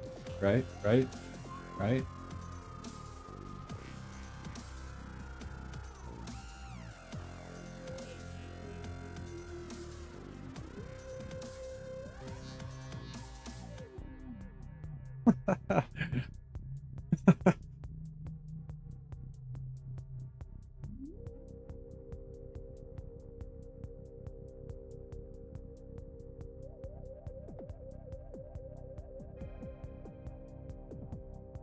Four hours and 13 minutes left on Centauri.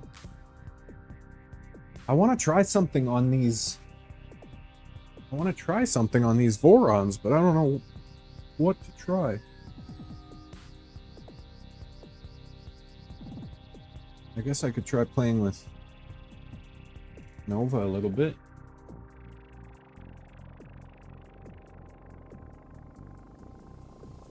I mean,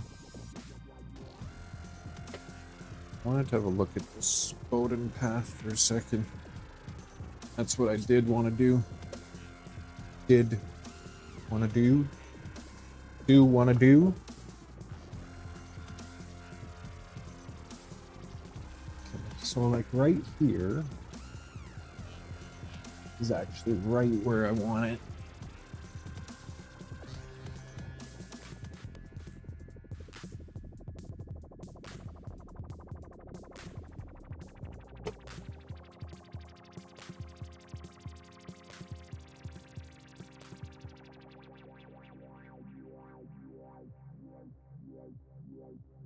Need like some kind of clip or something to hold it right there, so it doesn't come in or out.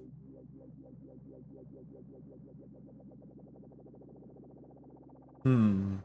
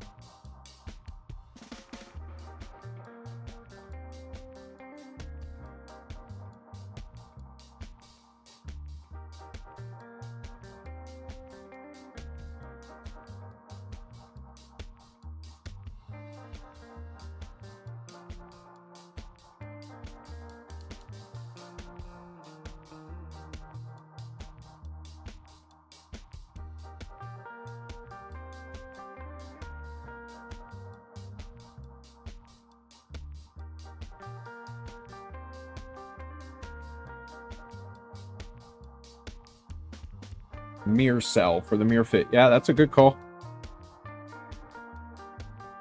That is definitely a good call. Should the mirror cell be ABS?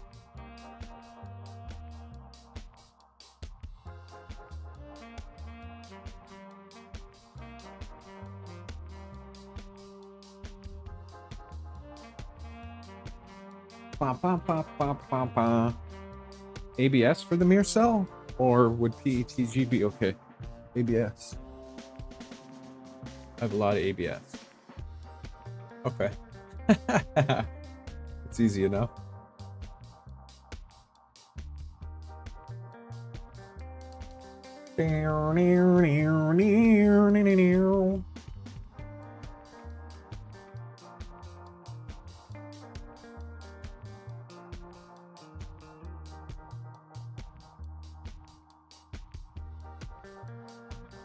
Fair. Better than FLA.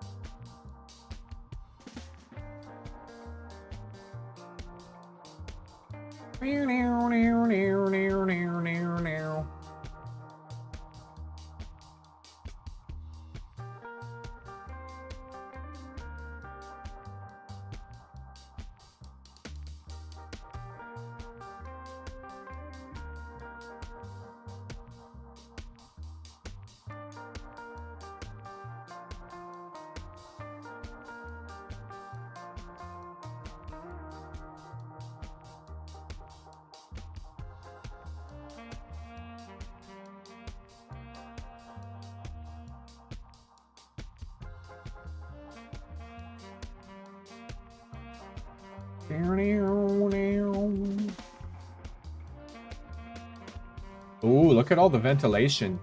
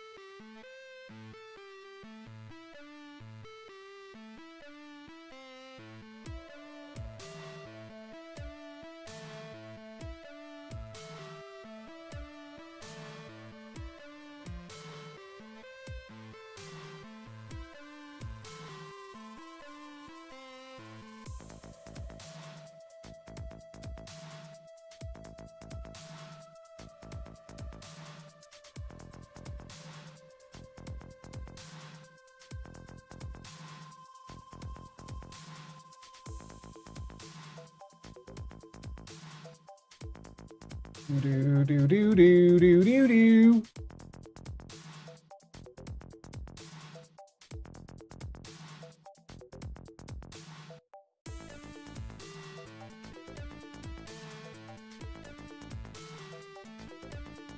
Actually.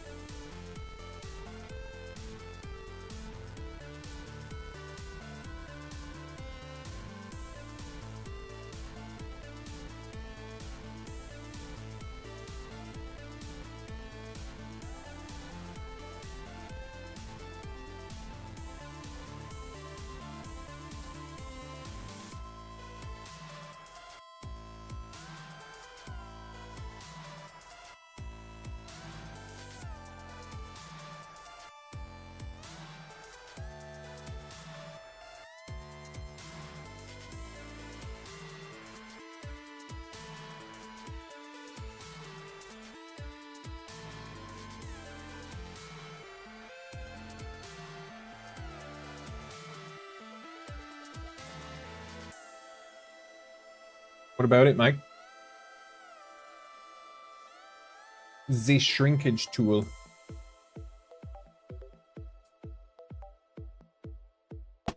Oh, cauliflower life.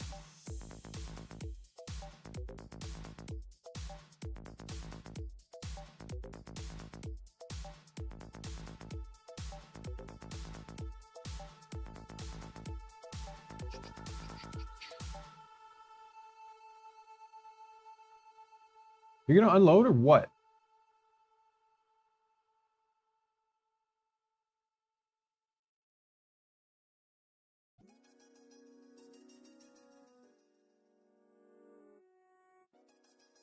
Does it not think it's loaded?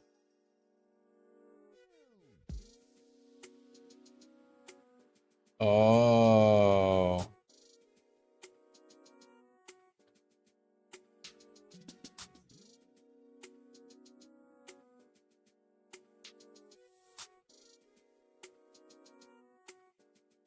Is it just this?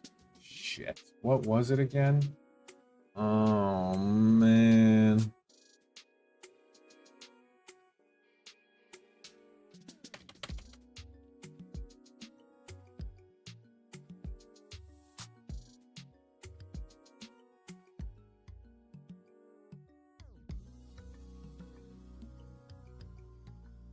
Can't remember what it was.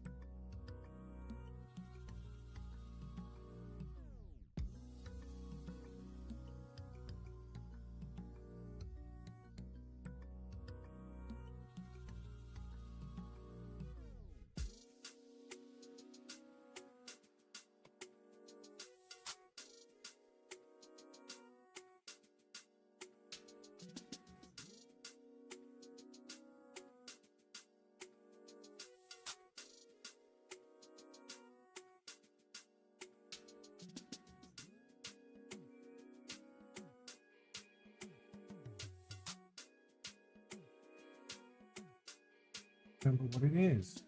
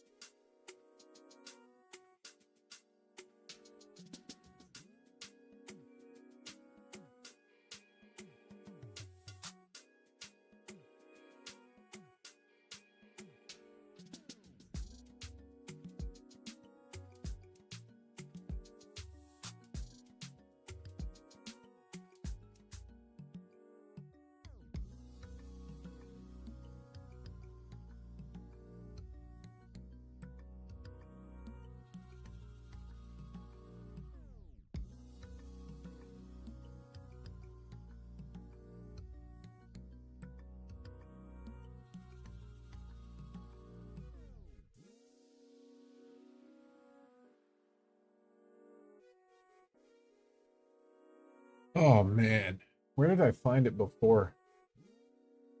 I mean, there's ways I can do it. Actually, you know, it'd probably be a good time to do this.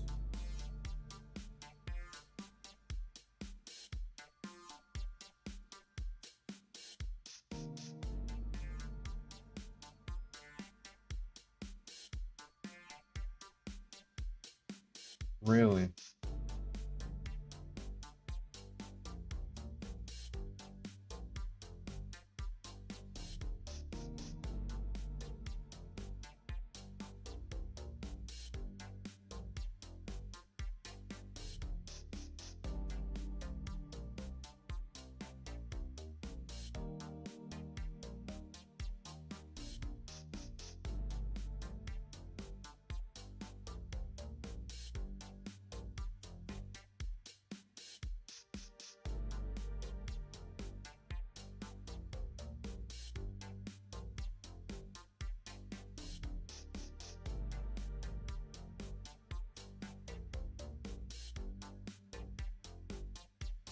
Hmm.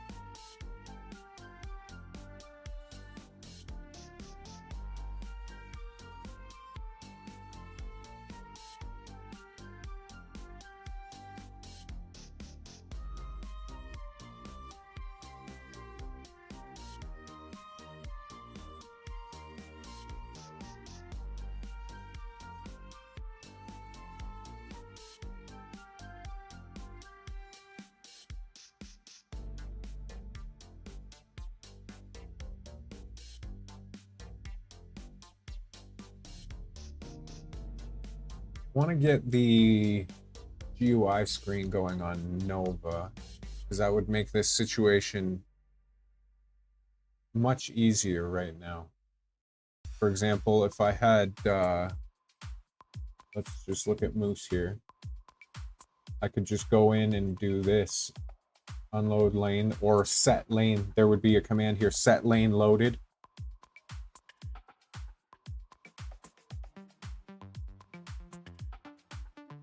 I don't have the GUI on Nova yet, though.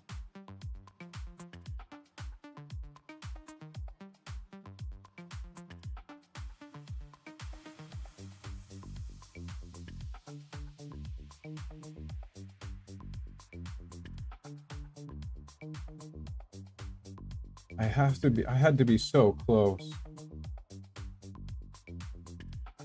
One is not a valid lane.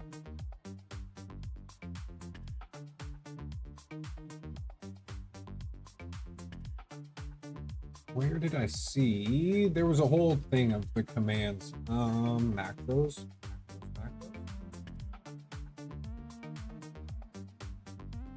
Values, macro variables.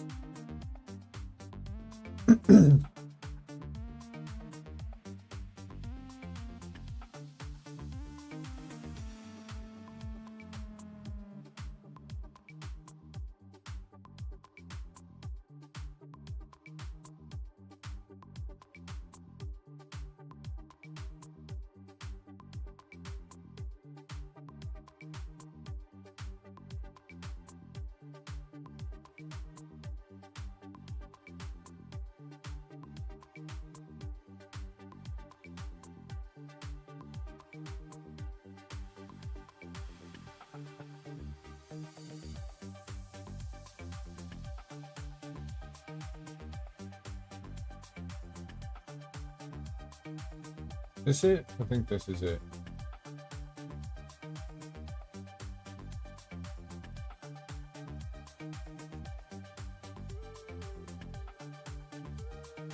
Oh, no space. Look how freaking close I was. You Wiener Schnitzel.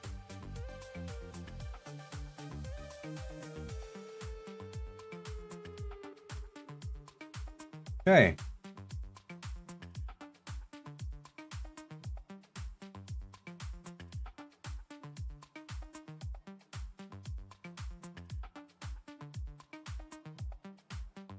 Now it should unload because it realizes that there's filament in the head. Okay.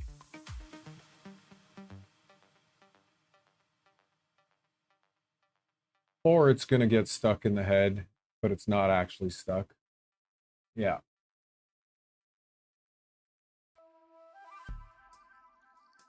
It's not though.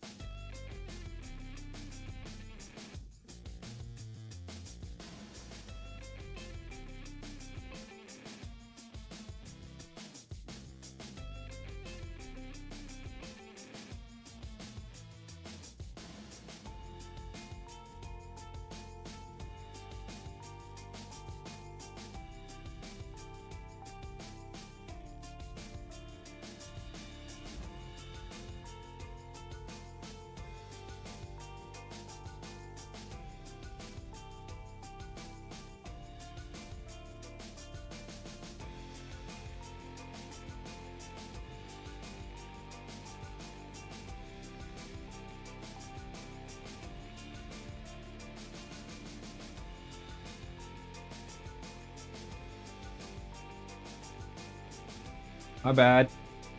That receiver or that transmitter died. Sorry about that.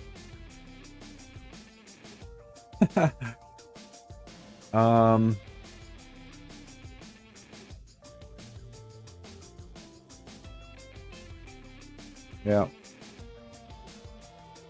What was I just saying? I was saying something, but now I completely forget. Oh, man. Got a million thoughts going. It's funny.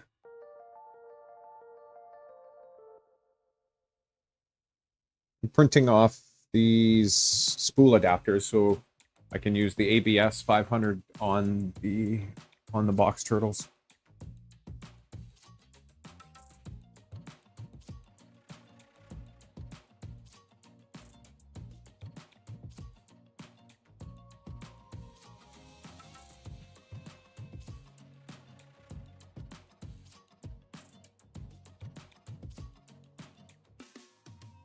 And I don't know if you heard what I was saying about Nova.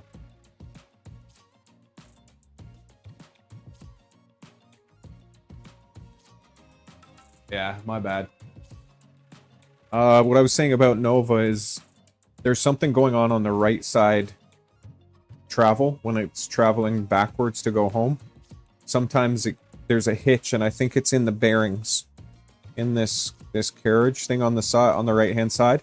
Because sometimes when it's going backwards to home, something happens and it false homes. It hits like a little bit of a hitch in its travel, and it false homes. So like right now, for example, it's sitting a little more forward than it usually is. What it's going to do, it's homing now. I wonder if you'll see the hitch. I don't have the camera right on it. There, I heard it that time, but there, that time it did it. Okay.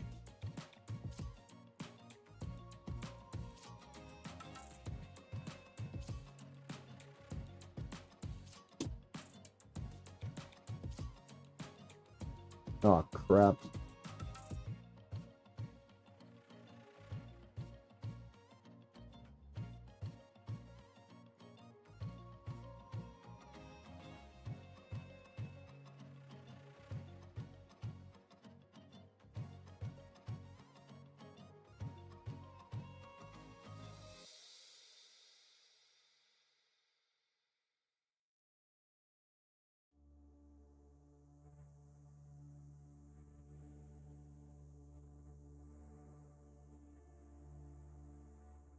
All right, well, let that do its thing. And I would have to adjust the bed temperature. That's okay though.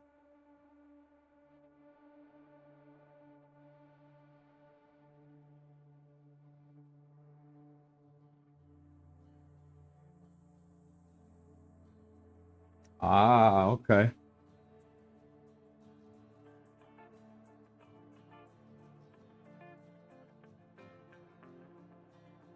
I don't see one.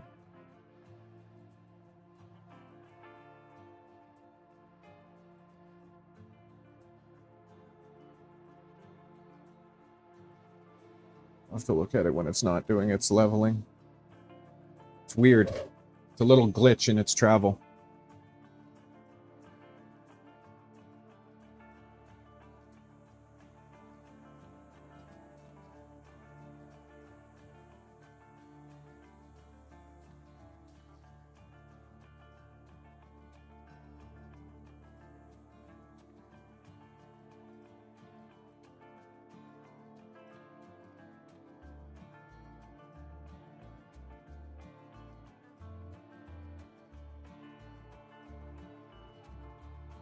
$50 degrees and holding steady. That's pretty sweet.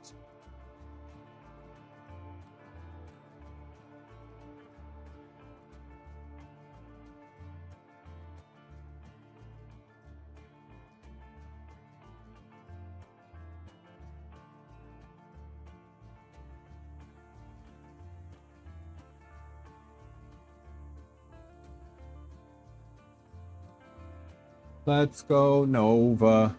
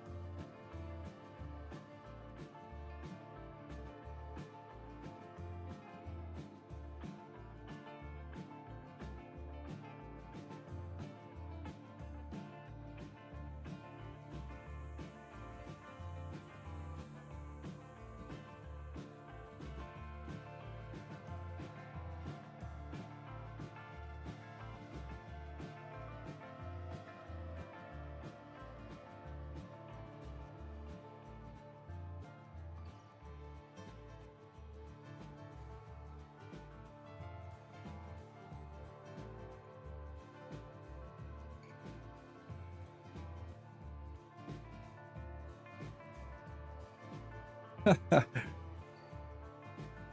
shirt is freaking huge. Just noticing it, looking at it. It's terrible. Big old shirt. I don't even remember where I got this one. I like the material though, the breathable material.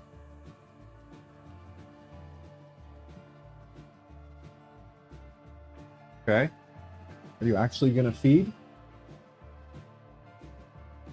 Or are you gonna scream? Yeah, it's gonna scream.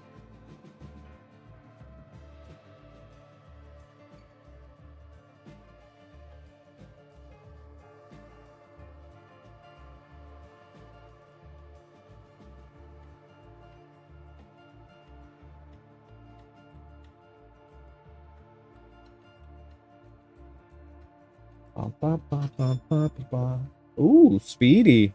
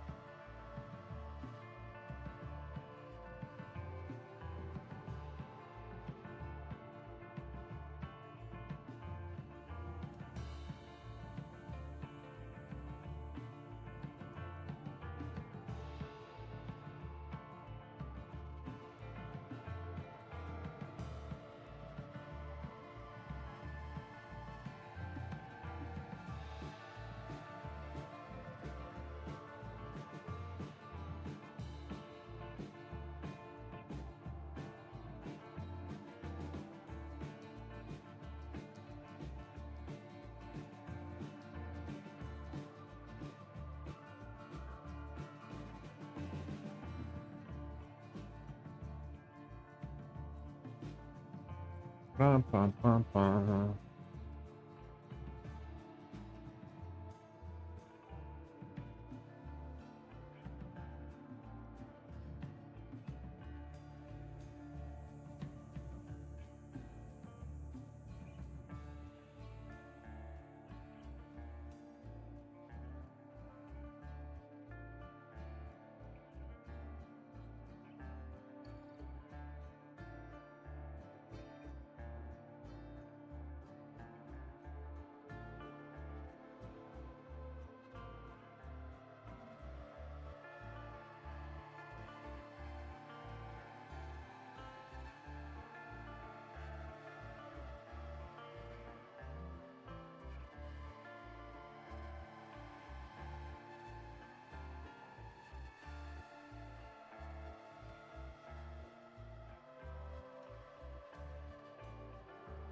Oh, the turtleneck is all the way out. It's like it's jammed all the way out. Okay.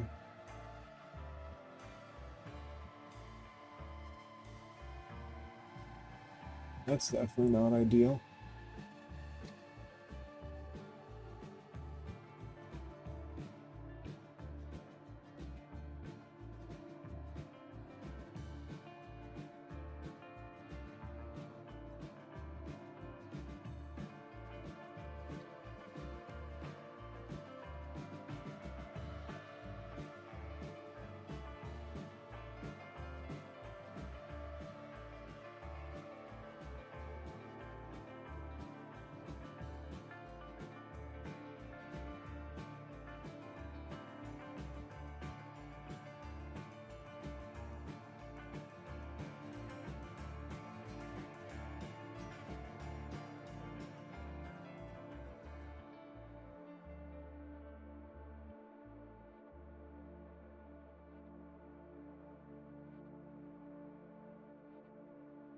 Okay, that's fixed.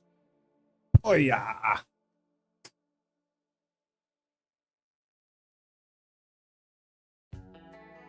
All right, let's try T0 again.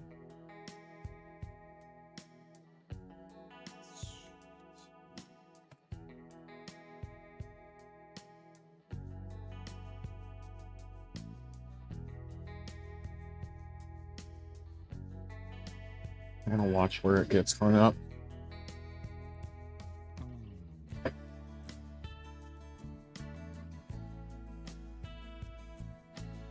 Why right there?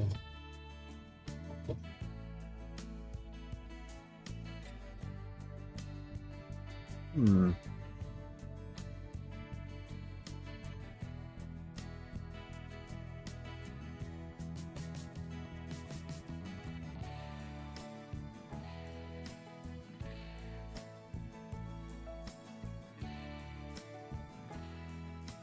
Wonder why it gets hung up right, like, that specific point.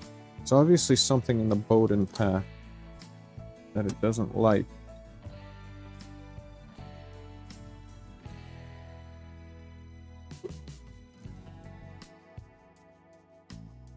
Do I have any more of the 3mm long enough that I can experiment?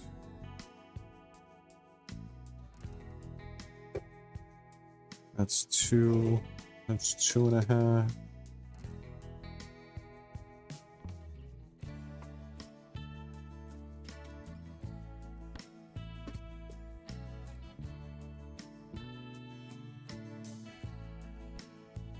No.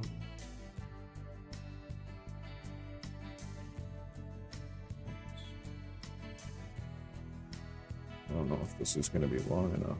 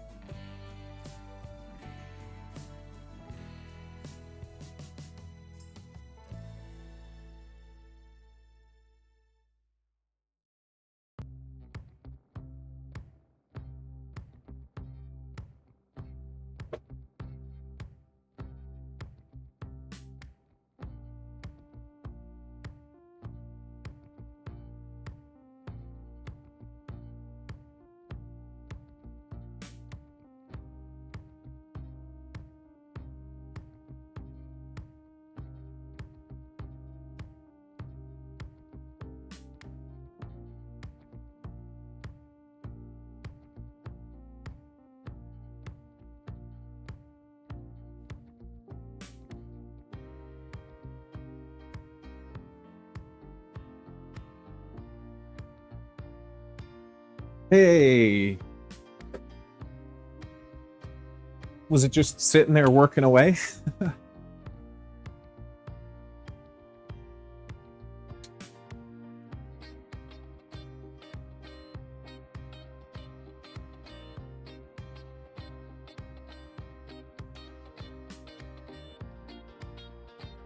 That's funny.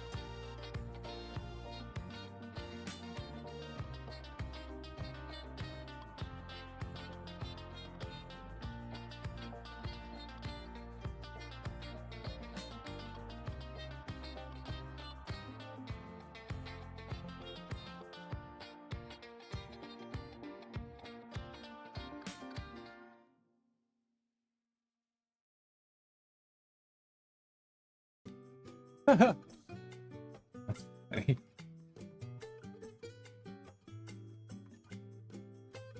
It's just working. You can see the smoke coming out of its ears. Mike, why not? Are you getting storms or something?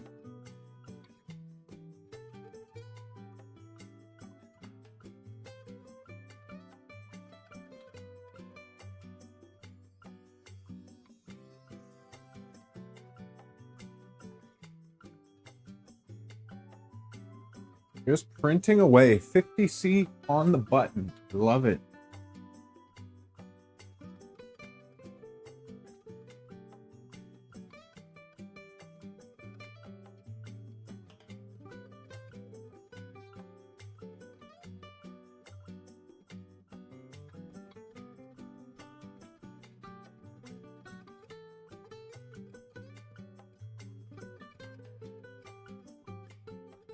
Did you tangle yourself up, bro? No.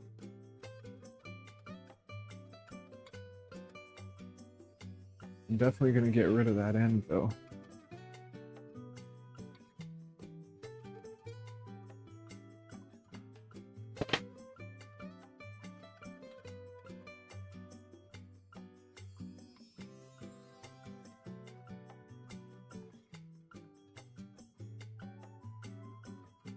Why no print button?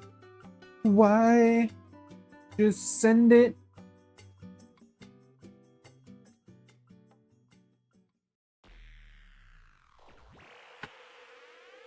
I'm in love with a printer.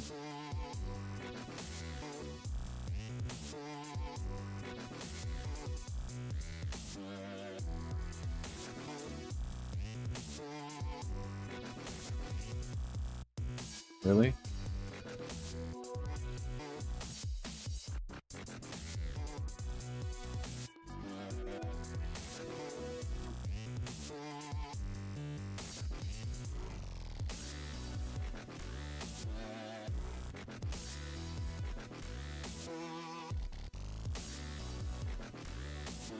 Tornado? Oh, shoot. Holy crap, you guys are getting some bad weather your way. I would not be sending a print either.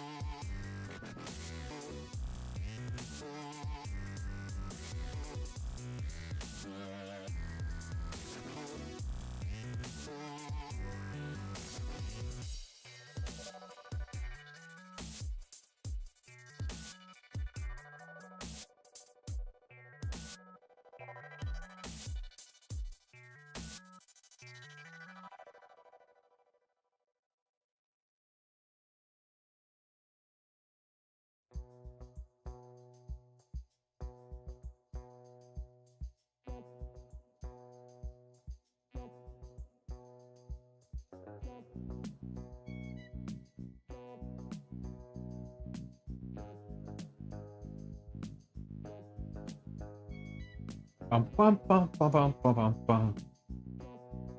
Greenish.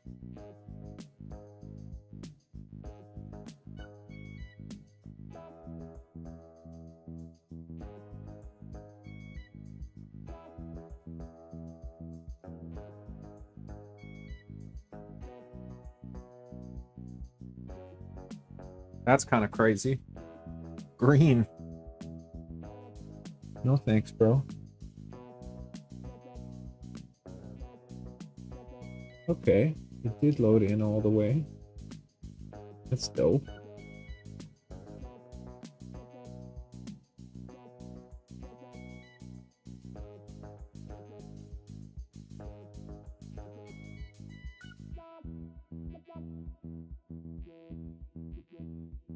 Ow! You know filament's hot when it comes out of an extruder? I'm not sure if you guys knew that. Just thought I'd let you guys know.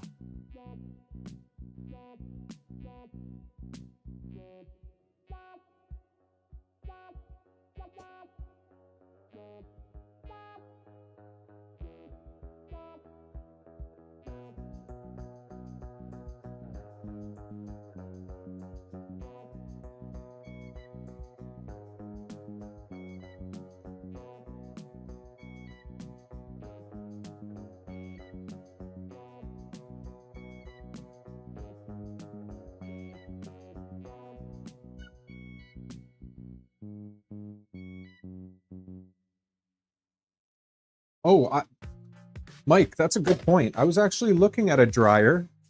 Let me show you. Is this a good deal? I really think I should purchase a dryer. Just to have filament drying just constantly. You know, rotate the drying filament. I think it would be a great idea to do, to just have it constantly. I hope the deal's still there. Is it this one?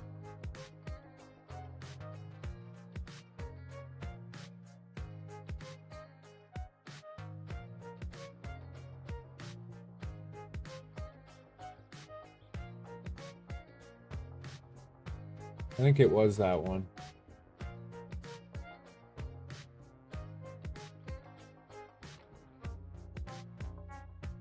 This thing here is also super cool.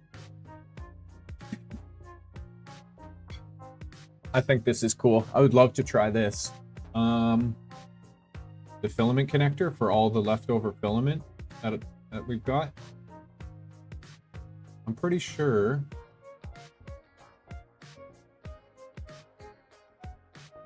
It was this one.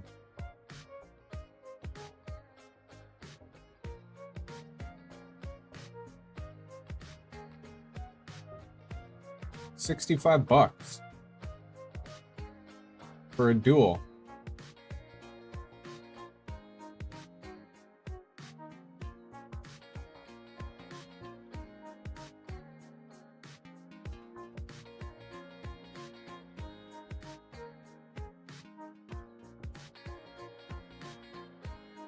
Oh, I will, Jason. I bet it is scary. That's nuts.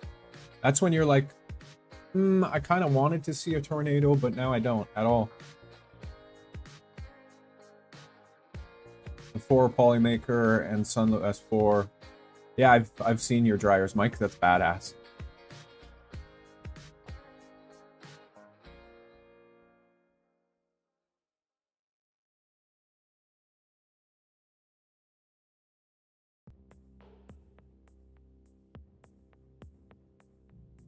What needs printed parts?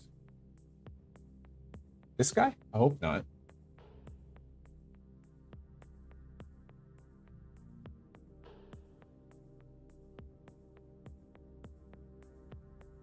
Adjustable temperature range 40 to 50 C.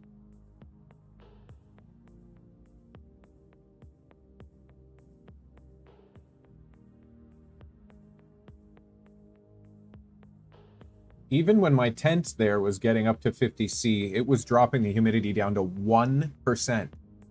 So this is probably...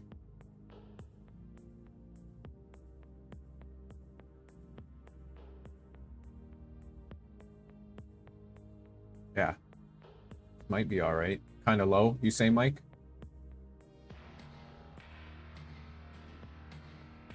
I bet, Cody.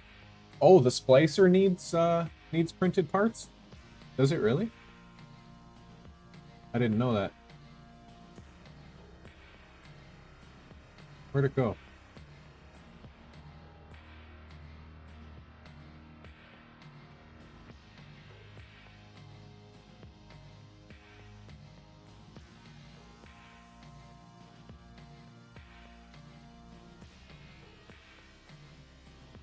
I think it would be cool to play with. Oh, I get it. So you like print out a base or something to be able to make it a one-person show?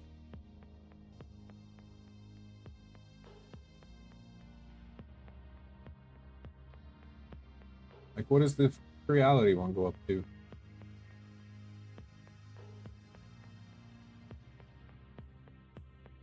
$60. Fixed temperature of 60.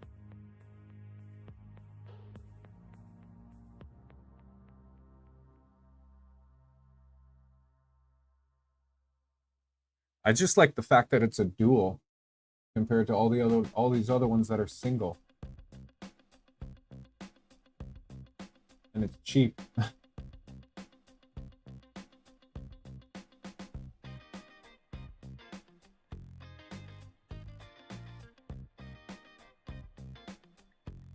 Can you buy just this little unit thing?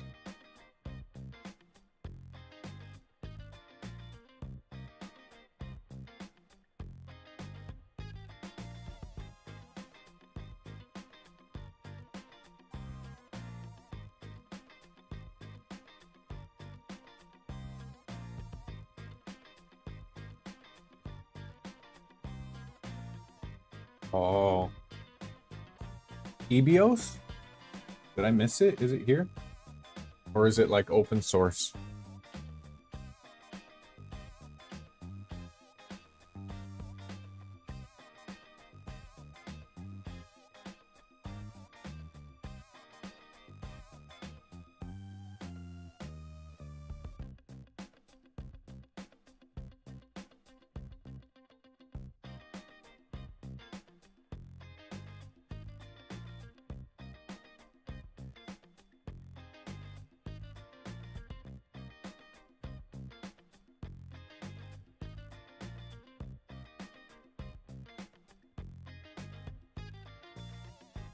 Oh, there's Solvo.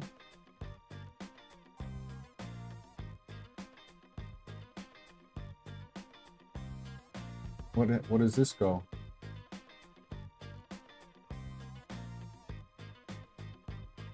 $50, same thing.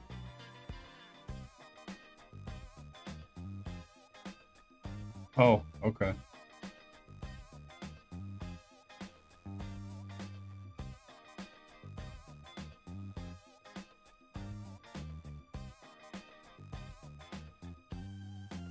Oh, this one.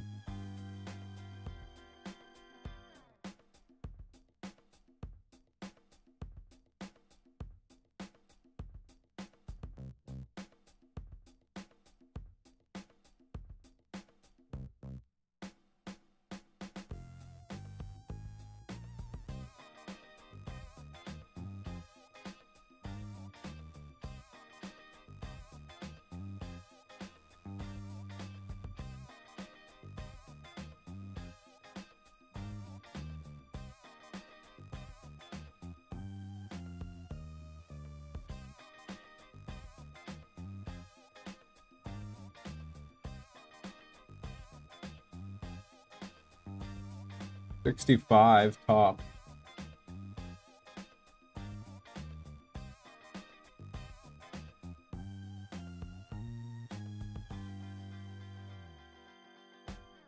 Oh, it's Big Brother.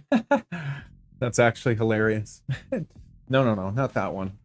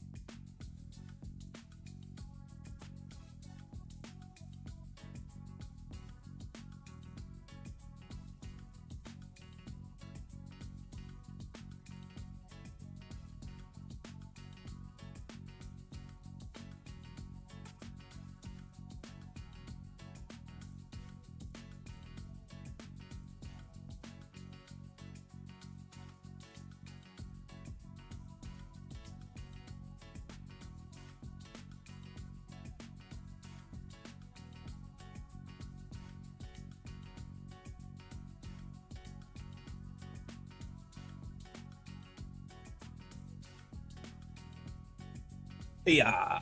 Let's see. Do they sell it on Amazon? Maybe in the States, eh? Oh, this one. Okay.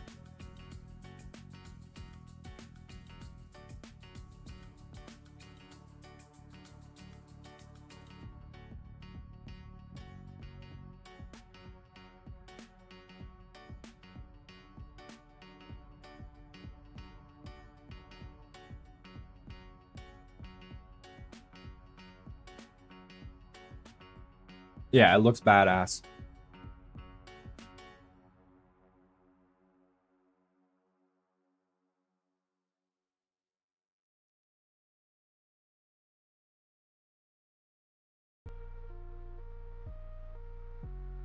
Yeah, this one definitely looks badass. I like it a lot. Too much money, though.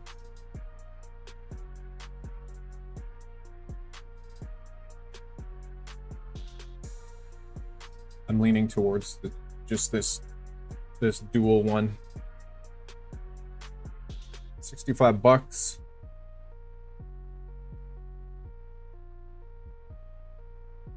And just literally have it constantly running.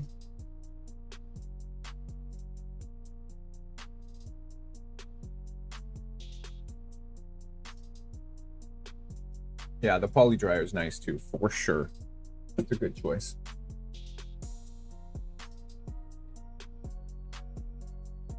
Let me see. How are we doing over here?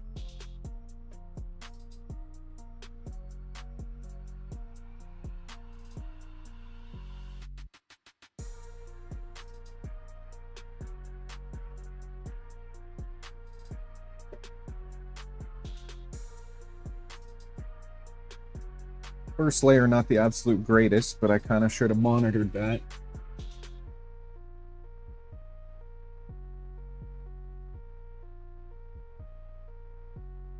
I could have adjusted the Z there.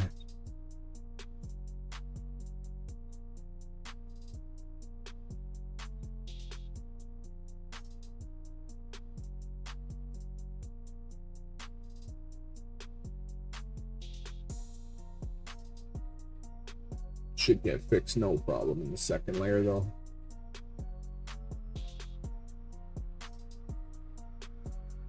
Let me see, can I get this camera over here?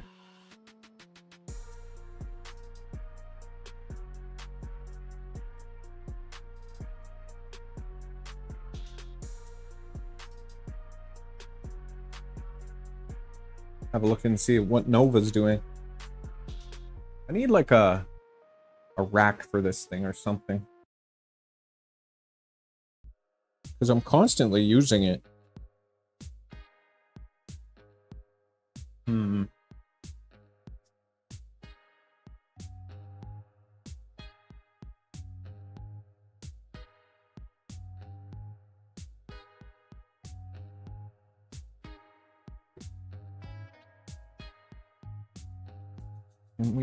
Let's go around town.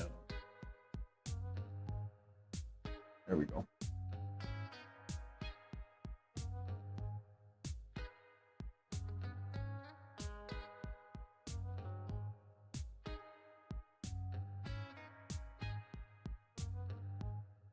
Space Pie. I don't know what the Space Pie is. I'll have to look at that.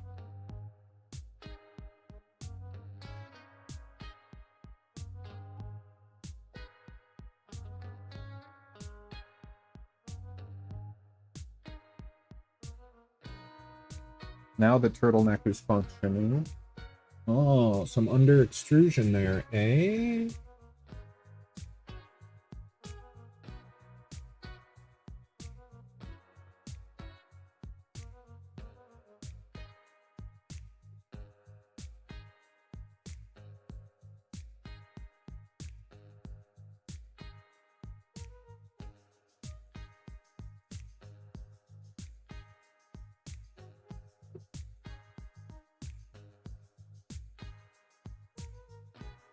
I think that was just because of the bottom layer.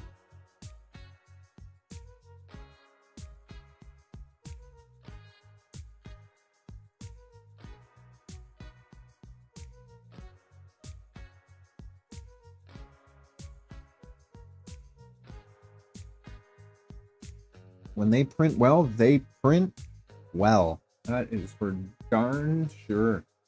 The turtleneck is functioning now. Got movement there. That's good.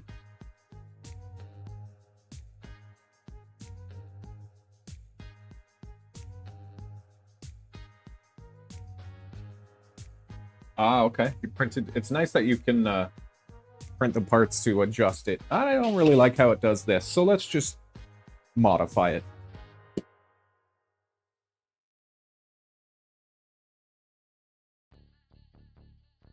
What do you think it was, Jason?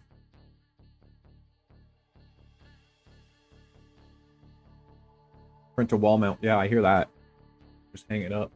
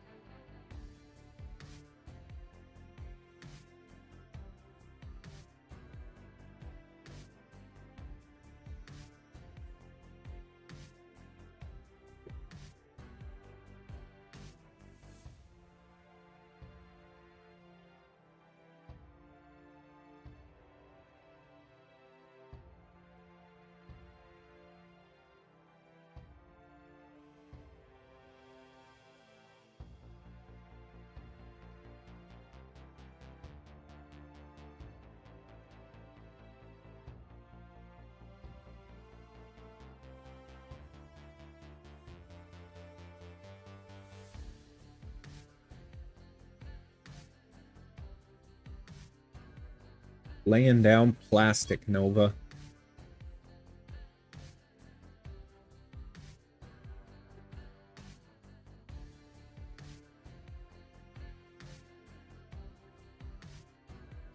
Sweet.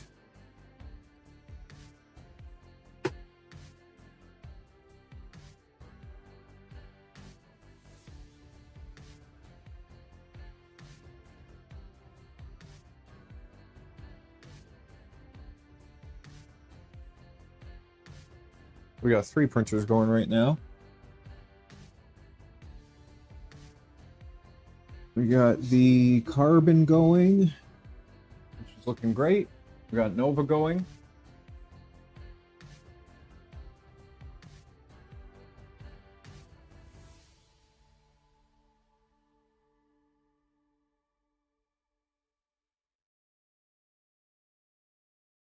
Space Pi Dual.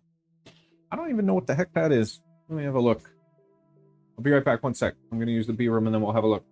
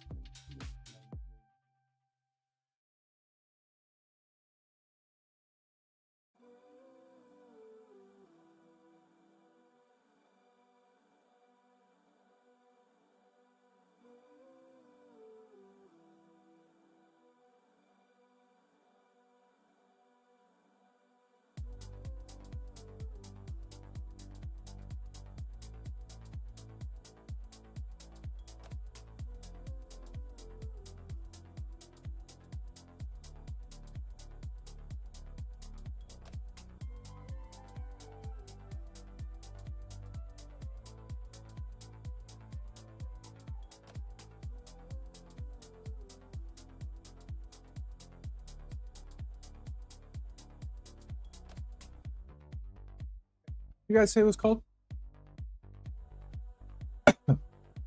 Space Pie Duel. Oh, new baffle on GitHub. Wonderful.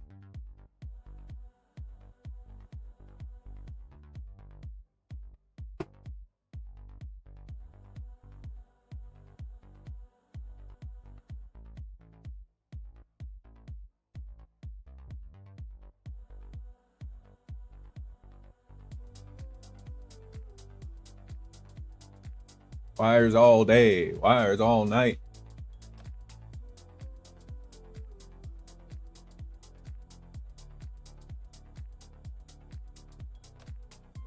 What is it? Space Pie?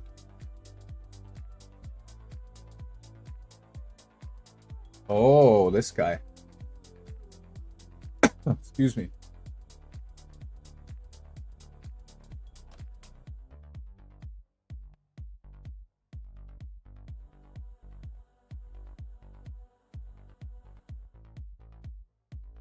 Why is it so expensive? Oh, 70 degrees this one goes up to.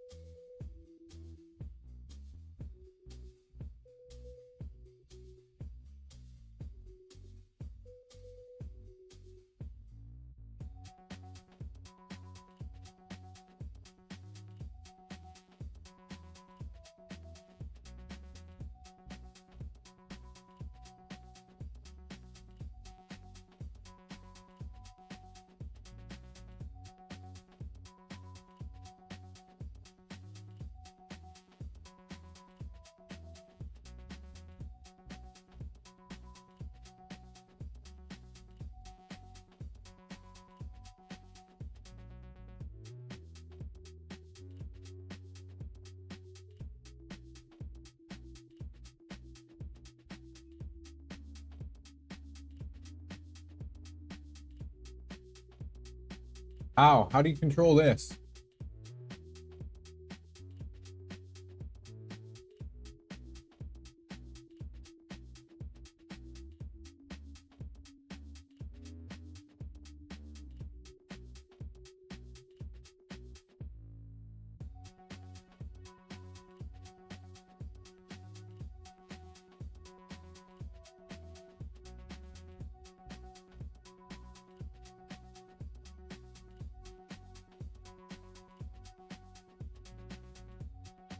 Interesting.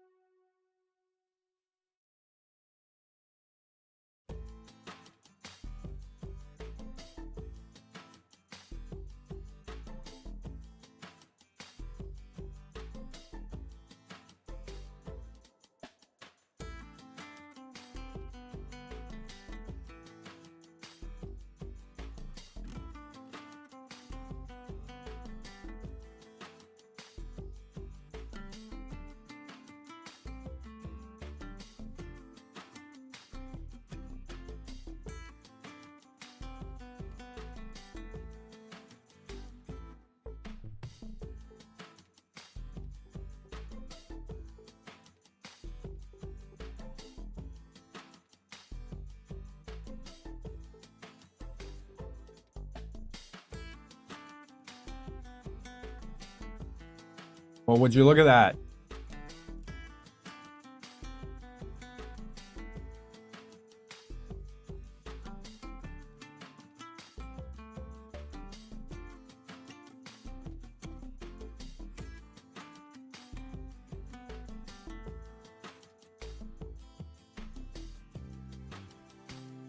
That's hilarious.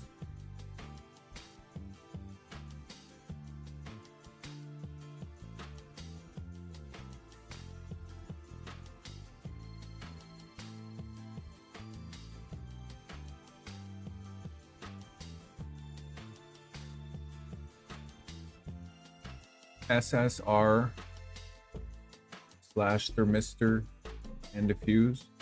Do you have it connected to Clipper?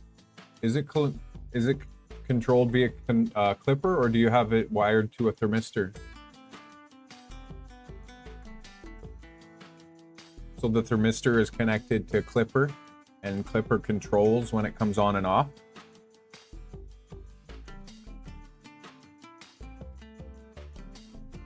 That's pretty cool. What's an SSR? I should know what that is.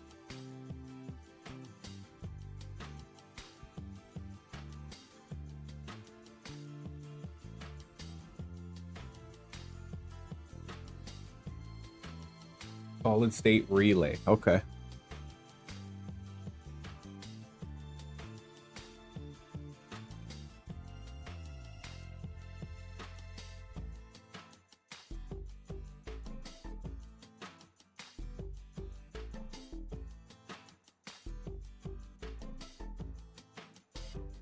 Interesting. Not that I want to control it by Clipper. I have a different thing in mind for this.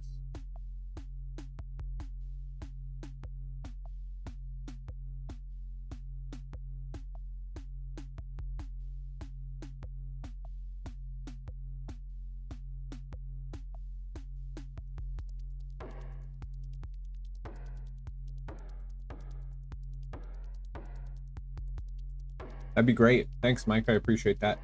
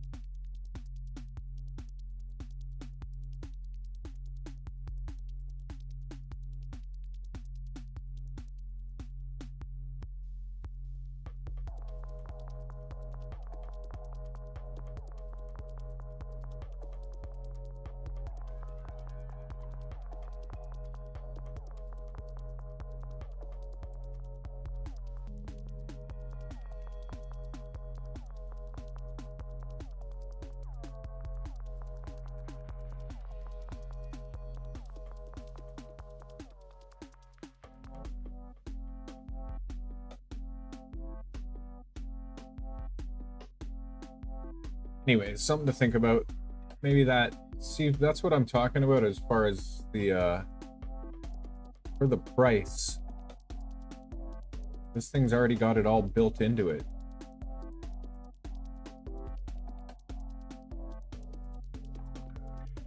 I know it only goes up to 50 degrees, but that's fine for me.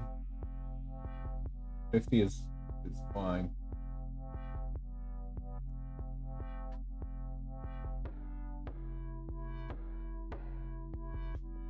Just add it to cart to have a look at it later.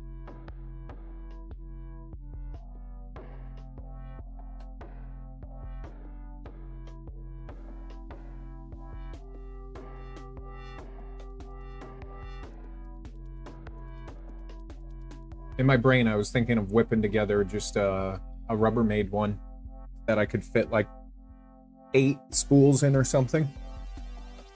8 or 10 spools. could replace that shelf that I have under there. That shelf holds a lot of filament. I think it holds like 30 rolls, something like that. Anyways, just my brain going as usual. Hilarious, the filament roll keeps like coming up a little bit.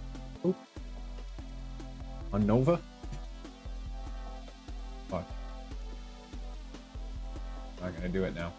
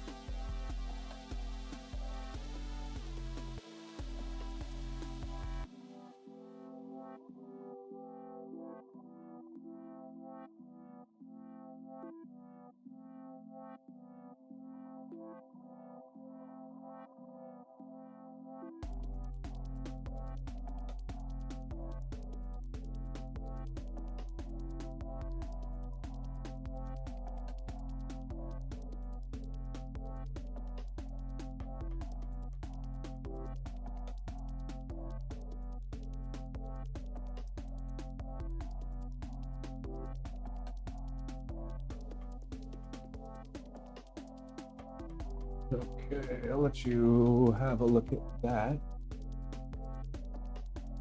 Da-da-da, go Nova. Be right back.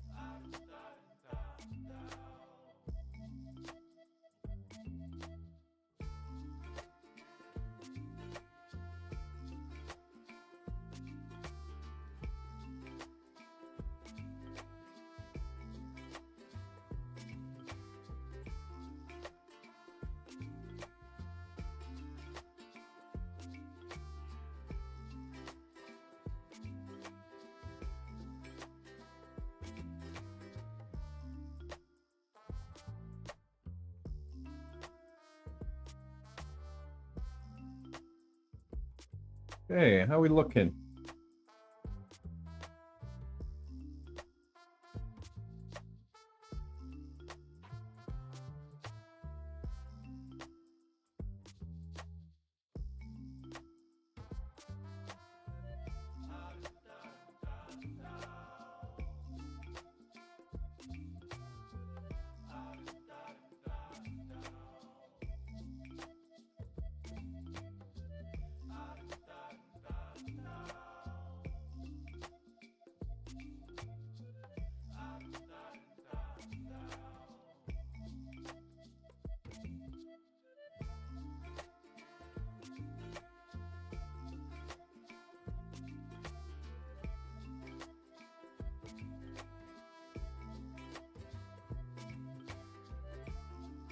Always just slight adjustment.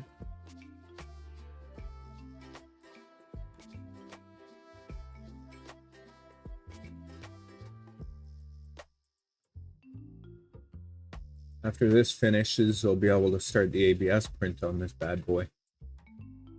The Novinator.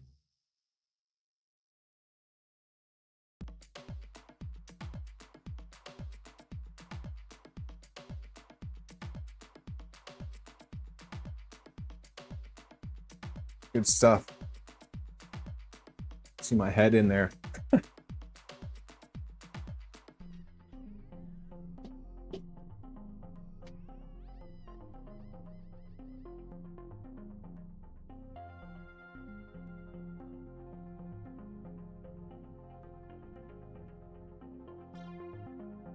Solid state relay. It's like an SSD, but it's a relay.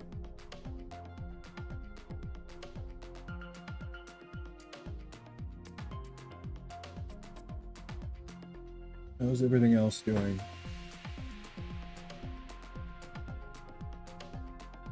We're getting to the point of the Neptune 4 passing that stage of possibly like doing that rock back and forth thing I was talking about. We're getting past that stage, so that's nice.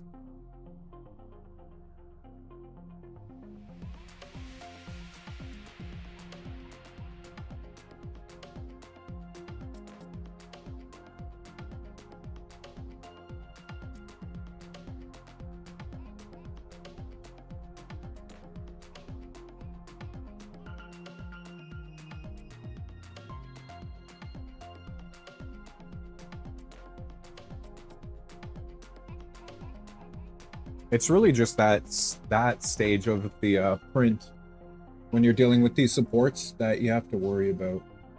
Once it's past that, it's all good.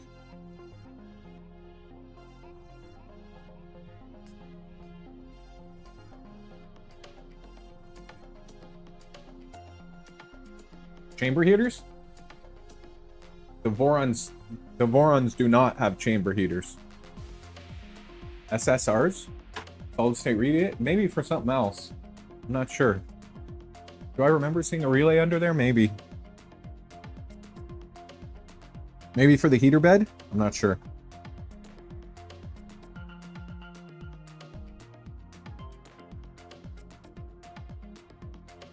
Yeah, for the beds? Yeah, that makes sense. It definitely makes sense.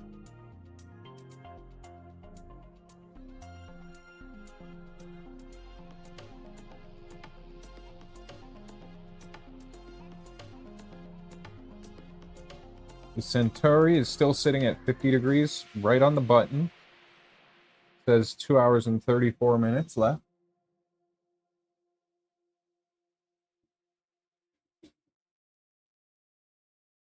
It's looking awesome.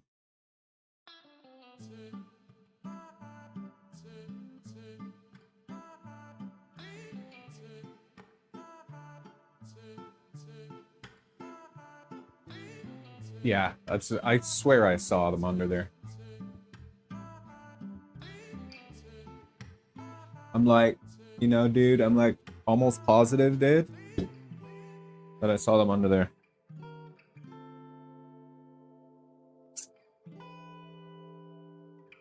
Oh, I have to look up the stuff for the, I don't know if I'm going on Sunday. Brandon messaged me and said his car is acting up.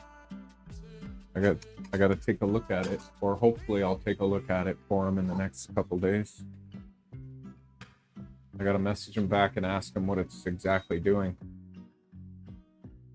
So that looks like Sunday might be doubtful, unfortunately. I'll have to put an order through on Amazon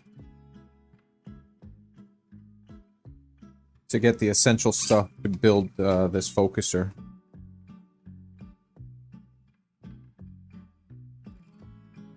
I'd like to get the focuser built and then go forward.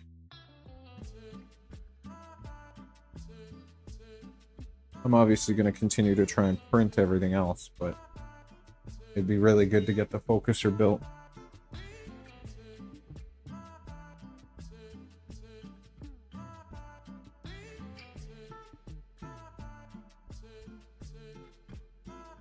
So, that being said, we can go back over to the computer. I wrote a bunch of stuff down. We'll just look at costs together here and see what we're talking about. Okay. M3 by 10. I have M3 by 12.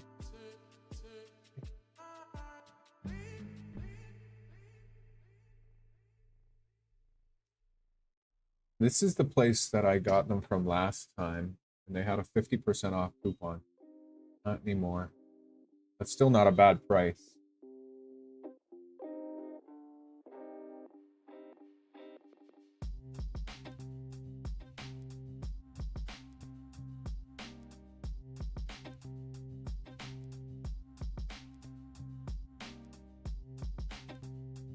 Wait a second.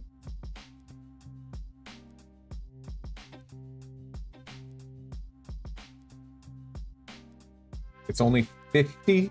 It's only 50 cents more to get double?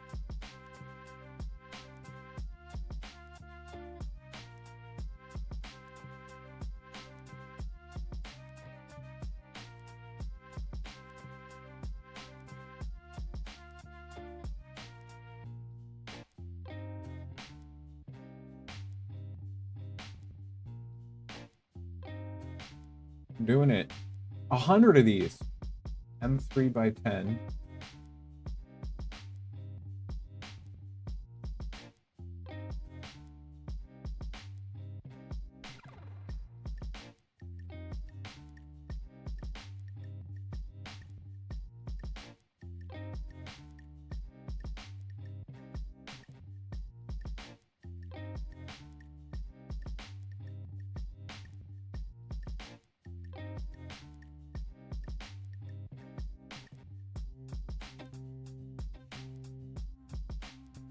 Oh, those are supposed to be countersunk head.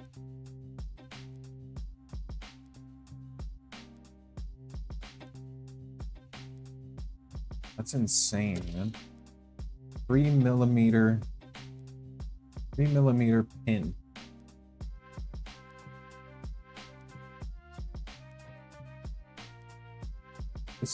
That's a crazy price.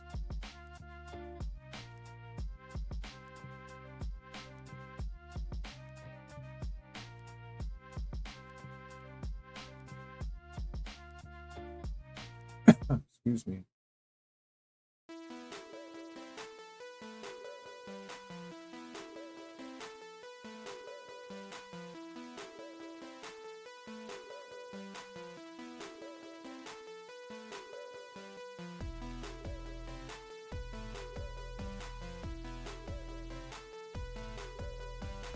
M5. I have M5 by something.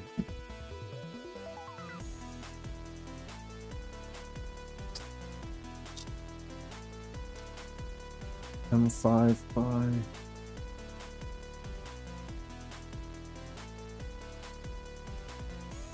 M5 by 65. Will that work? Or do I actually need 70? We're gonna try.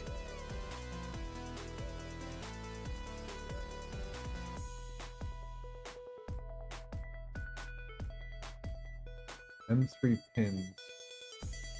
Oops, not M3 pins, sorry. 3mm pin 16mm.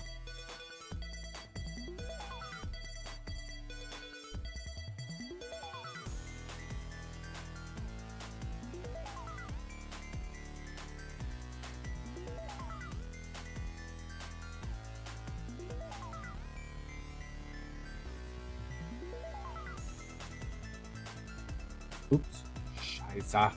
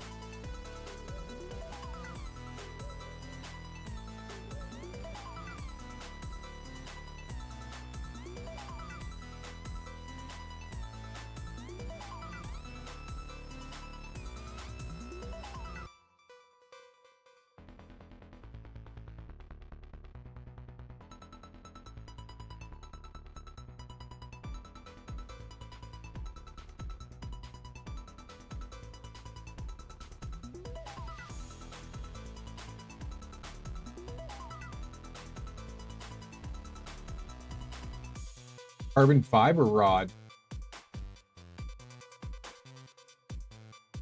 Oh, that actually, no, that can't, we can't use that. It'll crack.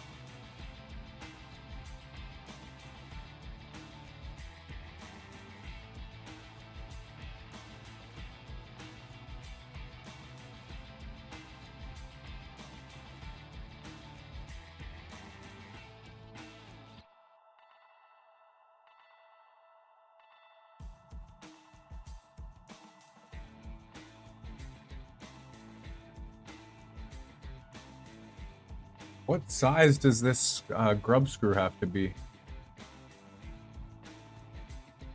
Oh, shoot. Now you got to print another one, Mike?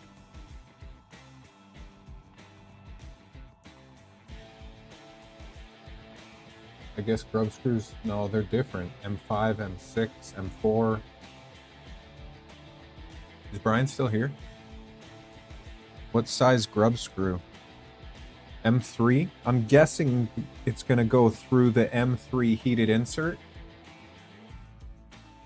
that you said, and that's why the M3 heated insert has to be as long as possible.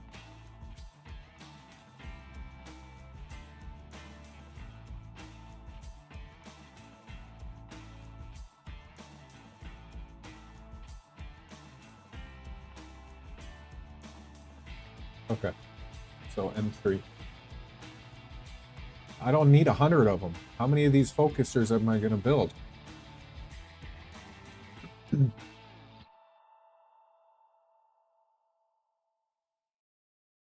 Likely not 100.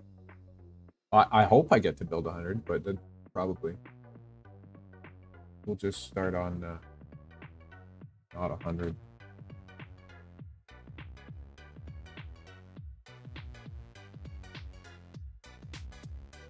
Knob? Okay. Spare parts? Yeah. Lots and lots and lots and lots. I mean, that's better.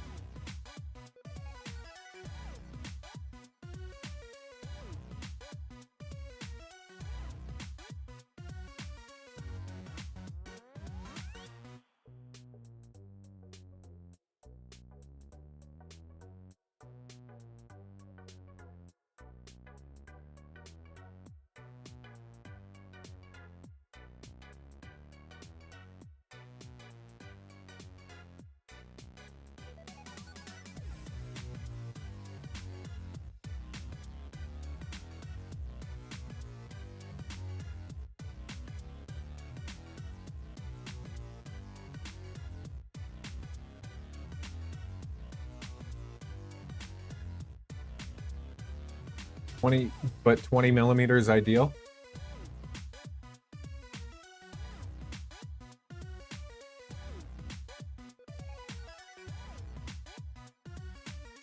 I mean,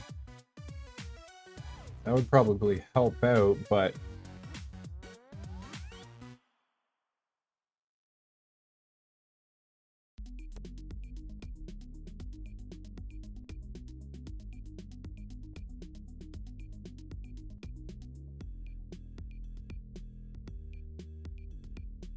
$13, M3 by 16.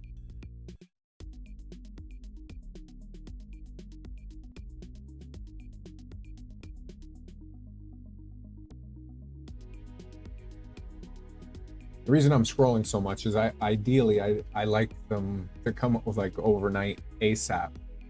Just impatient like that, of course, but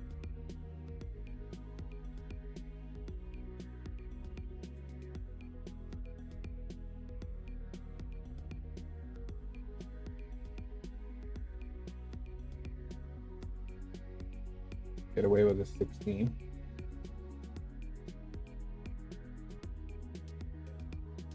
M3 by 20. We'll just go with this one. $10, that's fine. Looks like I'm building 50 focusers.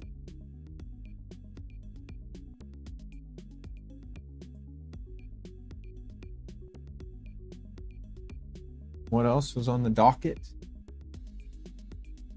PTFE. I don't have 4mm ID.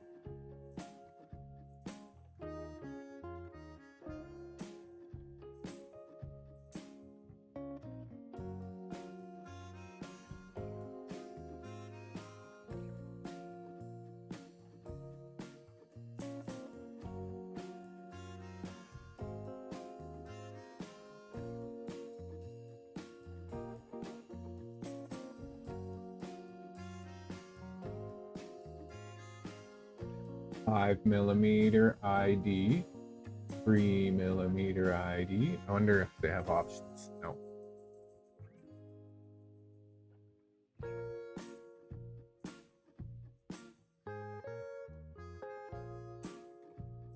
Six millimeter and 7mm. So close.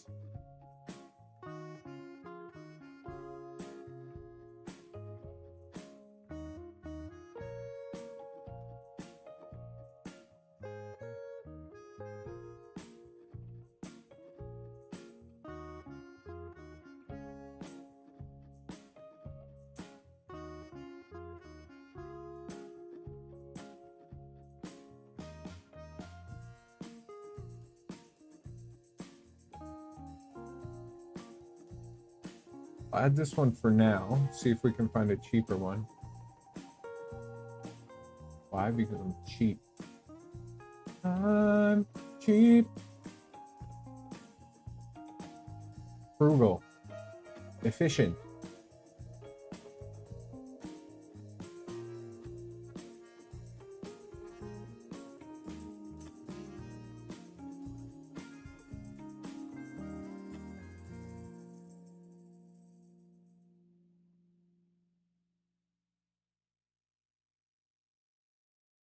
Yeah, 4x6 is what I need, I believe. Where did I write it down? Yeah, 4mm ID, 6mm OD. It is what I need.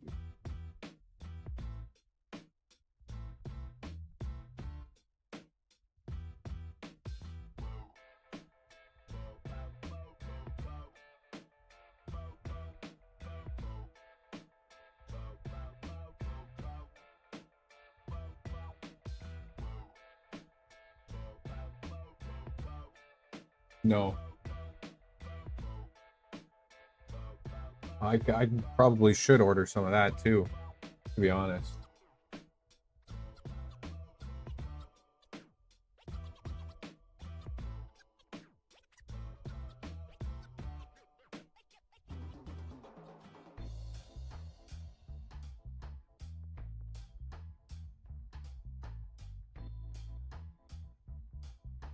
Now we're talking. 4 ID. No! Oh, you dirty bastard.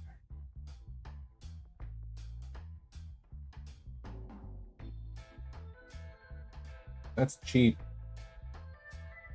But it's so far away. Oh, it's silicone.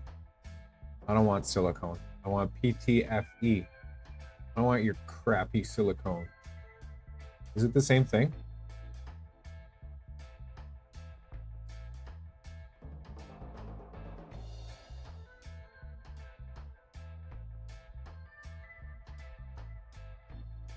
Yo, Parks, how's it going, man? No, I don't think so. I don't think it's the same thing.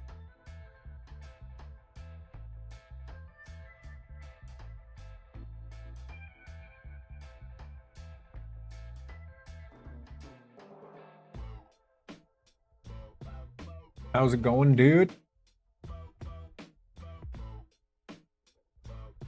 I saw your message. I just haven't been able to respond real quick. I actually just mentioned it not long ago. I saw that you're having issues with your car.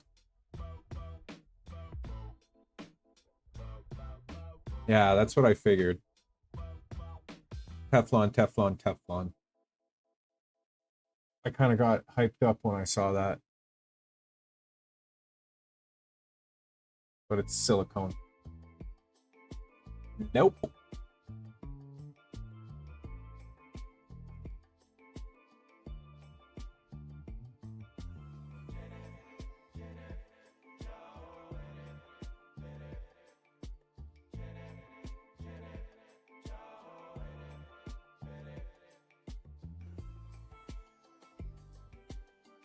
PTFE 4 in, 6 out. 4 in, 6 out. This is the cheapest one we've found.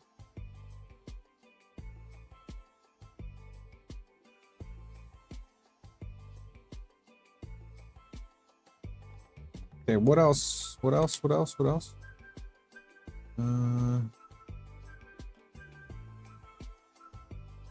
Got that. Got that. Got that in the cart. Got that in the cart.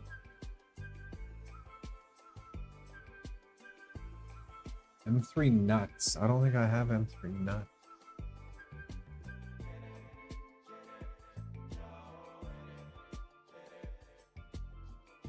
Should they be the Teflon nuts? Or the locking nuts, or just normal nuts?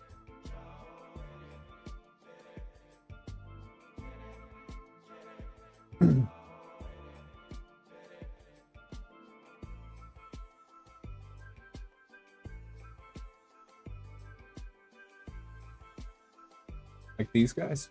Nylon, sorry. Excuse me.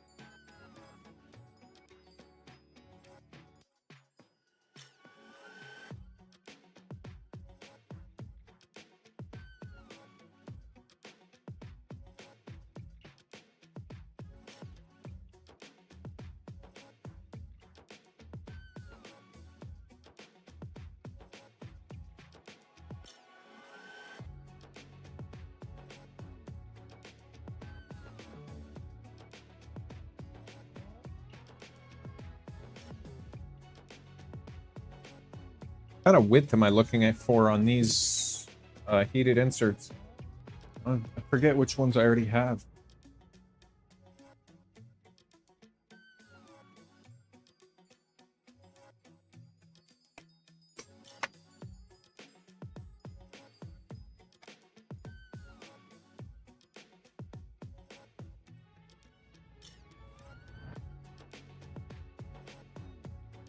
Those are M5. Those are M5. These are M3. Right now I have M3 by 5 by 4.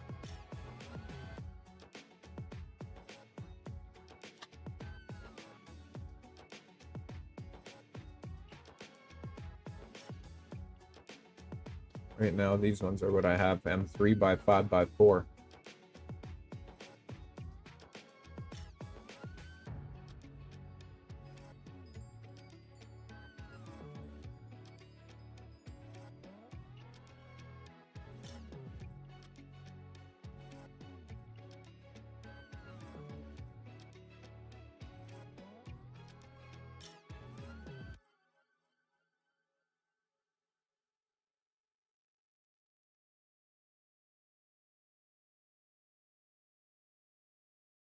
I think these will, hopefully these will be fine. M3 by 5 by 4.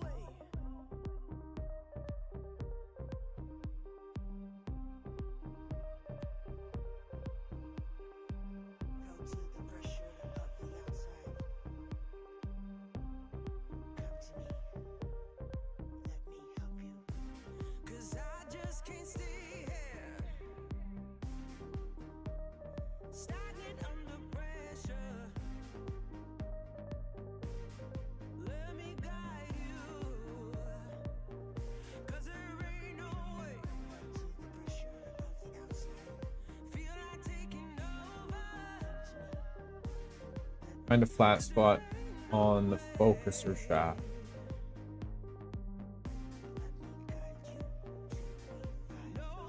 Flat spot on the focuser shaft. Interesting.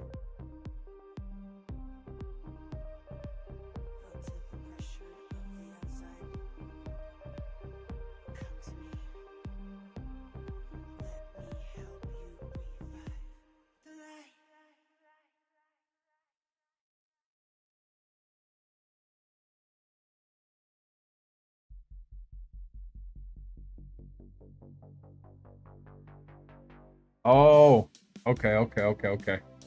I gotcha.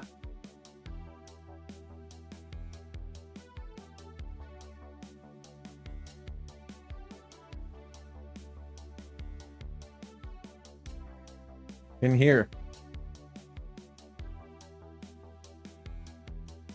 I gotcha.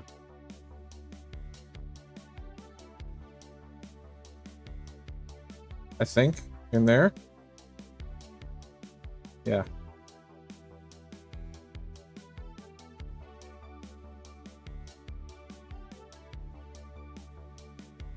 And then the grub screw.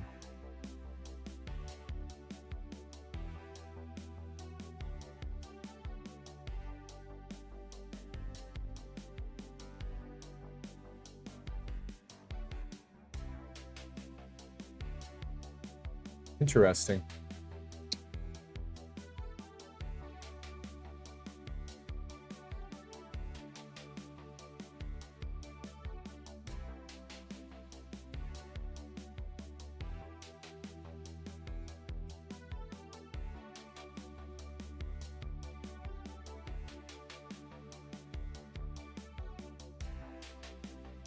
No, for sure. I know what you mean. I get you. So do you think that's feasible? Should I hold off on doing the grub screw?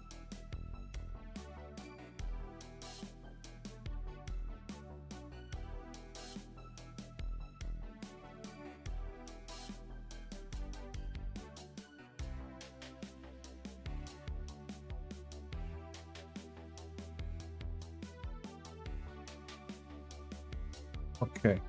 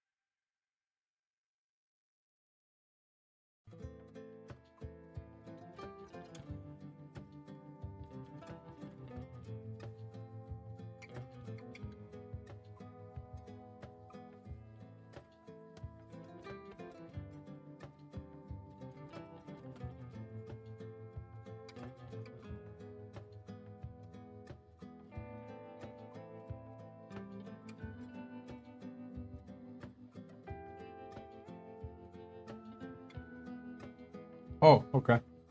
No rush.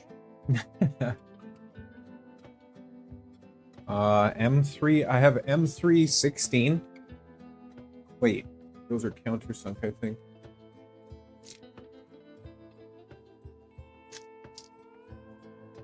M4 countersunk. These are M3 by 16 countersunk.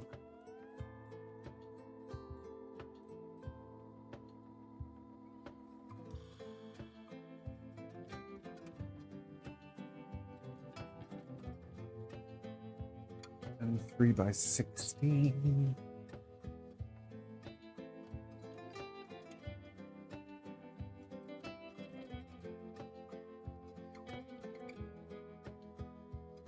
The other hardware I bought was M5s, isn't it? M5. by 12, M5 by 25. I need a greater selection. These are M5s.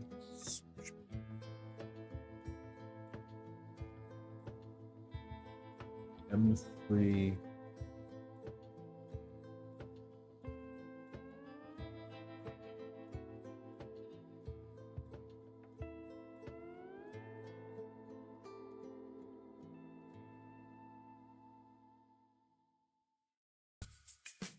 What are these ones again?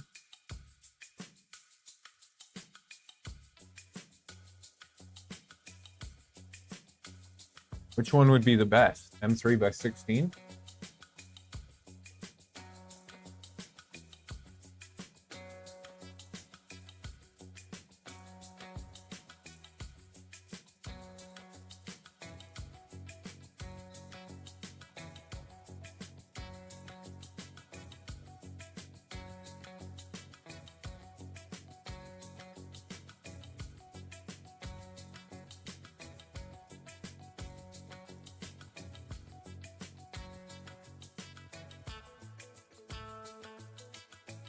Oh boy.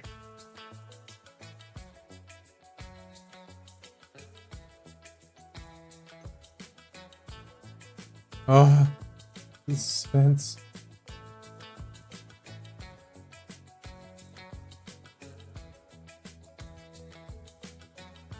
I don't want it to be too short.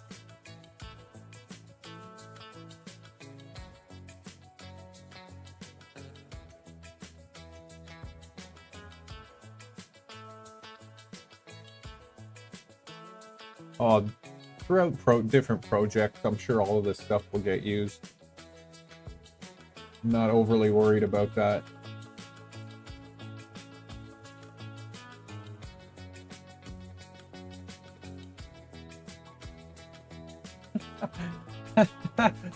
That's funny. That's funny.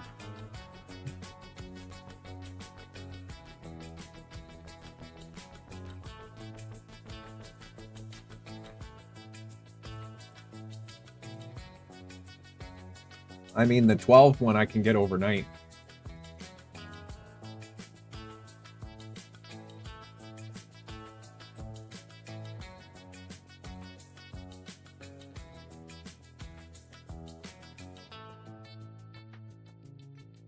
That'd be amazing if an influence of whether you can get overnight shipping determines the choice of a counter bore in a design. Well, I could get this one overnight as opposed to next day. So I adjusted the counter bore by a millimeter. M3 by 16 socket is perfect. Okie dokie.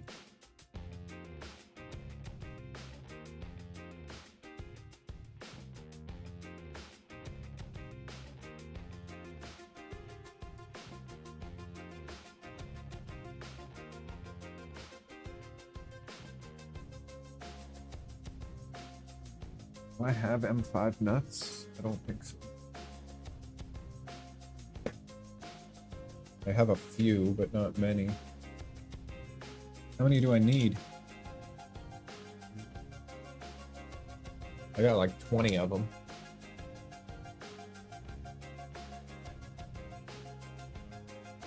M5 nuts. They're just normal nuts, though.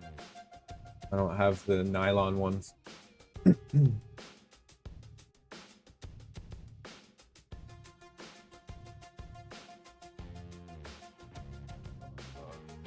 16.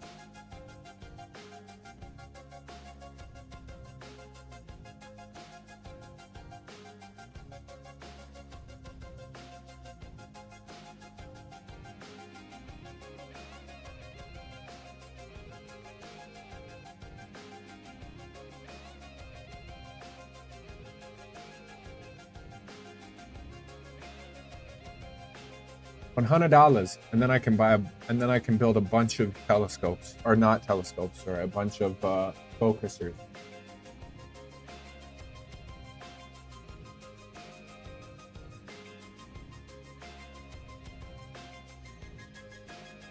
So that's overnight. That's overnight. That's overnight. I mean, tomorrow is pretty good, but overnight is great. Overnight. And then the carbon filter, the active carbon, I found a remix. Did I have it up here? Or did I close it already? I think I probably closed it.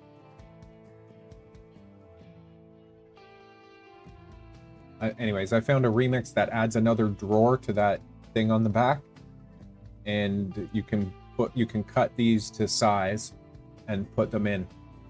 It's nothing crazy, but it's active carbon, which gets rid of those what are they? VOCs or something or others. I was reading about the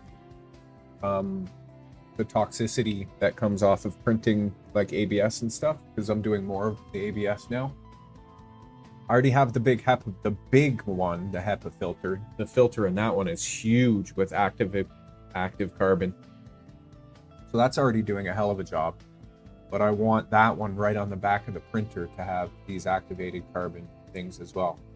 They're nothing crazy, but anything will help.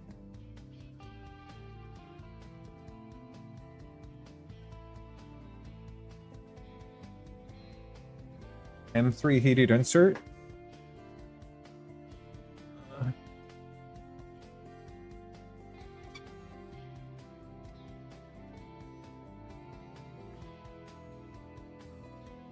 The smooth insertion end. Okay, that's what she said.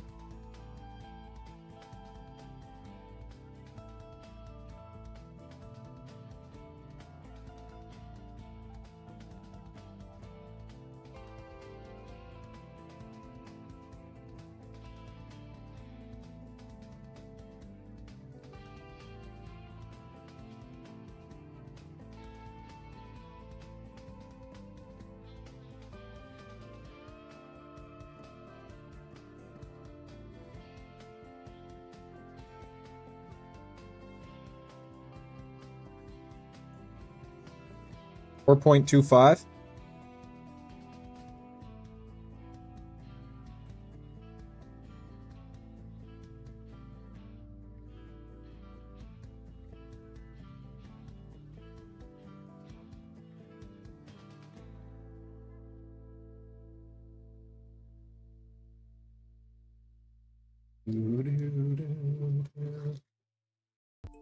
The thicker rib part.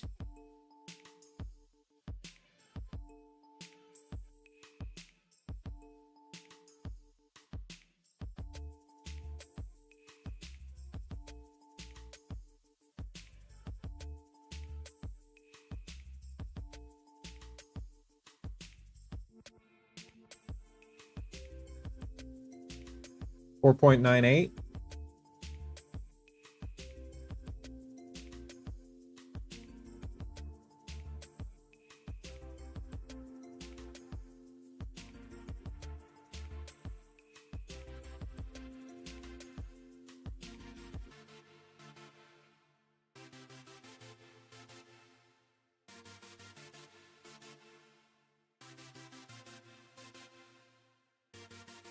Just trying to get a clean second reading.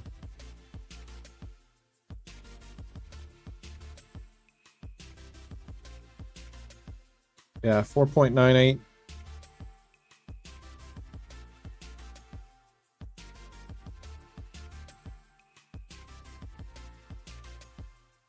Wait a second.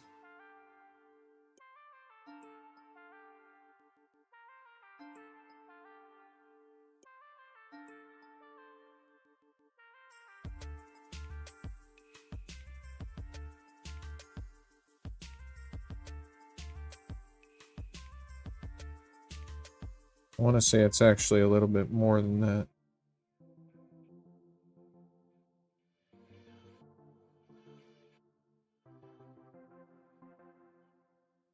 No, 4.98. I'm pretty confident in saying that.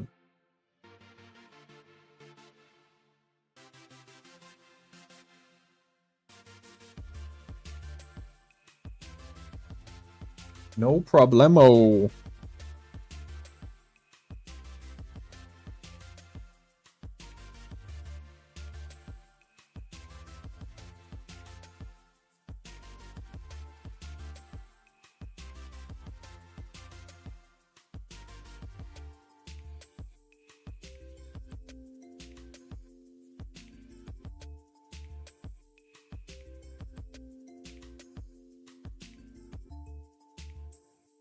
If I set...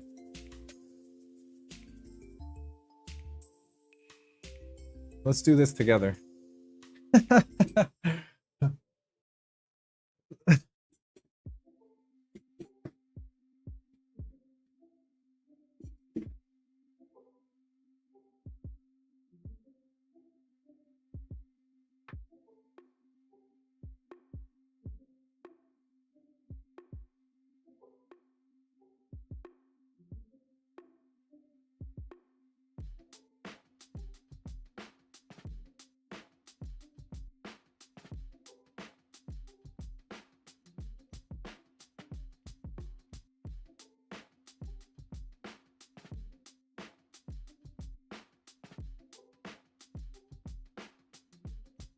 Yeah, I figured it was something like that. How much?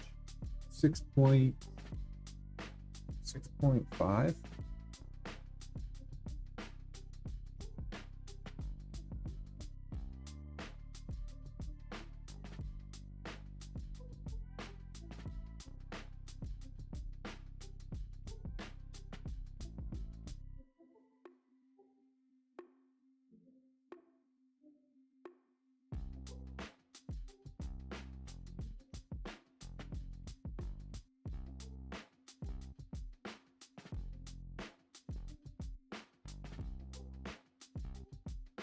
Not very far.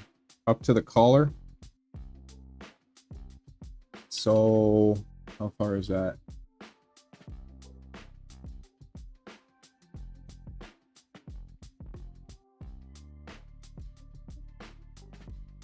So from where it would rest on the top.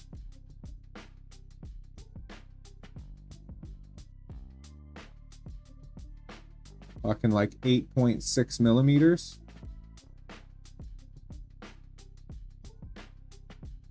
From where it would actually rest on the top.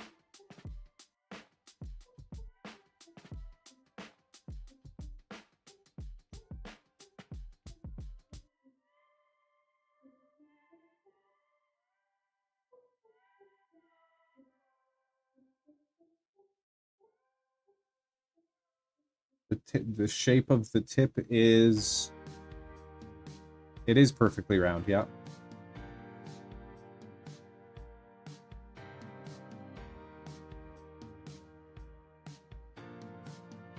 Five point 5.47.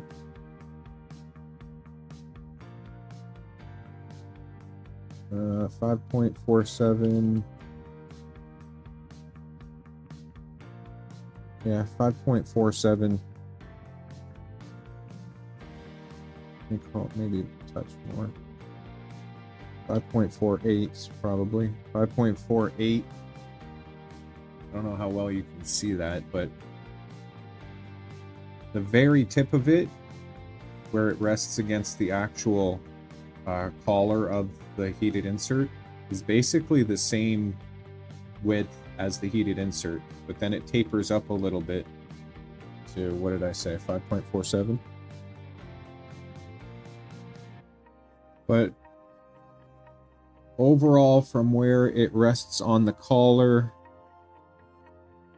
which would be the farthest that you could press, would be 8.72 millimeters. Okay. Oh, only needed 7. Beautiful. Awesome.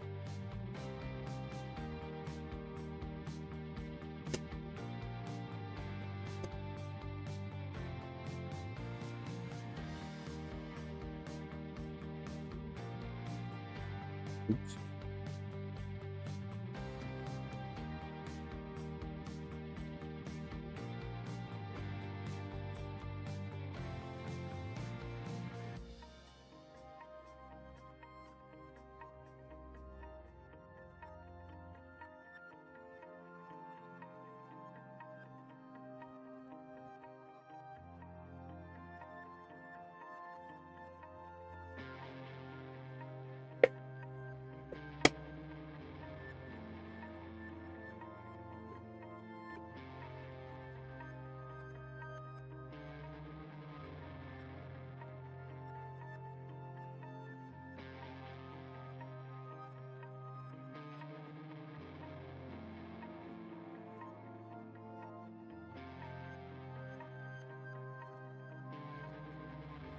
One hour and 45 minutes left on the carbon. Or, as more affectionately known, Rick.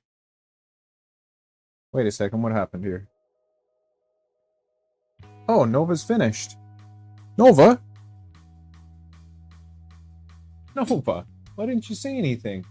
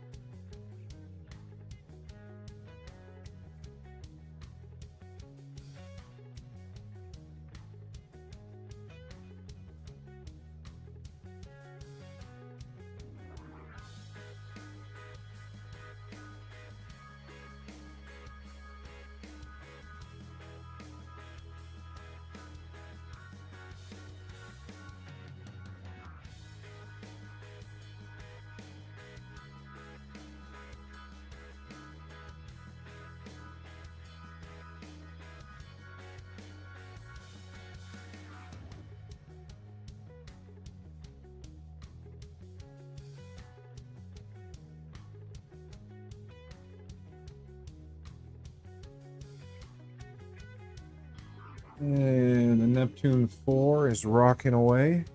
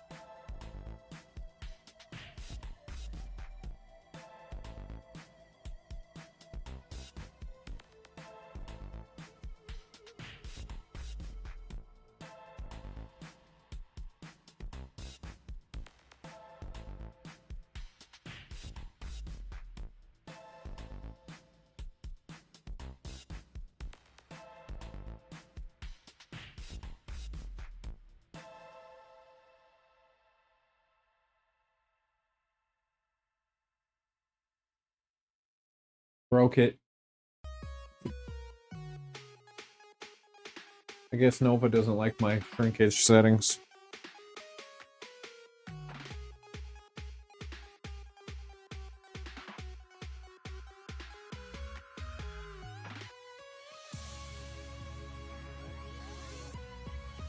It was a little bit too big.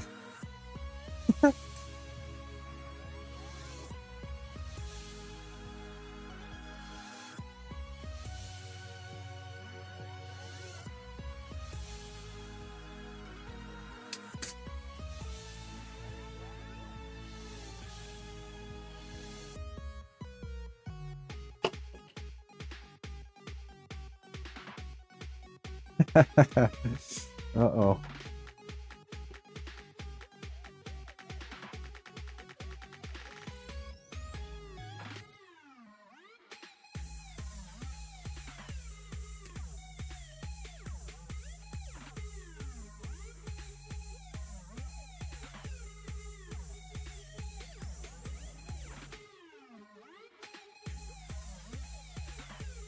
On this one, yeah. I had the same ones on that I had set on Moose, I believe.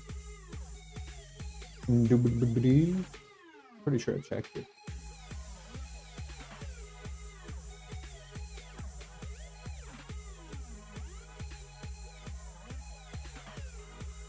Yeah, I had the shrinkage. I have the shrinkage on, and it's the same. I mean, I did say with Moose, maybe it could be dialed down a little bit. I did say that. And this is proof.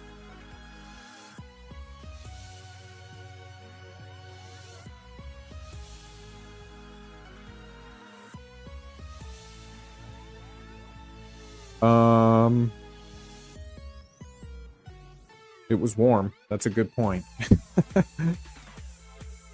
That is a good point. I didn't really think of that. I probably should have. Note taken.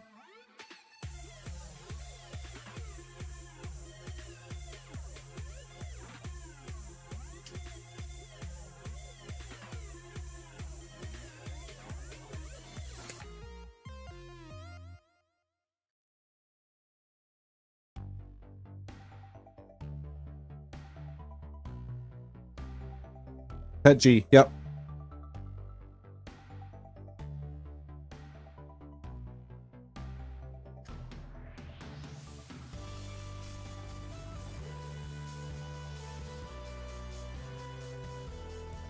See, I feel like even these shouldn't be that tight in there, so it's just a little bit too big overall. I bet you if I dumb down the shrinkage just a touch, it'll be fine.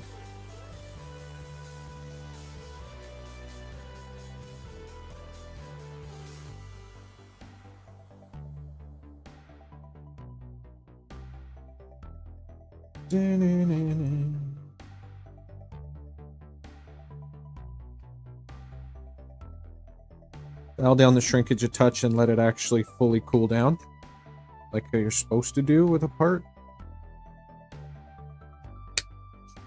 Holy Christmas.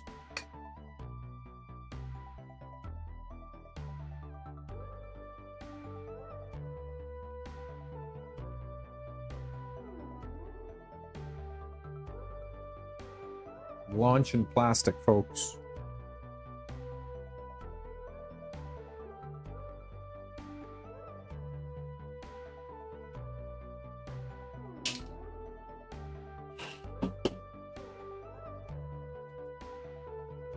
Do do do do do. But it was black.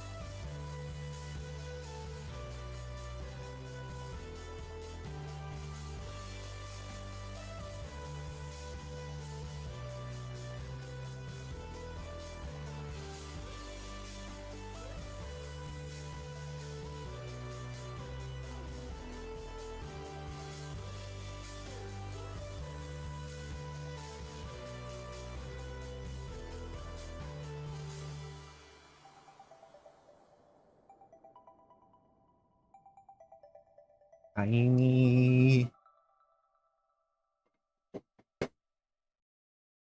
Shiny.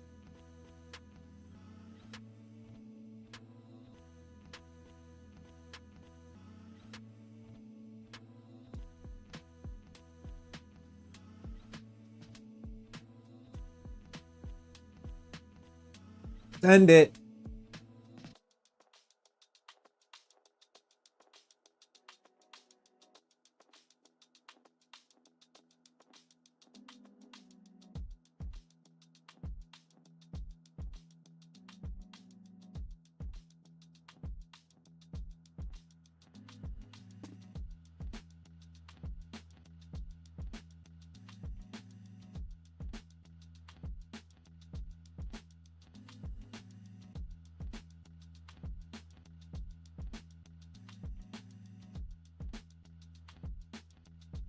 Those two pieces are almost connected.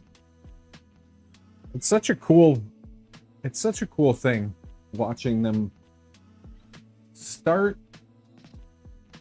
Where's my chop suey? This one started on its own. Then this one over here started on its own, and they just connected in the middle. And then there's two more parts to the whole assembly that are going to start, and then all of it is going to connect together, and not one piece is touching the build plate. Freaking cool, bro. It's freaking neat.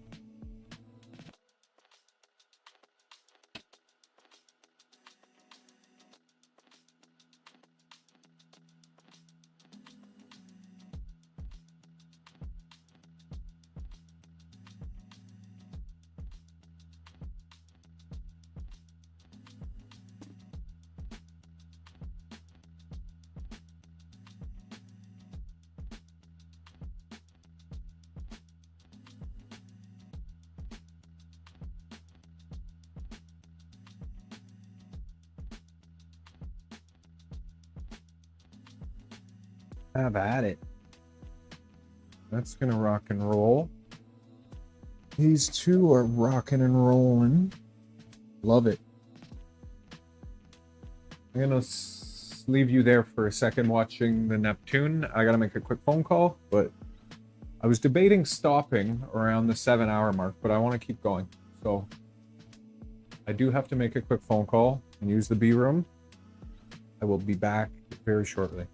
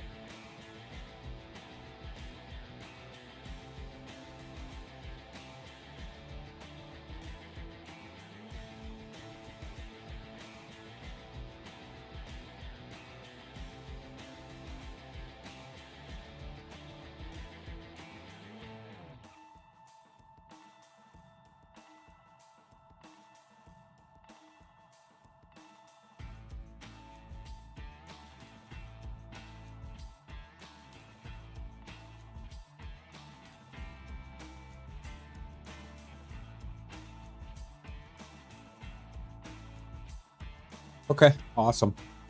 2 new files. The knob and what's the other one? I'll print them out.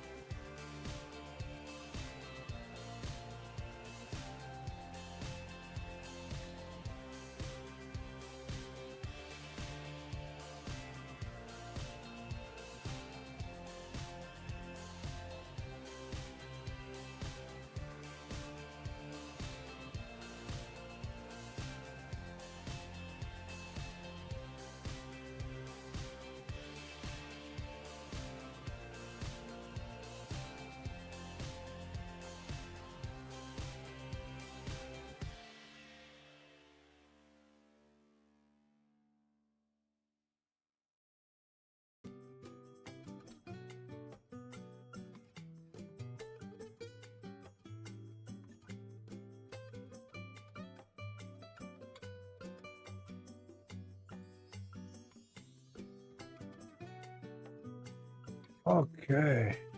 Back. No. Rick is printing great. Yes, sir. Let's have a look. Can't really see because of the glare.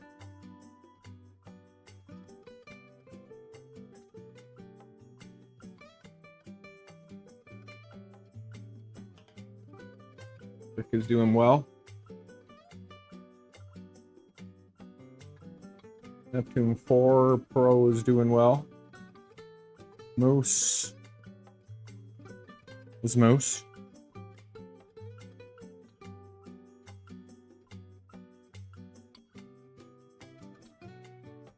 Nova's doing its thing.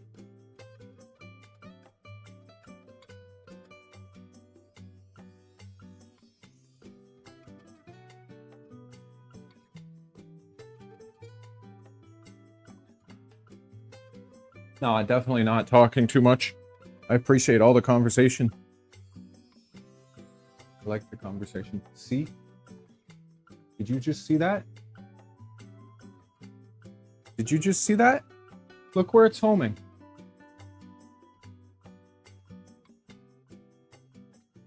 It got caught, like right here, and thought it was home. And now it's being weird and homing towards the front. It'll fix itself because it'll come up here and then do an XY home. That's part of the reason why I have the XY home, just as a last. Yeah, you're making sure you're going home thing.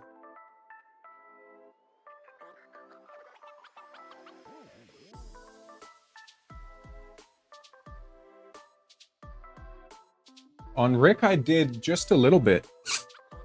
Just a tiny bit. But like, it's pretty darn good. That's why I wanted to print this before I printed that other big piece. But yeah, I adjusted it a tiny bit. It only needed a little tiny bit.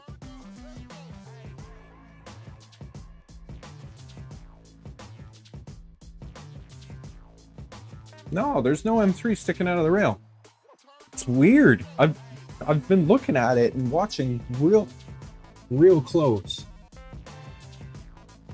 When it's done doing its thing here, it'll come up here, heat, and then it'll do an XY home.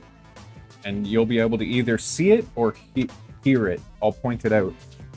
Happens like right around here. I don't see an M3 sticking out at all.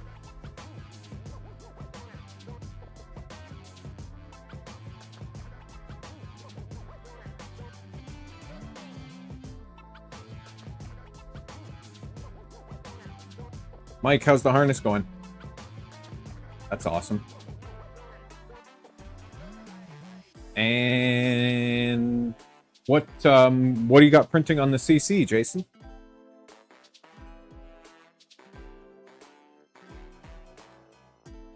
No, it'll heat up, and then it'll do an XY home, and hopefully it homes correctly. Mysteries for sure. It's gotta be something. I just gotta figure out what it is. Like what? Not gonna do it this time.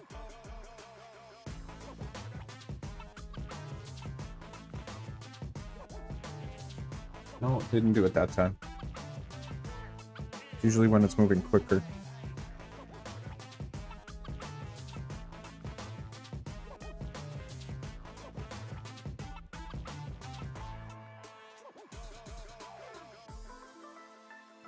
Don't touch me.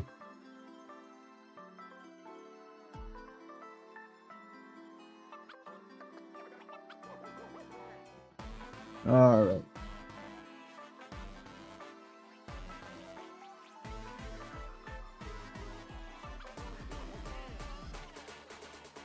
Nova.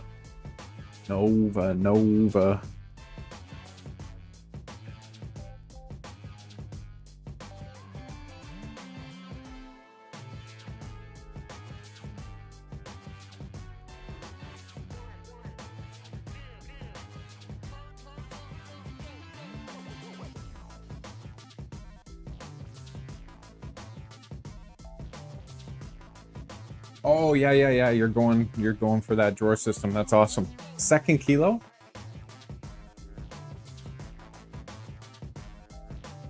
Self promo? Did you really? That's amazing.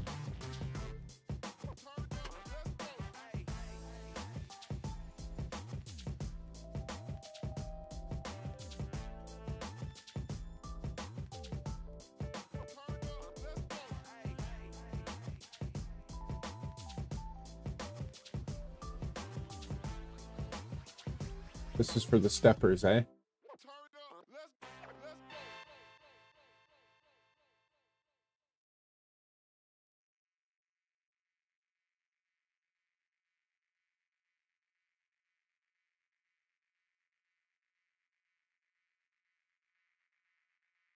Very nice. Very nice.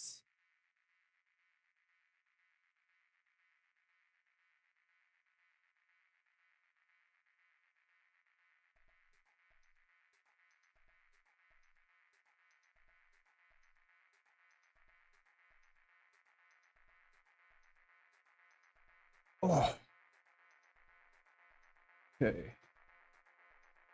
So I got to, what was it? This one? This?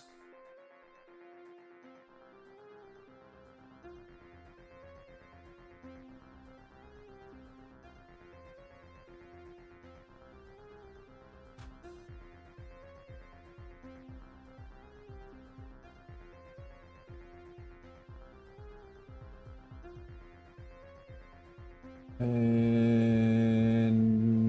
this.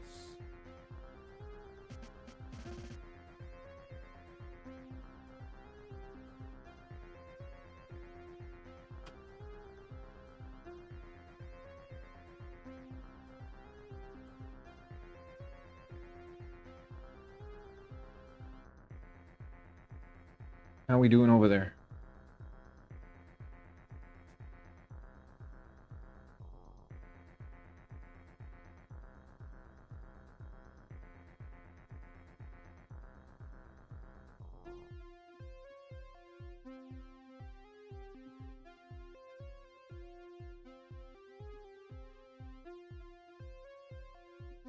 Looking good. Looking real good.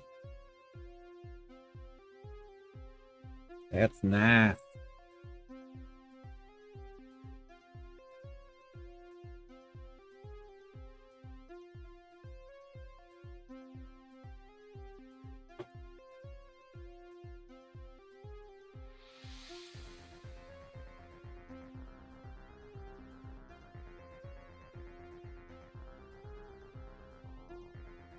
This focus body is looking great. A couple tiny weird spots, but it's looking great so far. So far.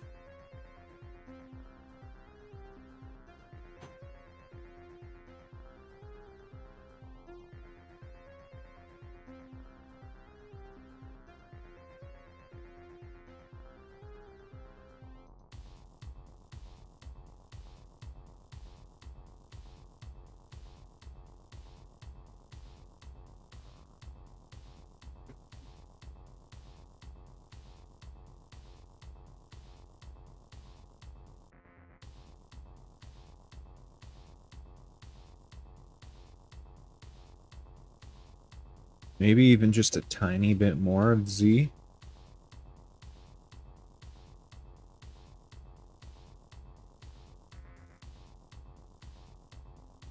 Yeah.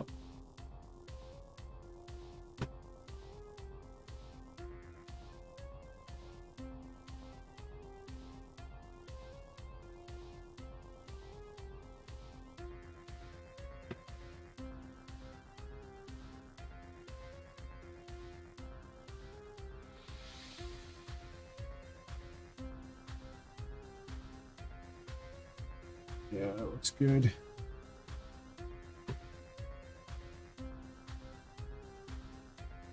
This spool jumping around.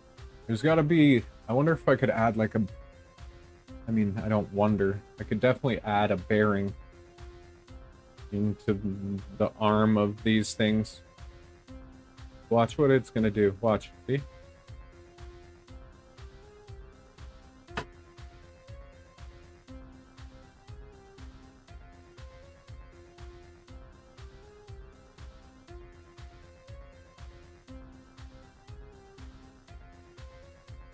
I need to update the AFC, actually. I wonder if that's one of the tiny things the respooler stuff will help with.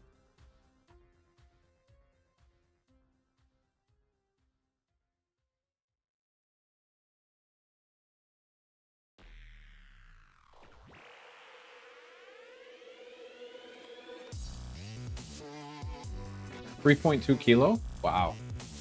No, Mike, that looks great. That harness looks great. Well done.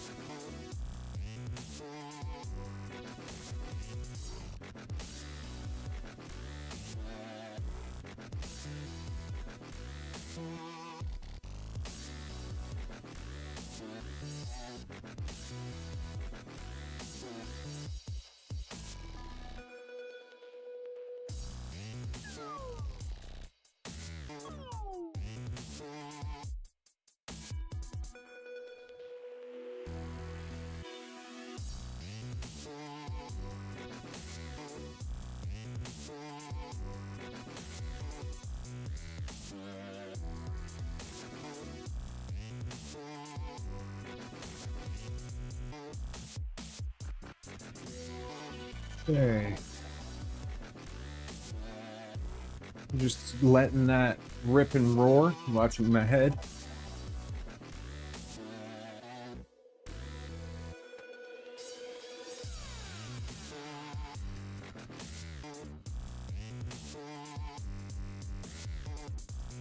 What kind of material do they recommend?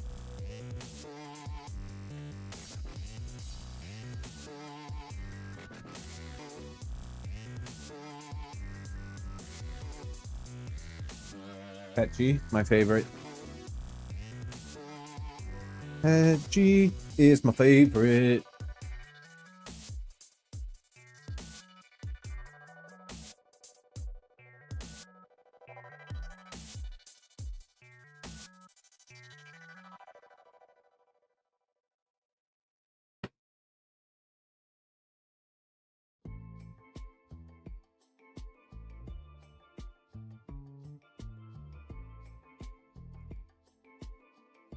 ABS and ASA are starting to grow on me very much, though. The way this ABS is printing is just gorgeous.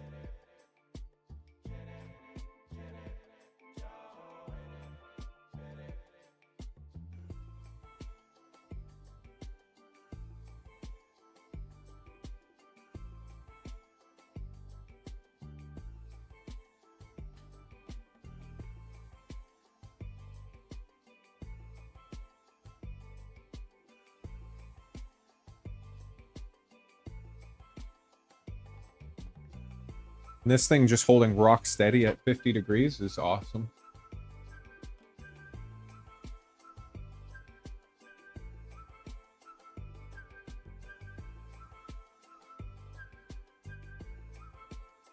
That's a nice harness. That's going to look great in there. It's going to clean it up in there.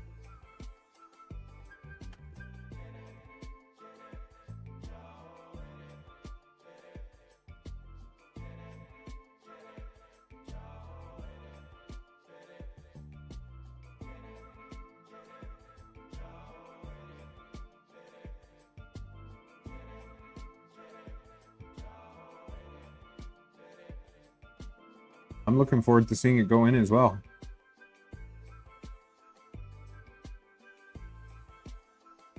Wow. That ABS looks just nice. Really friggin' nice.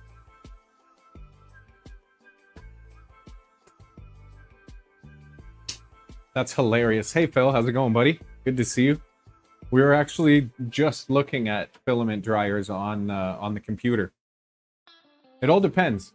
So if I'm printing with the tent, the filament's inside the tent, and I can get the tent down to pretty darn low in humidity.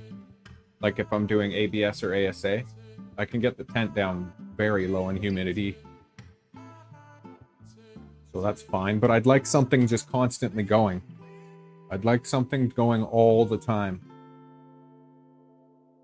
That I can just swap rolls in, all like, have them lined up and just swap rolls non-stop. Because, yeah, especially this time of year, the humidity's starting to go up. Like right now, even in the tent, the humidity's 40% in the tent.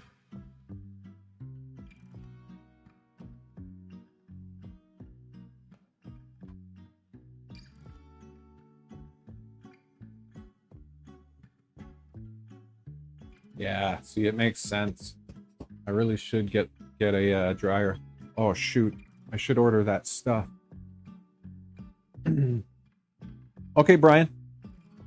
No problemo.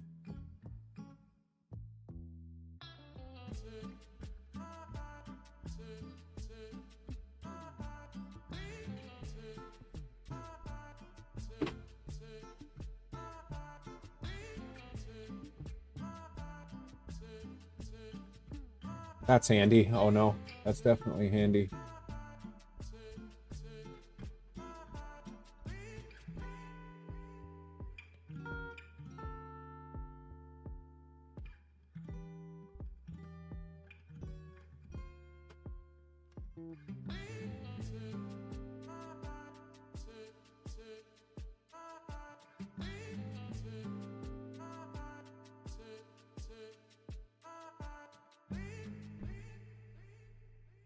All right.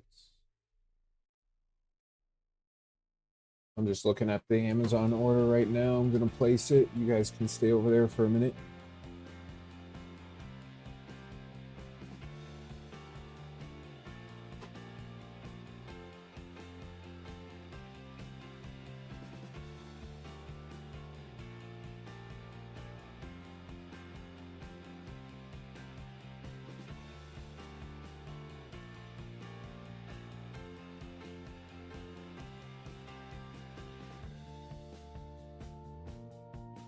There you go. Do you have an MMU on that? Anycubic?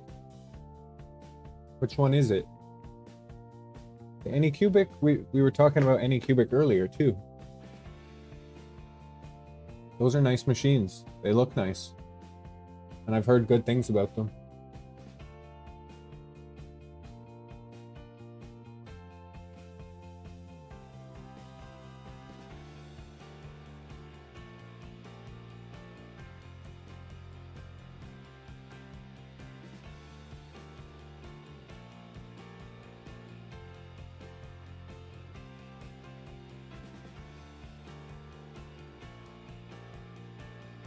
Okay, that's all ordered. Cobra 3, very nice. Very nice. Yeah, that's a nice printer, for sure. Is it the, what's it called? Anycubic. What's their unit called? We were just talking about this.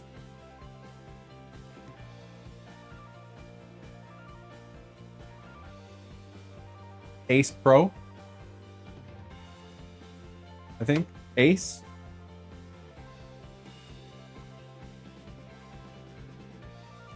I think.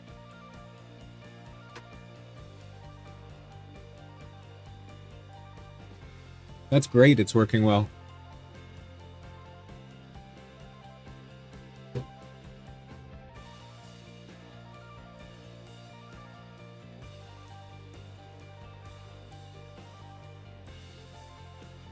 That's the place we're working to getting to on these box turtles.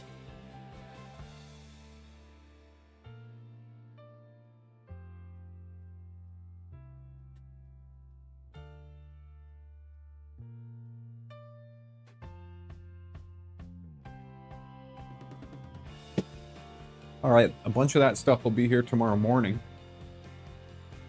And then the rest will be here tomorrow, is what it says. So we'll be able to continue building that focuser. Hopefully I build a few more than one of these. That's okay. I love building this stuff. And I'll use that hardware in other projects.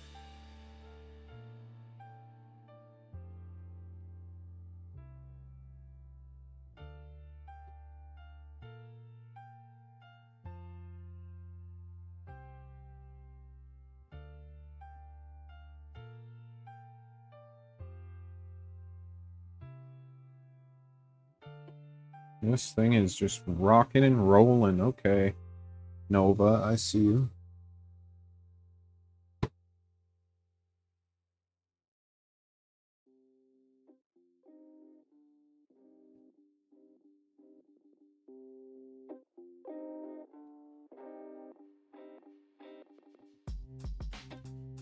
Adjusted the shrinkage just a bit.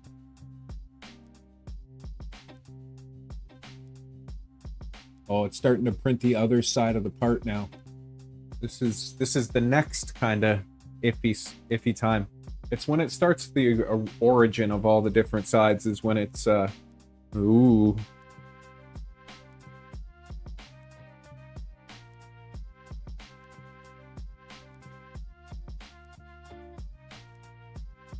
Phil, you should join the Discord.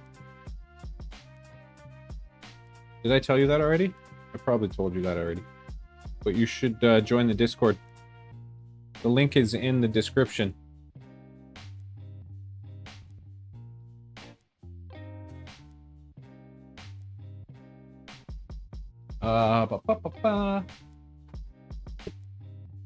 Phil is a long-time buddy of mine. Long time. Many moons.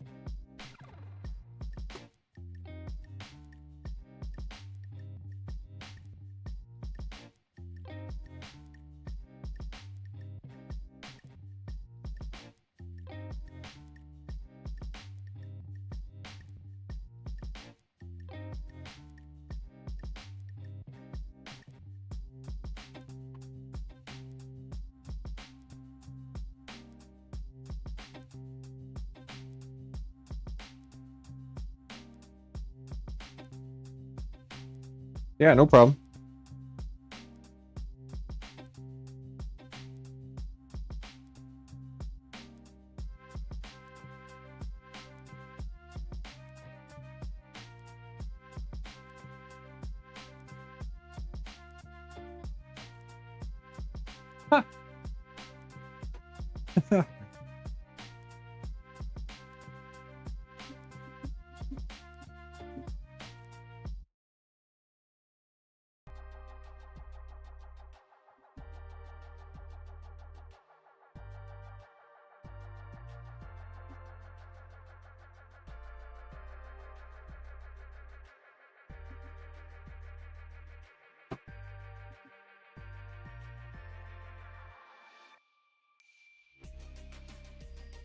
This has got, how long? It says 57 minutes left for this. Focuser body.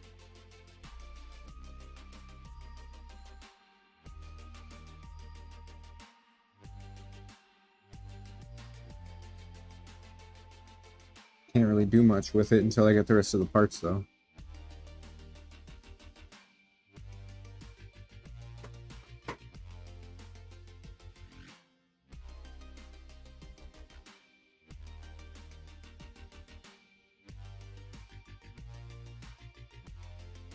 Yeah, that's the one with the ace. That's a cool combo. I was looking at that combo for sure.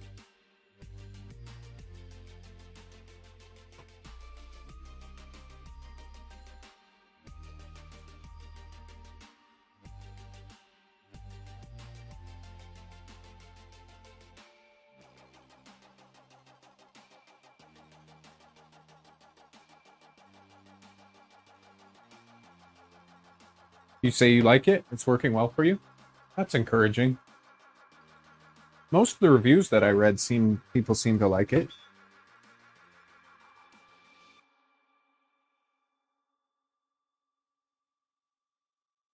I'm getting some gaps. Some little gaps in the printing of Nova here. I wonder what's causing that.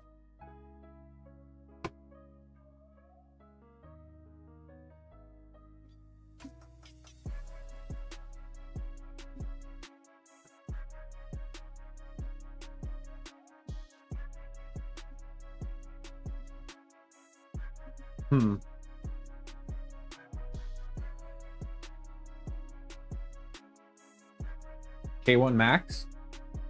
What's that one? What's the K1 Max? So many dang printers. K1 Max.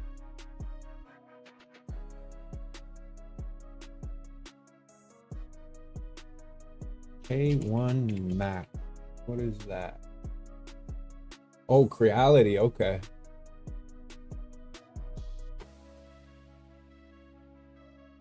$300 by $300 by $300 with AI. Ooh.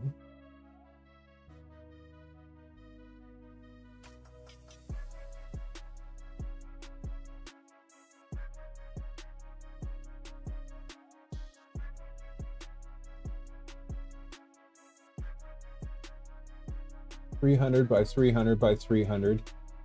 So a bit bigger than the carbon. AI LiDAR. That's pretty crazy.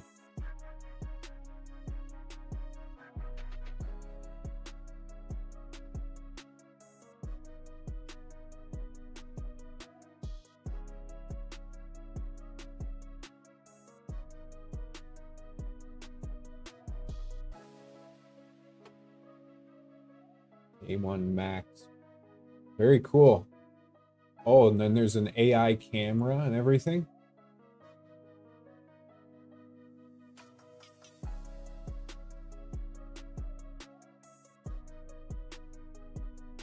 Badass printer, Phil. Like it.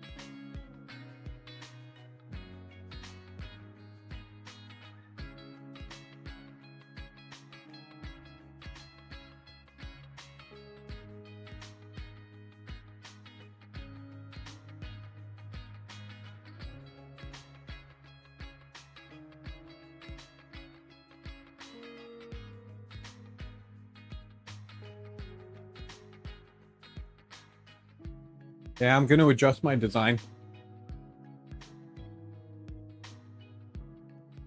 I'm going to look into adjusting this design of my my divider thingies. So I can maybe put a 608 bearing on there and hold the spool down when it gets lighter. Like that. Because that's annoying. It's just continuously making noise. Would not be hard. It won't be hard for me to adapt it and put a bearing on there. Yeah. Yeah. I was mentioning that earlier. Frickin' thing.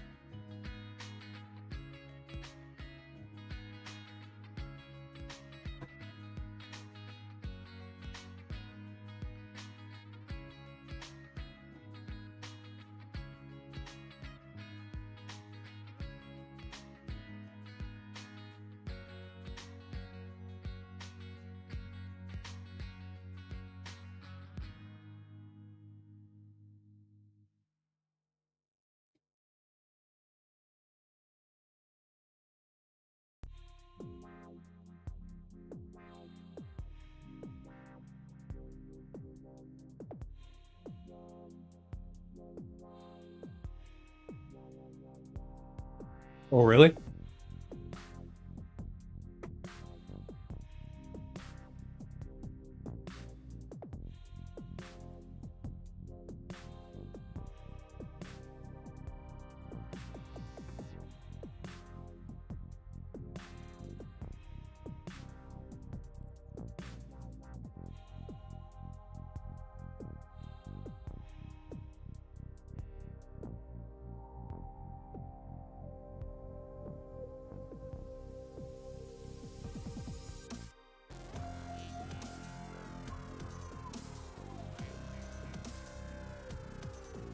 I mean, if I lowered this down a little bit,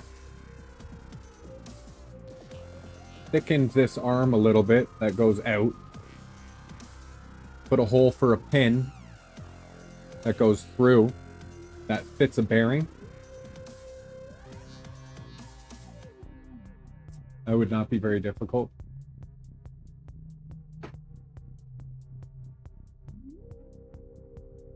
I don't know. I'll play with it on the design.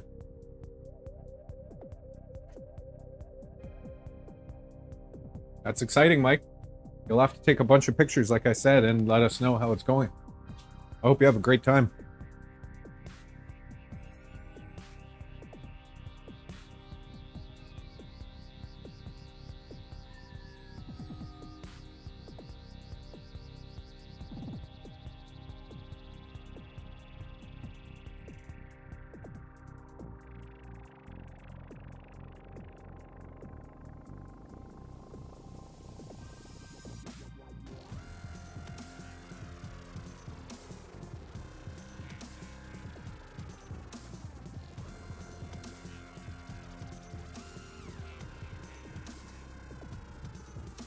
You guys should bump into each other.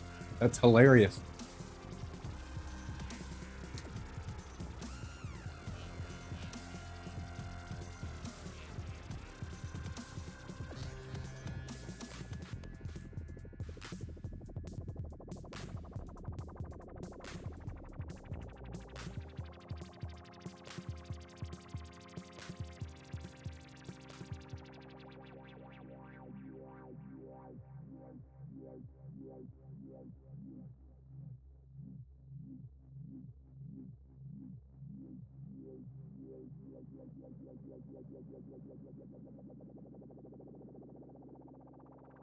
Did I not support that one?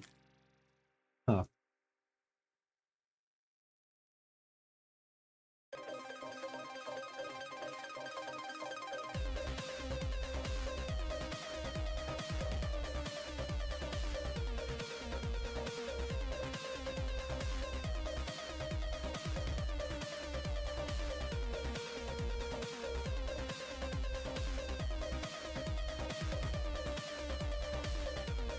Interesting.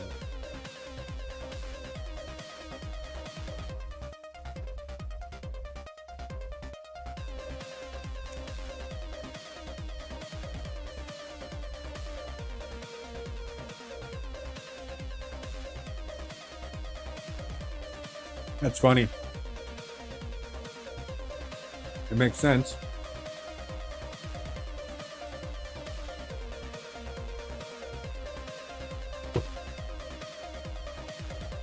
That's awesome.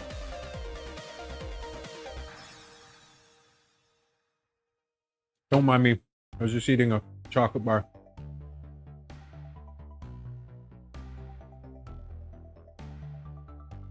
That's beautiful. I love that.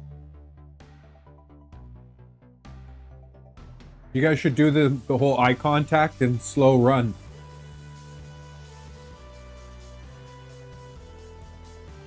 And have someone else record it.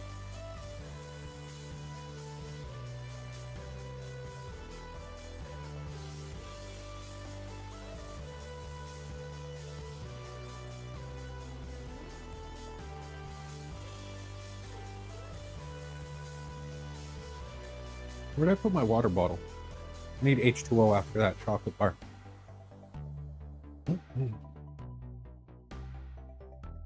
H2.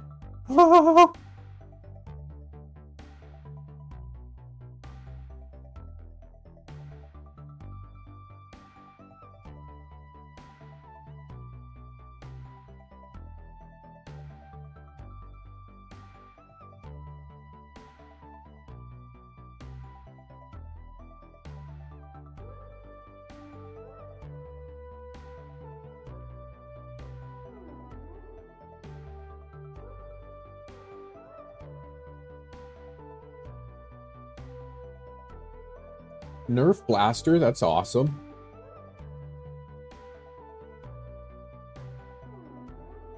Wow. That's a hell of a spring. I'm not going to show it on stream just because I don't know what the rules and stuff are about that. But that is one hell of a spring in there.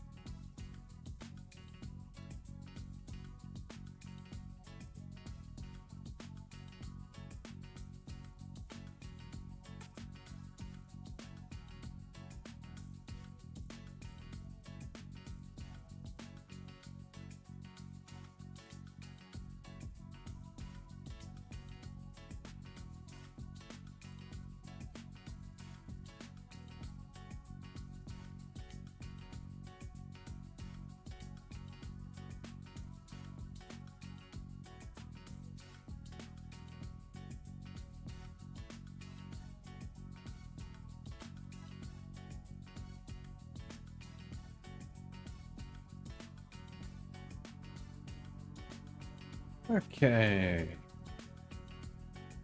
Did Brian say earlier he ordered 6 of those cables? Hey, Martin. How's it hanging? Keep bumping into this cart.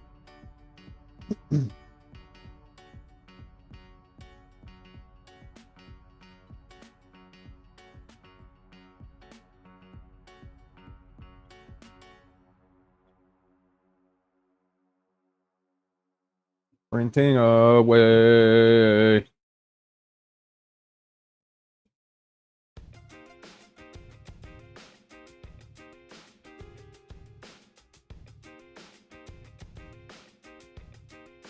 know I say it often, but when these printers are printing well, it is gorgeous.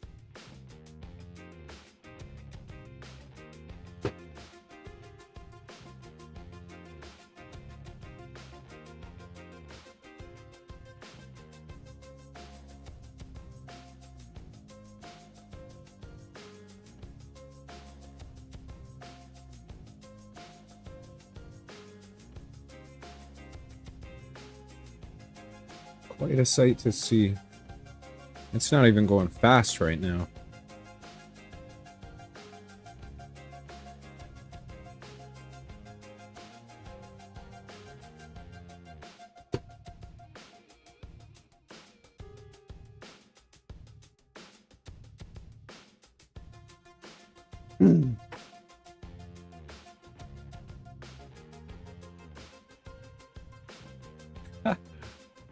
Hey, I think we all print quite a bit. Seems one of the printers is always going. At least one of the printers. More often than not, more than one.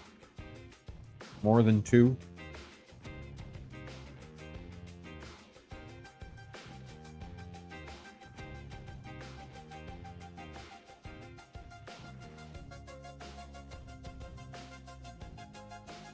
Neptune 4 Pro is doing its thing. It says it's got 11 hours left. This has 39 minutes left. And then we'll let it do its cool down.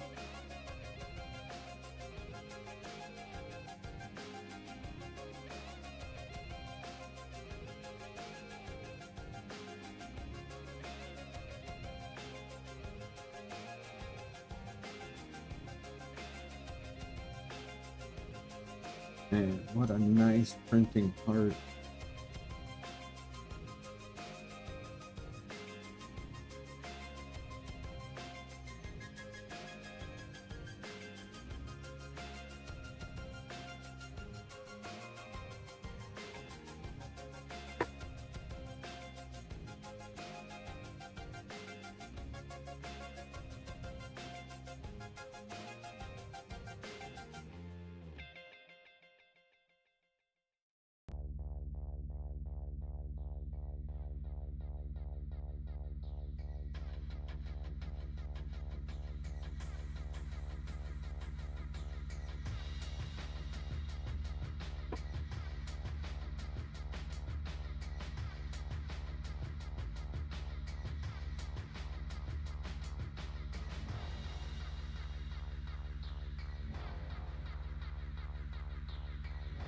Moose, you are something.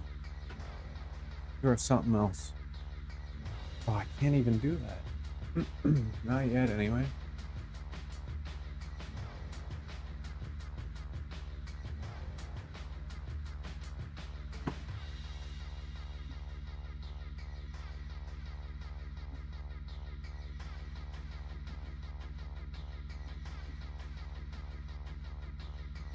Not until these spacers are finished.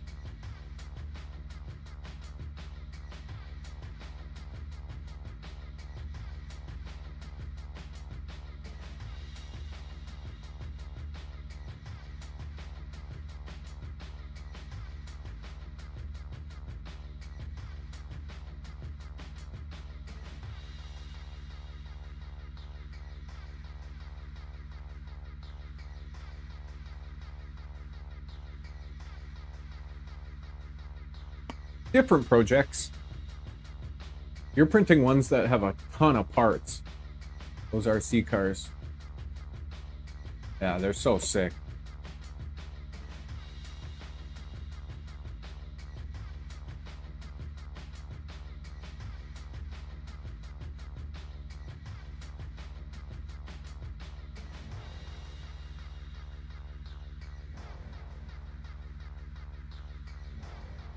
Yeah, 300. Hello, Cody. Welcome back. Welcome, welcome.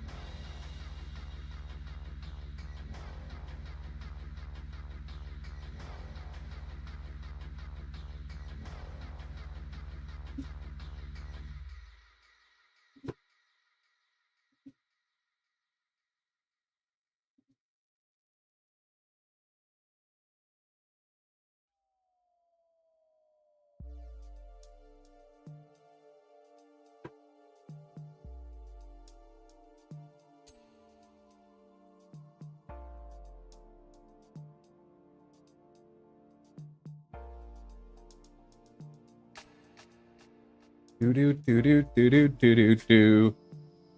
I just have a test I want to try on Moose. Just a sizing test, not the actual,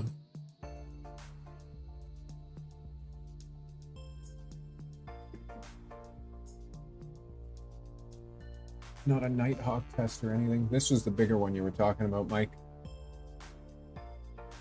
Reality K2 Plus. Look at that beauty. Look how gorgeous that looks.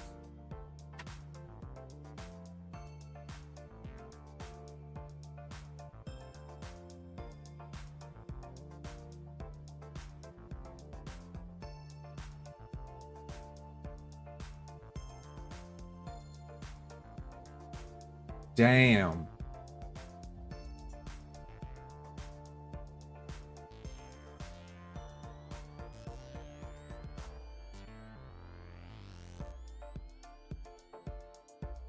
Just look at that all day.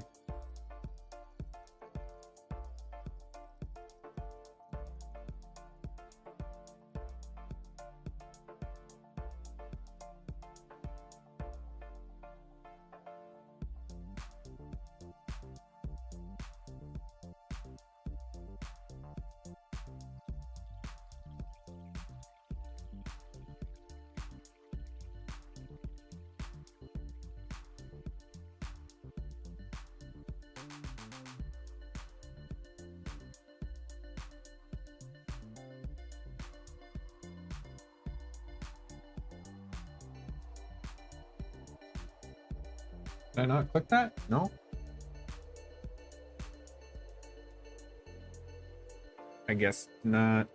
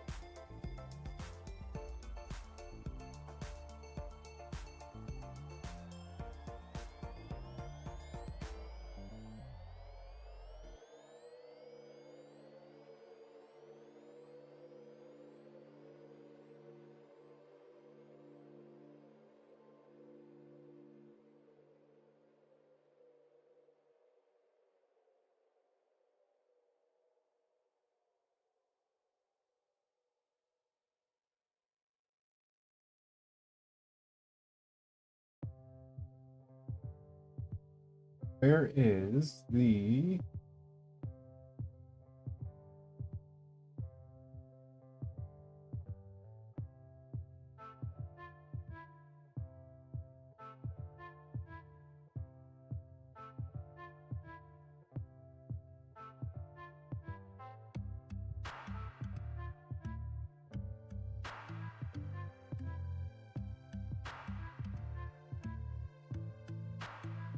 I see fitment here.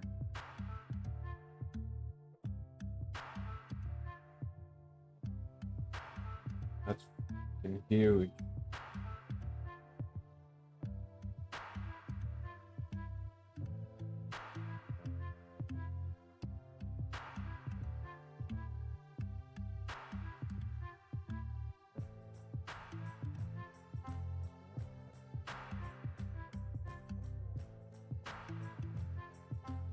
How does that work? I guess you just let it print anyway. That's asking a lot. Oh my goodness.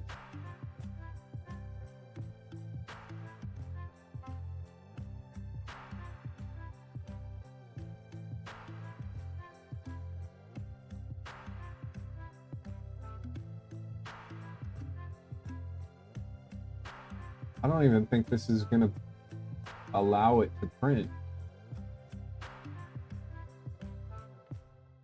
That is crazy. Brian, you should have got the 350s. I'm just joking. Talking about maxing out your space though, this is great. Rig.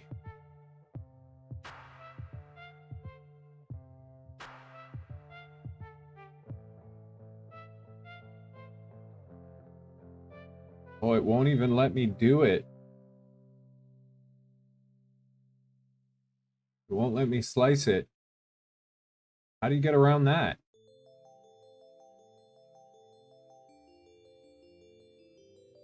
I wonder how he does it.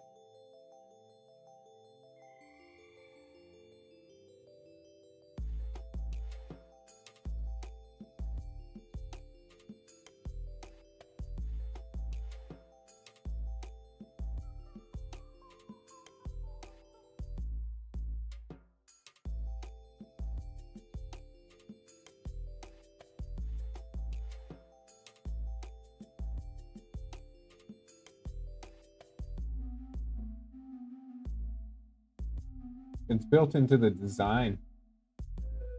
It's not like the bunny ear thingies, the brim ears. It is ears, yeah, but they're built into his design.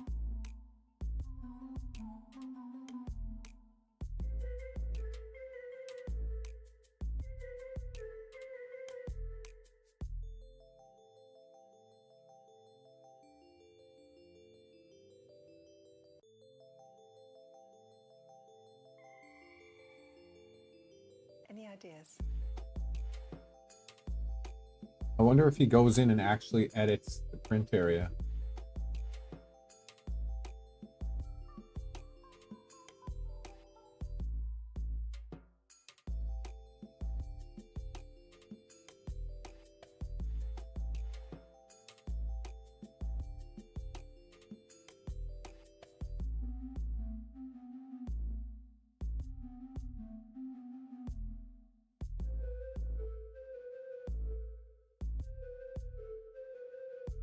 Printable area is not 300 by 300.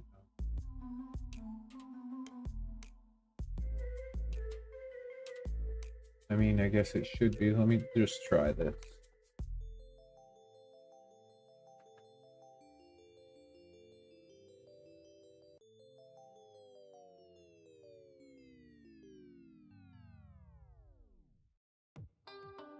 It's still outside.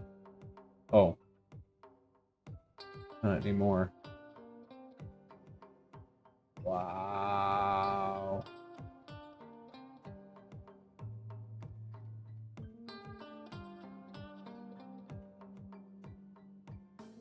Okay.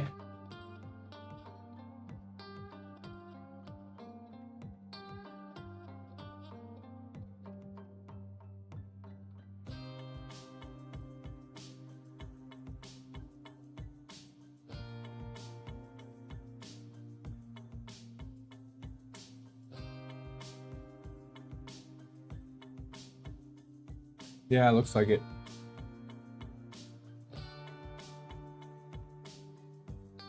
He built his own supports in here. Oh crap! I think I was supposed to make it no support. But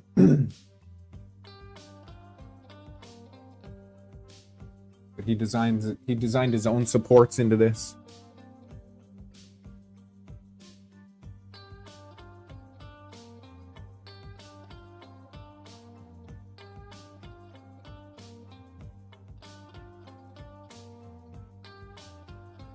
Yeah, it makes sense. 350.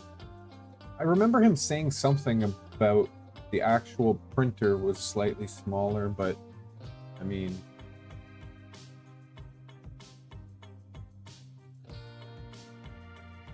guess here we go.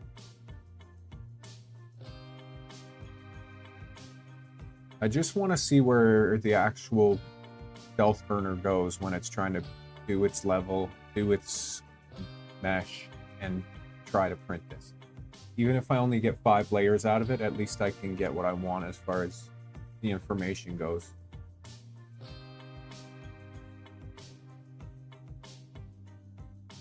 That's fair. Yeah, that's smart.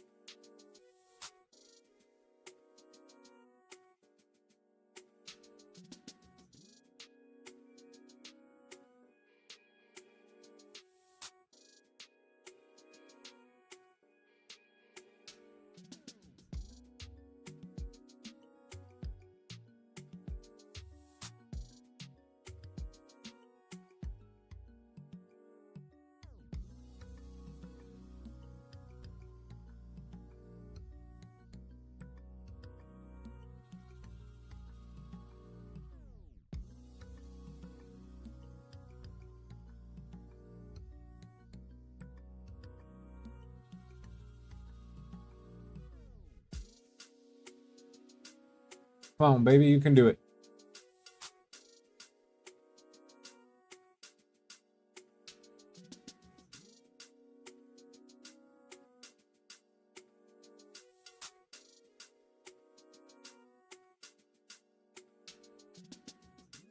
That's such a big part. I just want to try it in Pet G. I just want to see basically where it's gonna go.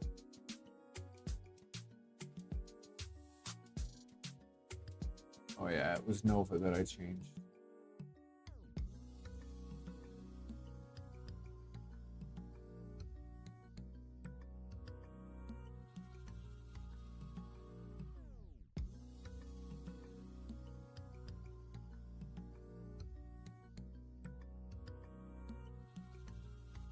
See where it goes.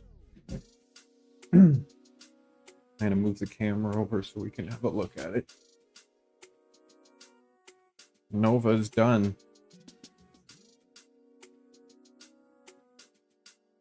This time I'm gonna let it just cool down.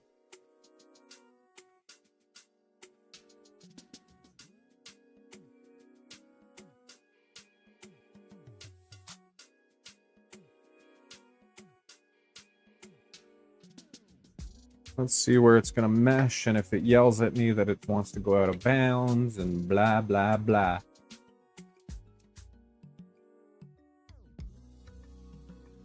We're gonna see together.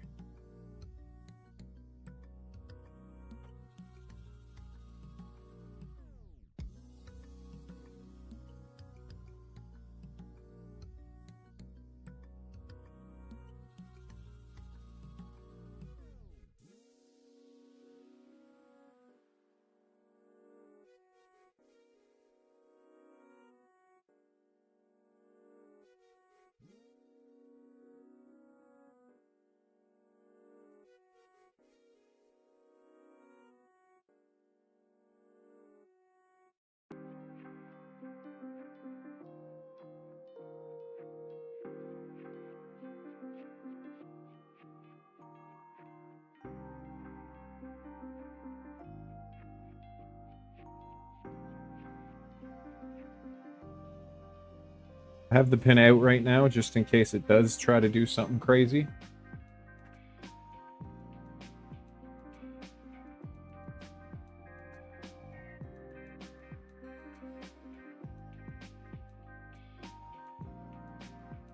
"21 minutes left on the focuser body on the carbon.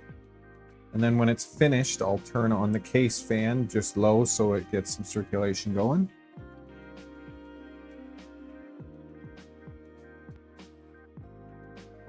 I'd be surprised if it took another 20 minutes, actually. It looks like it's getting close to finish.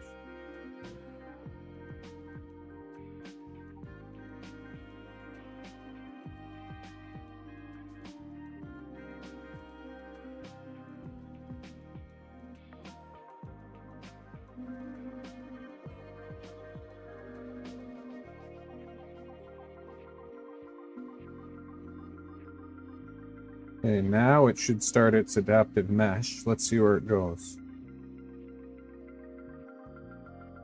Oh no, did it already do it? Okay, that's safe. Okay, that's positive. You just have to watch and see when it prints.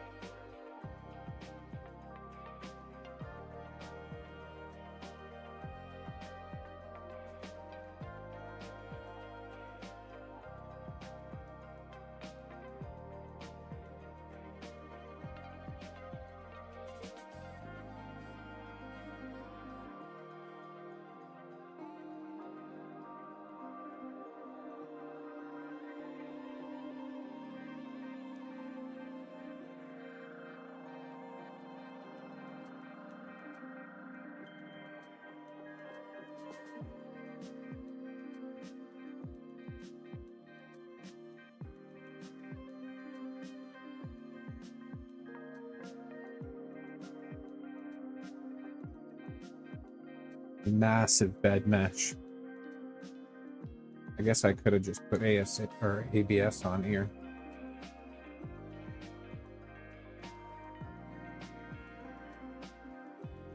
I'm nervous about it crapping out again though, so I just want to let it go at a few actual printing layers to see.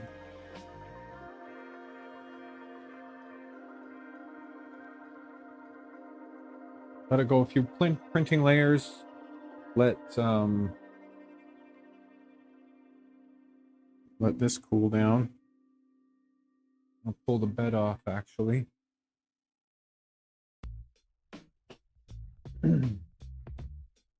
I'm just messing with Moose because I want to see the sizing and if I fixed the adaptive bed mesh problem, which it seems to have done.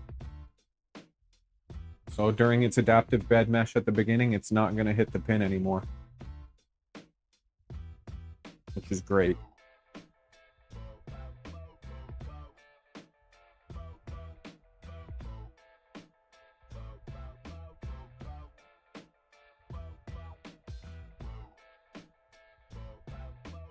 Now I just want to see it print a few layers to see if there's any risk of it hitting the pin that way.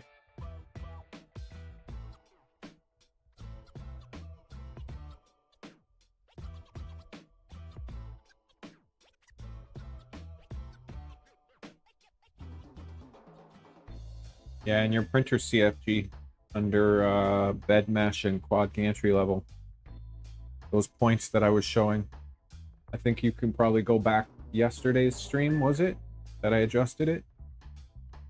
You go back and see exactly where it was and what I changed. Just for my pin location. Hiya! Hiya! Now it's doing its heating up. It's gonna do its XY, and then it... Oh, I gotta adjust the purge too. I need the purge to be right out of the way. It's gonna purge where it's gonna try and print. Forgot about that.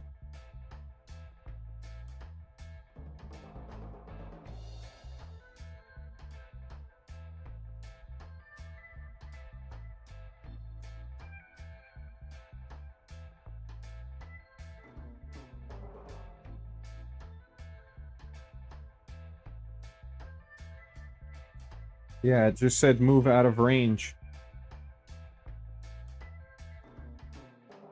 So that's probably in the printer configuration itself, isn't it? Adjusting it in the Orca slicer put it out of range of the actual printer configuration.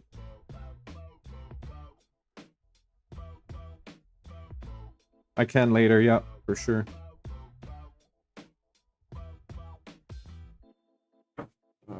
So I had a feeling that's what was going to happen. Move out of range.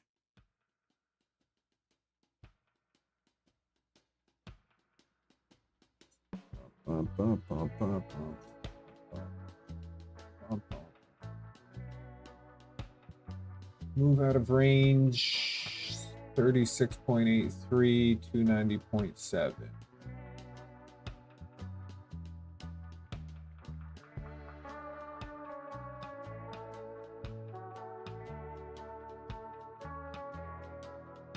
Which one is out of range?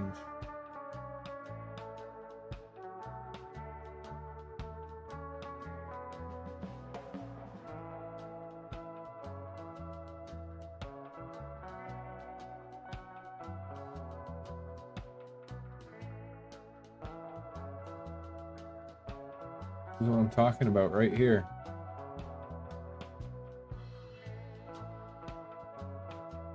The bed is not 300 by 300.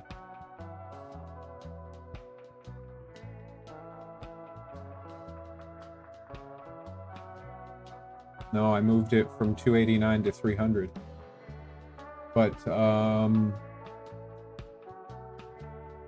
yeah, the bed is not, like, the printable area on the bed is not 300 by 300. I'm gonna go manually move it and see. But I'm gonna go by what this says. 290. So how does he print this?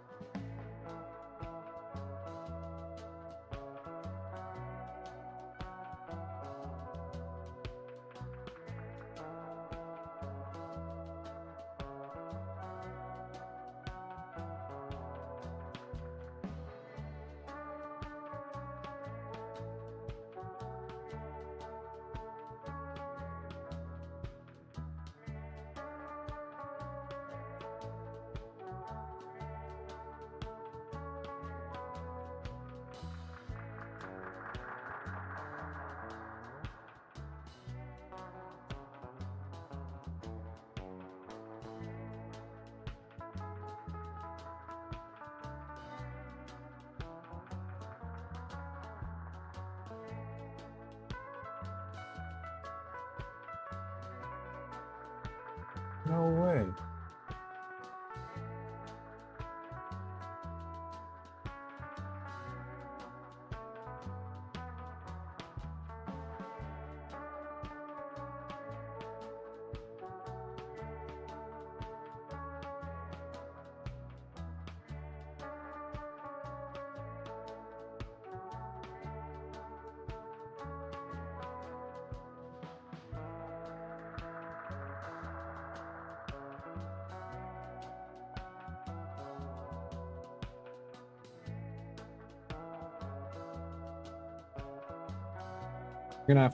I'm gonna have to ask him what he does to get this to print.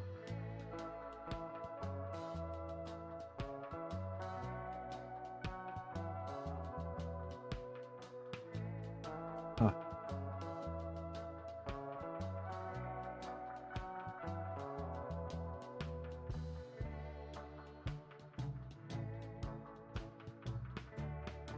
Hey, this spacer is cooled down now.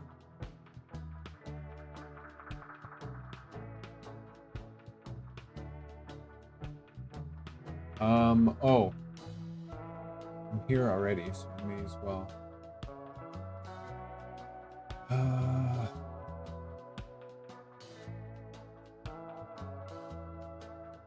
Where was it?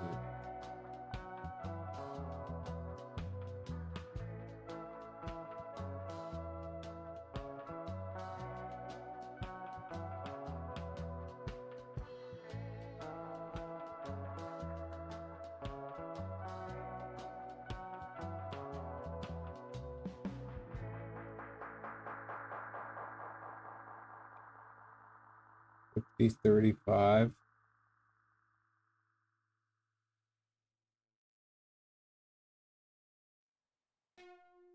should do this.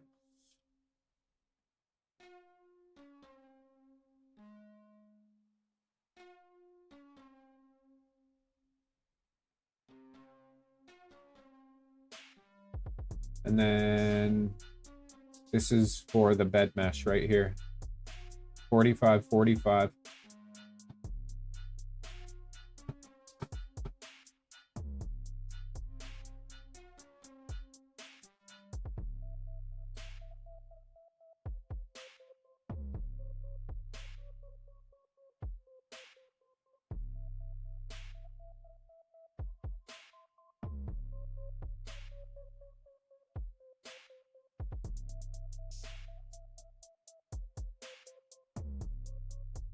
I broke it last time. I adjusted the settings a tiny bit.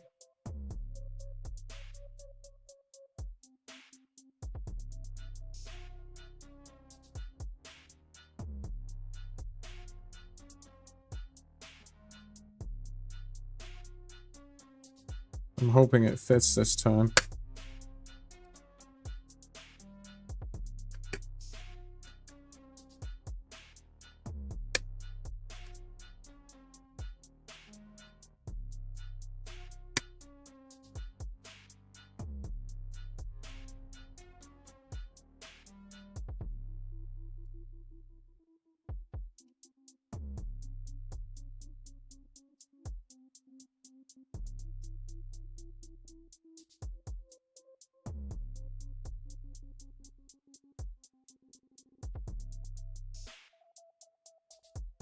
Beautiful.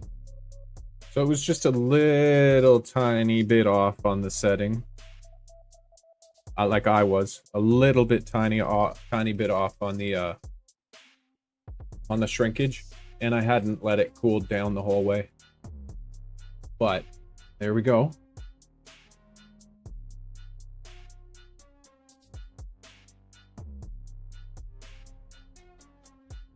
There's one.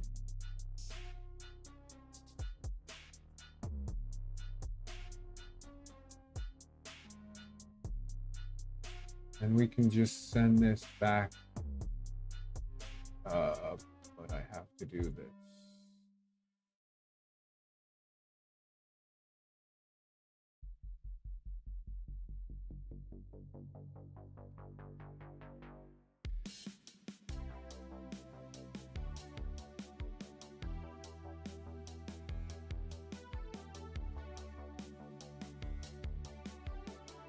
This is a 500-gram spool, and this just makes it wider so it fits nicely in either an AMS or on the box turtle.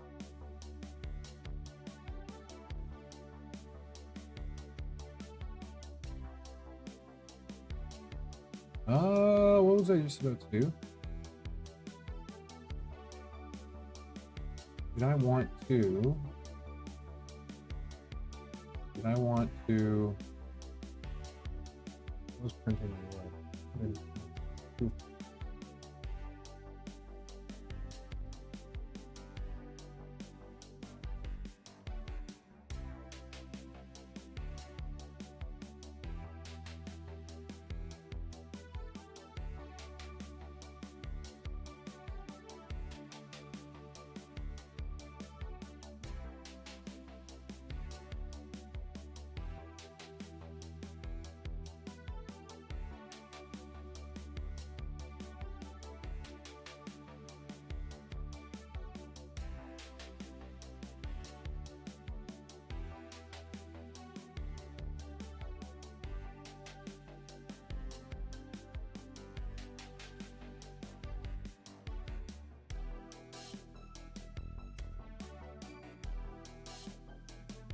Oh, I hear you.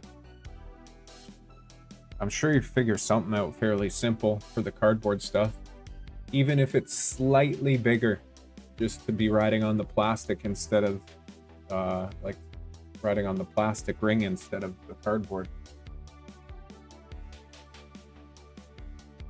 Ideally, it would be something that snaps into the center, because the center usually remains fairly circular when the rest of it can get mangled.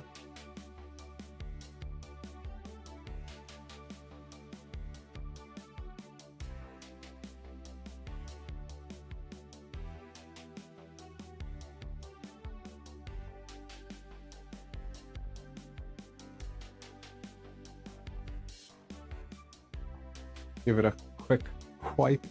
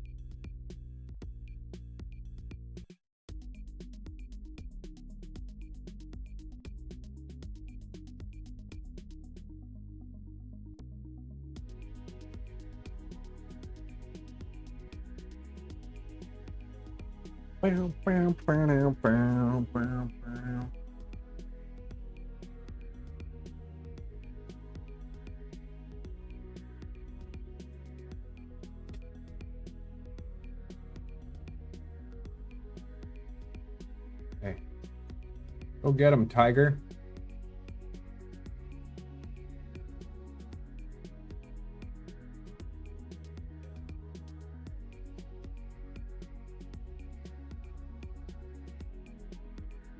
Yeah, I'm gonna have to ask Brian how the heck he gets this to even print, to even slice.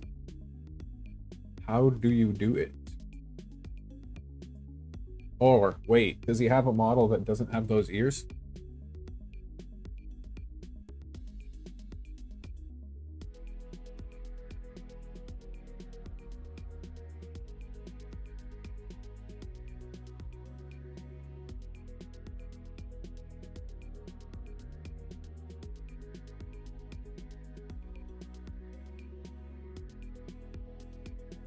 Yeah, I have no idea. I already did place my order. Oh, crap.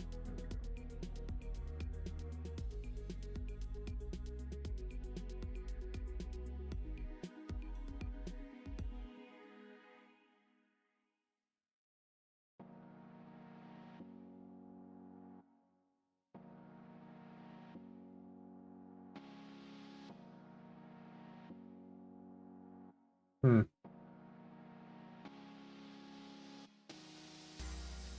Oh no. Just gonna have a look at this quick.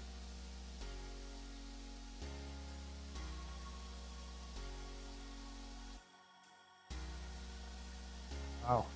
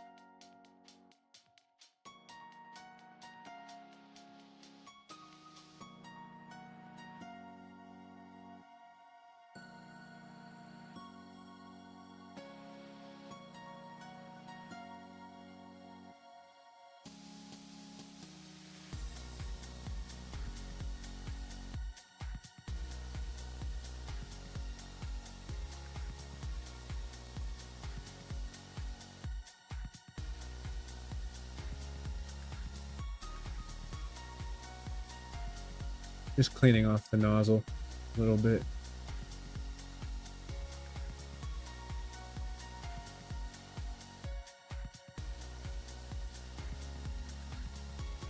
A little bit of crap on there.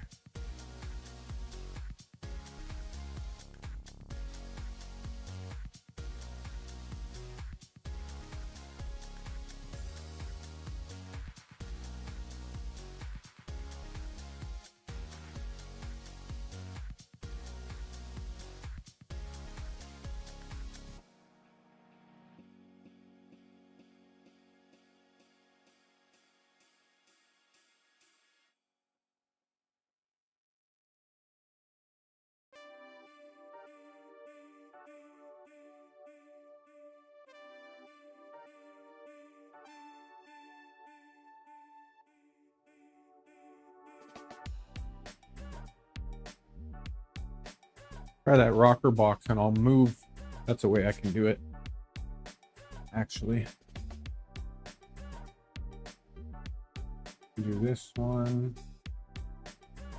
We can move it and move it right to the front left.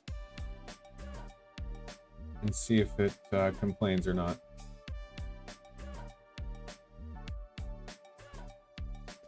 I mean, we could do that with a truss.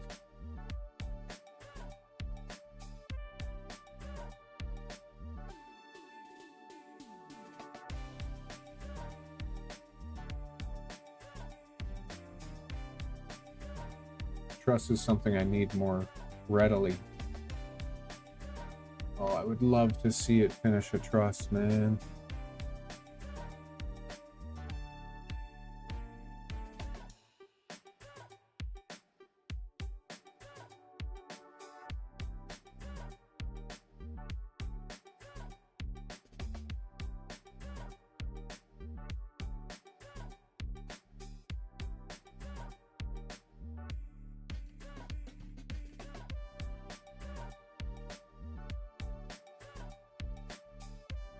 The truss go.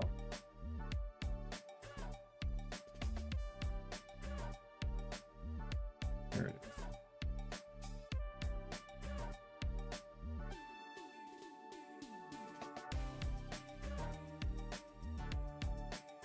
I mean, the max bed mesh is set as max. Doesn't matter where I place this, it should not, but it's going to print there.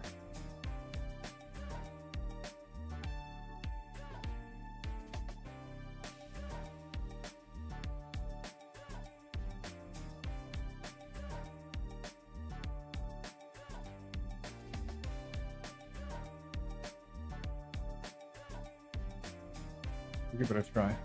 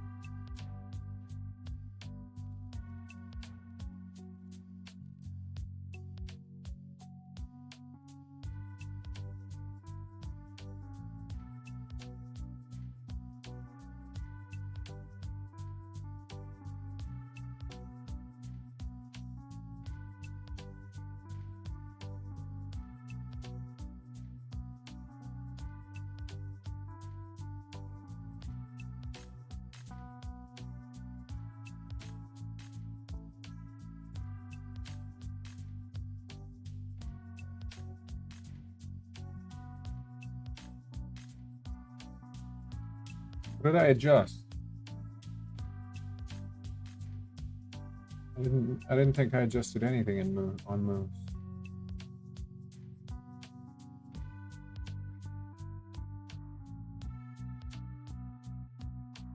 Anyways, that'll be interesting to watch.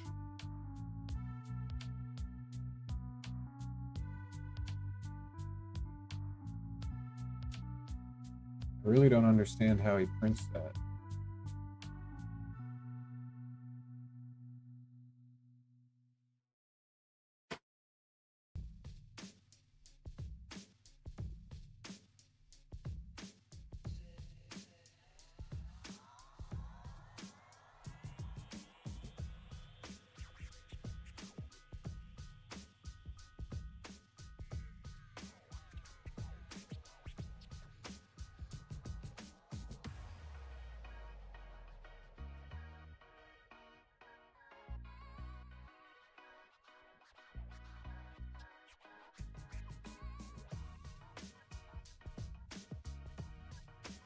Wide view.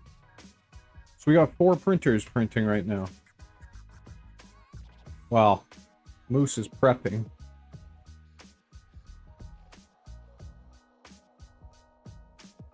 Oh, never mind. It's done. 4 hours and 46 minutes. 4 hours and 46 minutes for that. I wonder how long Brian had his taking. He had it going slower or anything.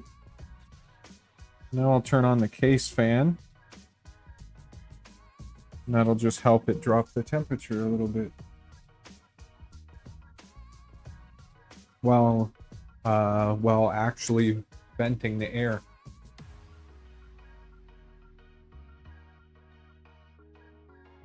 I mean, not venting, while filtering. Right? It's about as close as I'm gonna get to one. Wow. Wow. Who knows?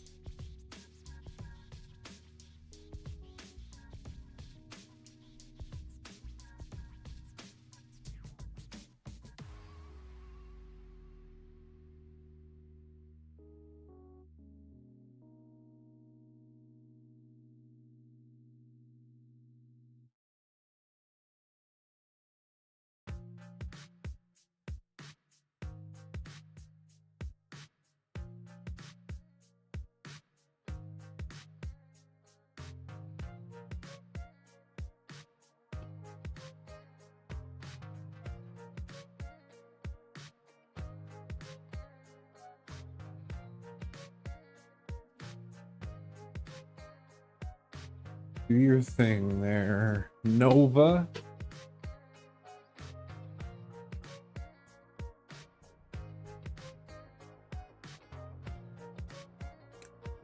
One more of these, and then we'll be rocking.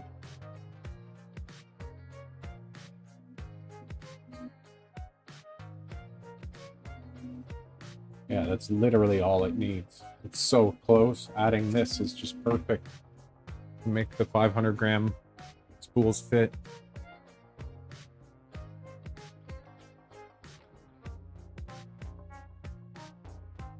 Down, down, down.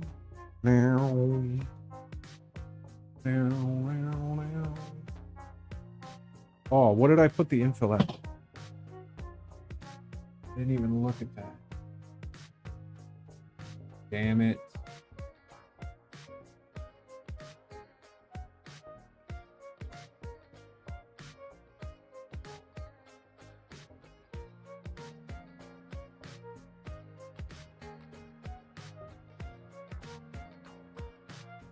I mean, it's only at 5%. But...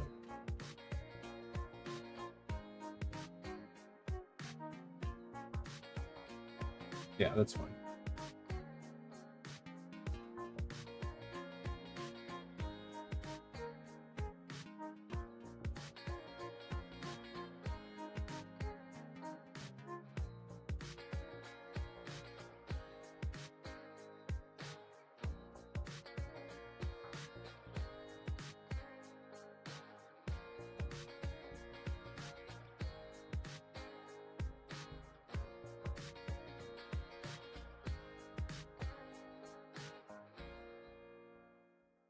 Yeah. I want to open it so bad, but I want to let it cool down naturally. It's getting there fairly quick anyway.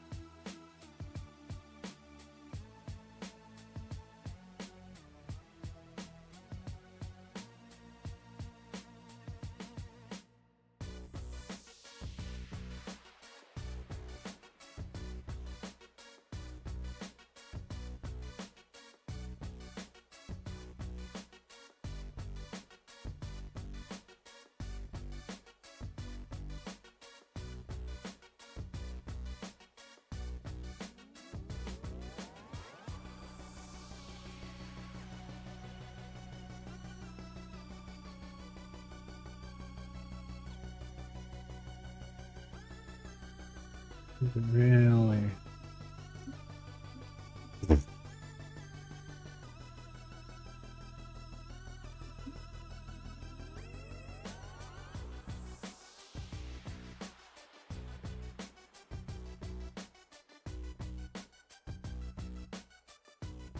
You gotta be kidding.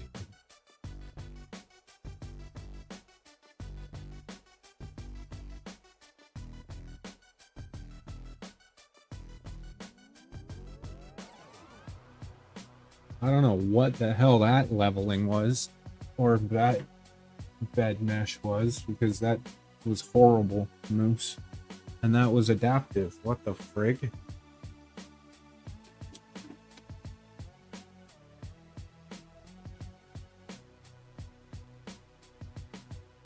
That was freaking terrible.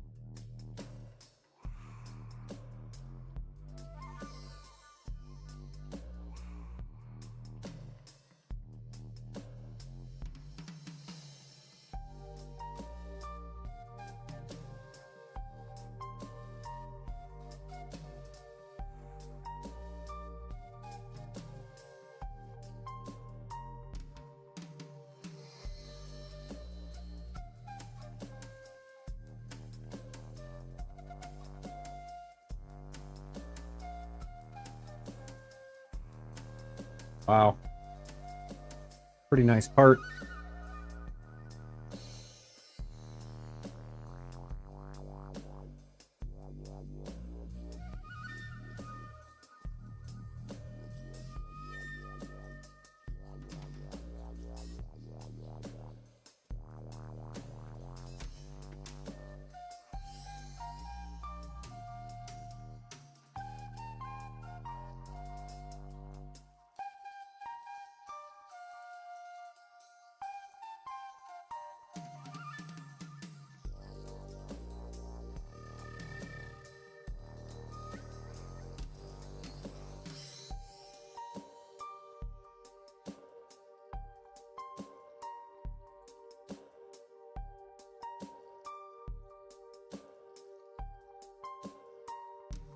couple slight imperfections.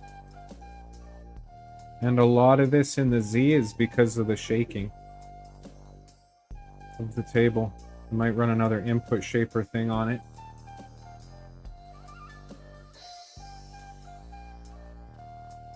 And just let it do its cool down.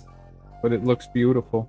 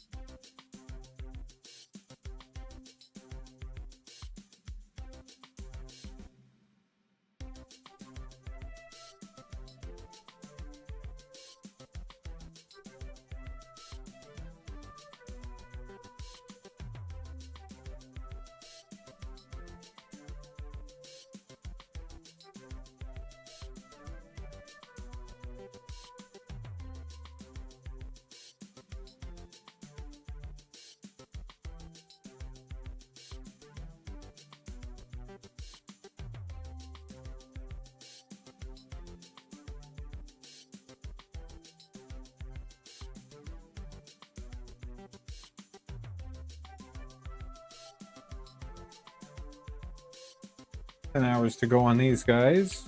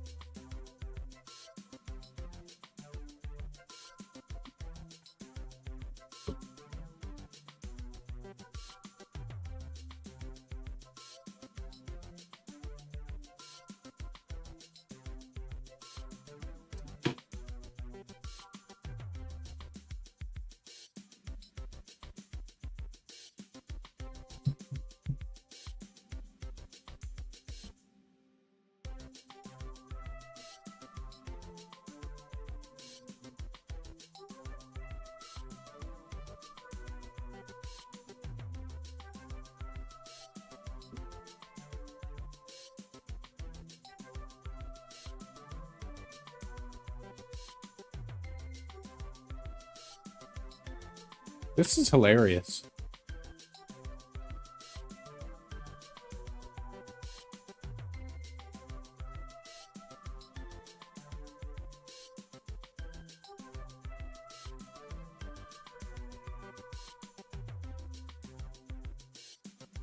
I think I can probably solve this. That forward multiplier, if I up that a little bit on the respooler, I bet you I'll solve that. I don't think it'll ever happen again if I up that multiplier just a little bit.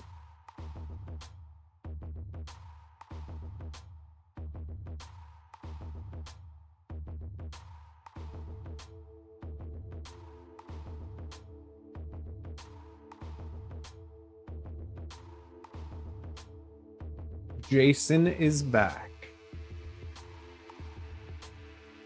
What's up? I'm just waiting for this ABS part to pop off by itself.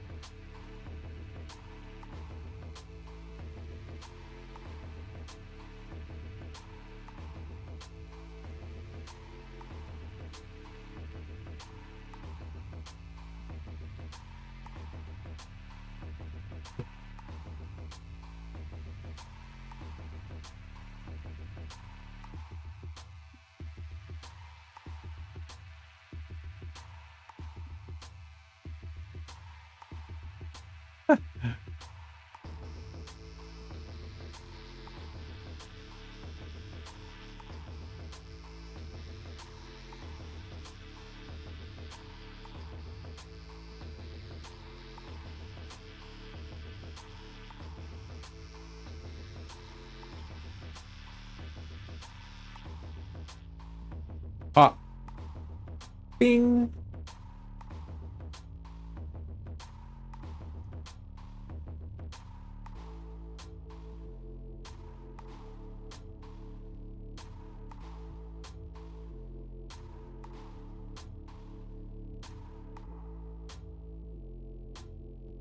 Oh my gosh, man. This is ridiculous.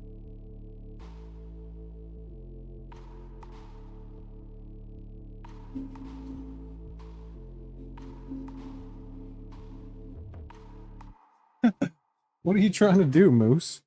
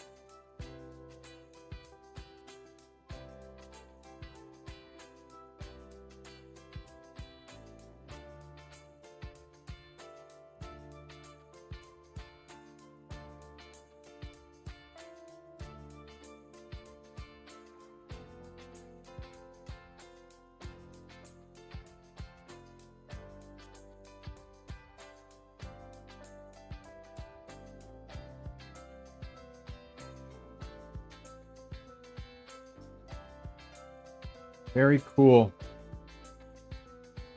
What happened here? What happened to Moose?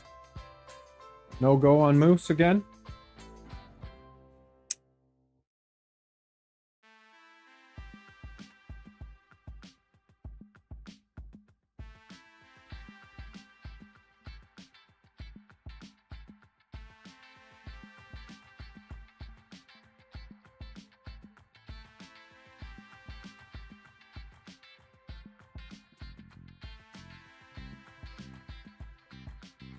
Oh, okay.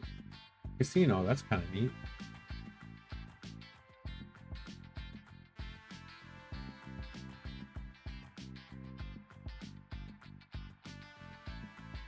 Oh yeah. I stopped it, idiot.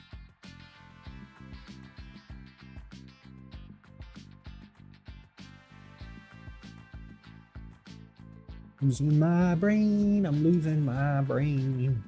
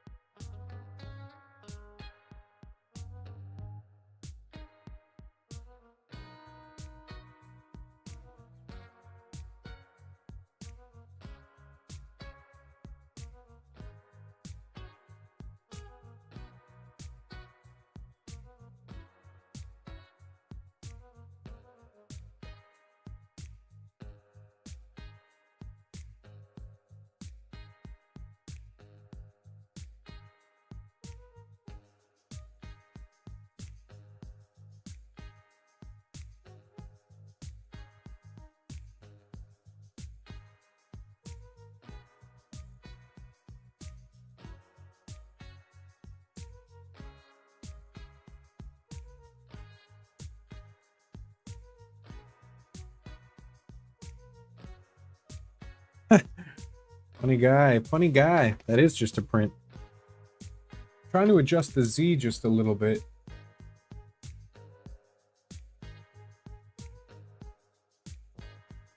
The Z offset a tiny bit, but I don't know what I'm doing wrong.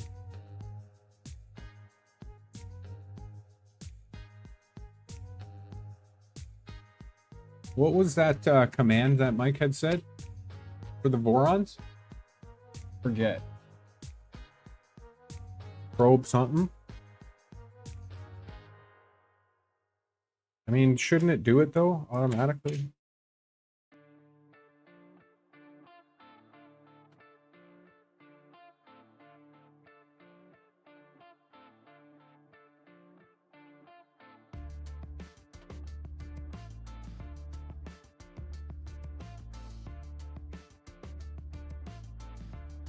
I think I just tried to do this, but through the menu.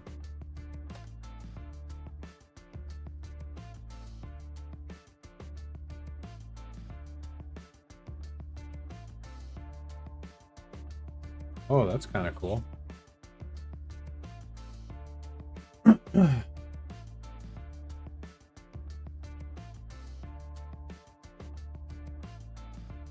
Yeah, I did it. I just did it.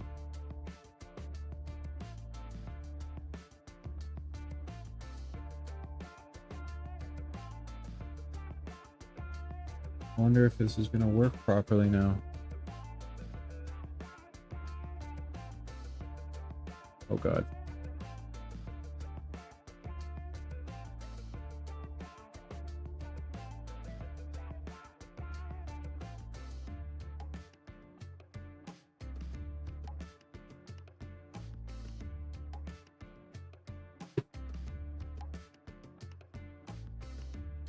That's good.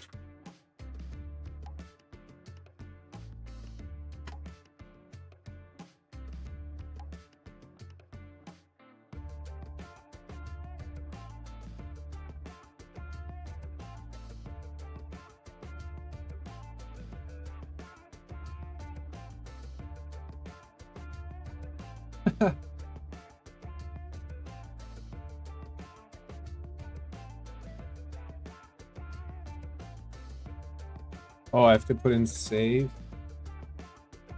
Config.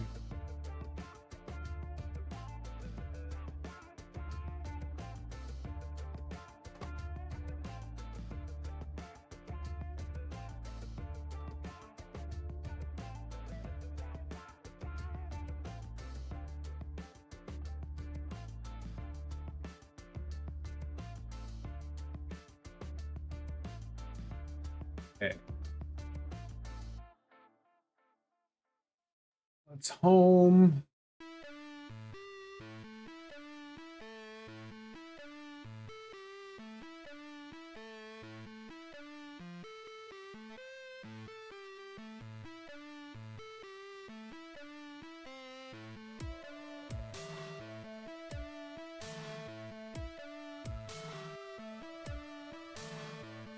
Let's see how it goes.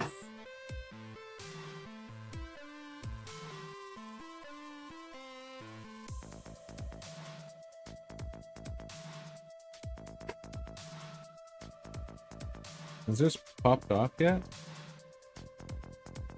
I think I'm okay. The bed's down to a good temperature.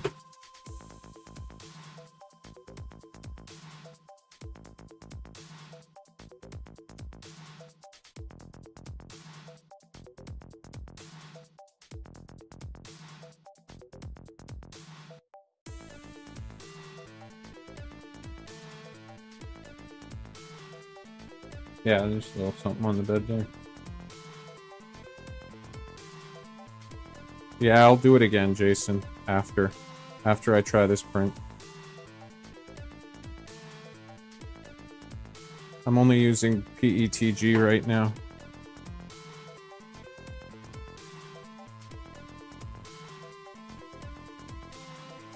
It turned out really friggin' good, man.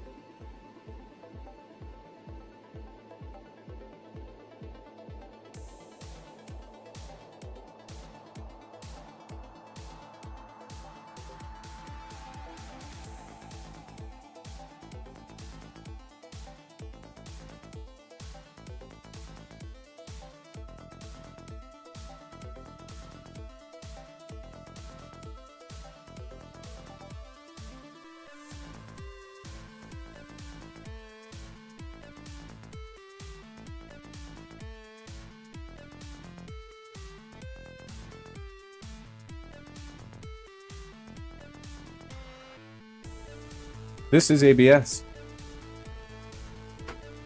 In the Centauri. Turned out, like, incredible.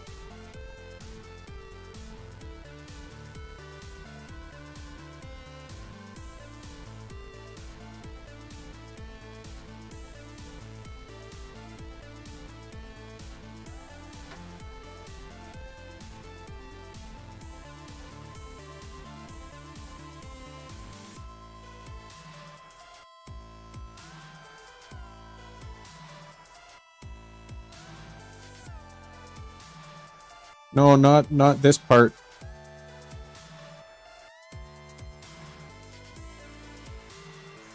This was the one that was on the Centauri. The other stuff is Pet G. Everything else that I'm printing currently is Pet G.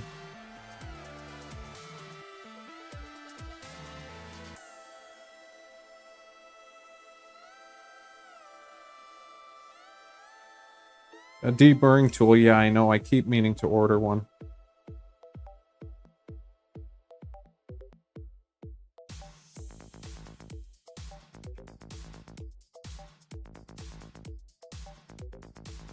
This little file doesn't work too bad just to take off the little crap. Doesn't have to be perfect right now.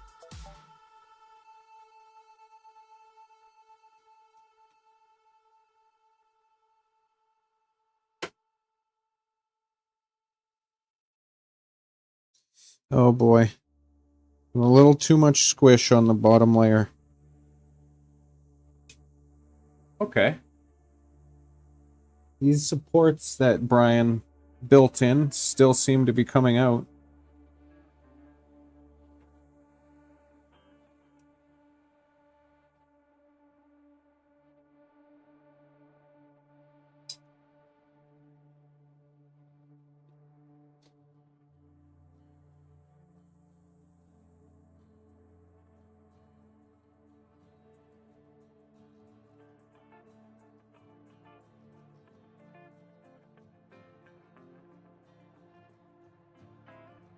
Oh, maybe I spoke too soon.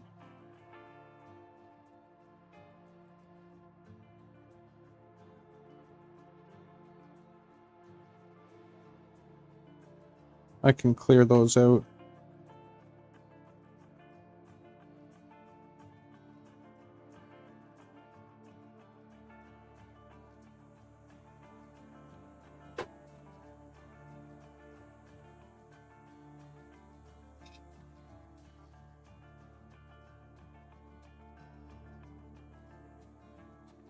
That's the one thing that I'm a little frustrated about on the Centauri.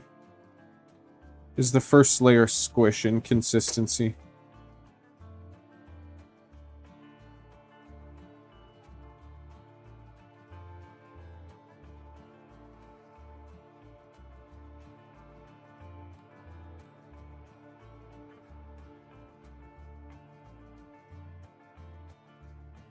But no, did I just break my... Okay, note to self, don't use the file.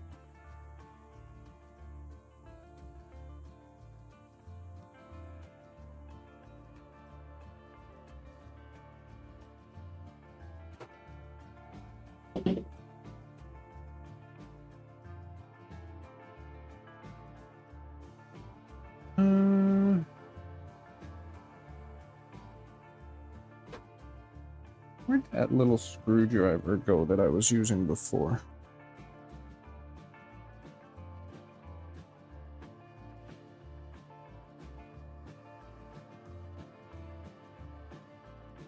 I feel like that might be perfect for this. I'm really impressed at how well this printed.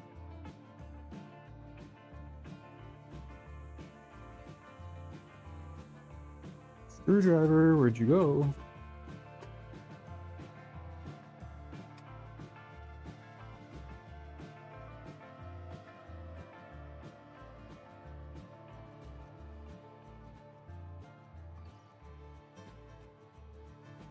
You have the deburring blades?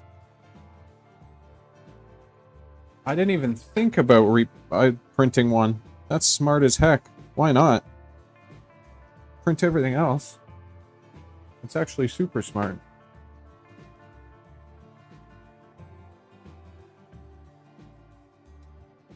I bet you the blades aren't even a lot of money.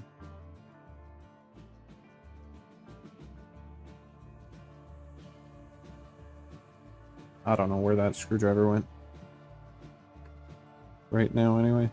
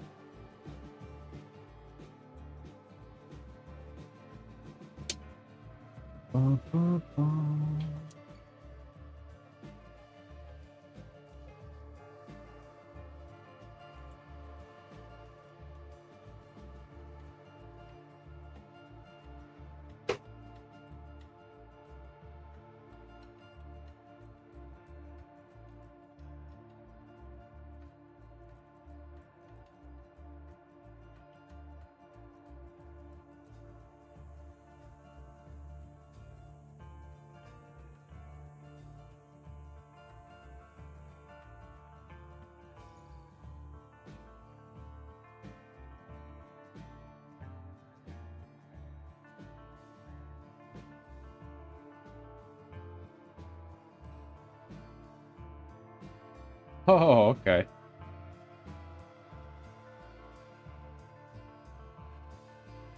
But yeah, that's a great idea. I bet you there's a bunch of models out there for the handle.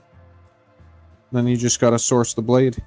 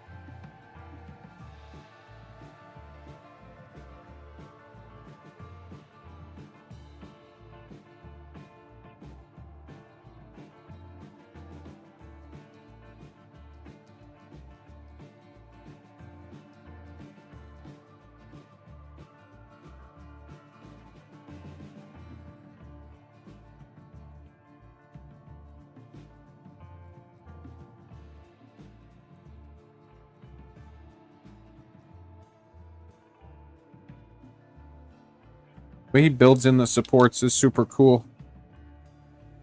I'm just trying to get this one out down there. That might be a little bit difficult. Oh! Maybe not. Look at that.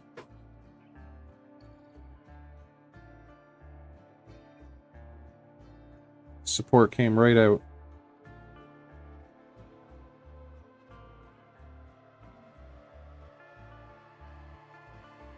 Broken. It's broken. It doesn't fit.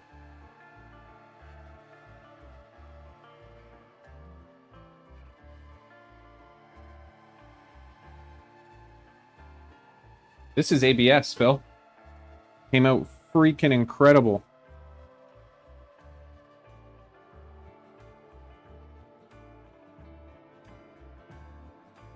It looks like it looks like a legitimate part. Well, it is, but like it could have been like if somebody mass produced this, put this on a shelf and told me, yeah, this is for mass production, I'd be like, oh, that's a beautiful part.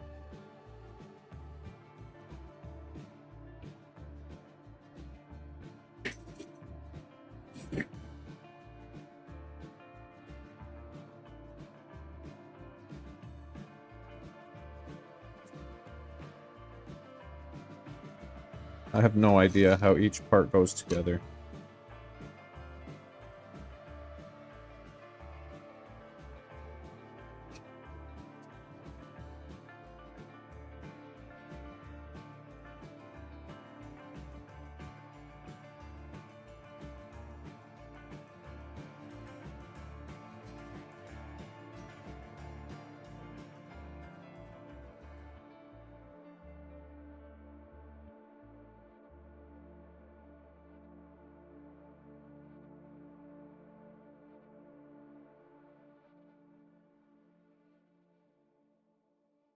Oh, I guess I haven't put it in much that way. I don't think it goes that way, though.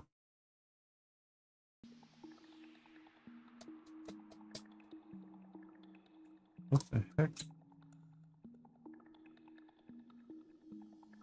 Holes line up perfectly that way.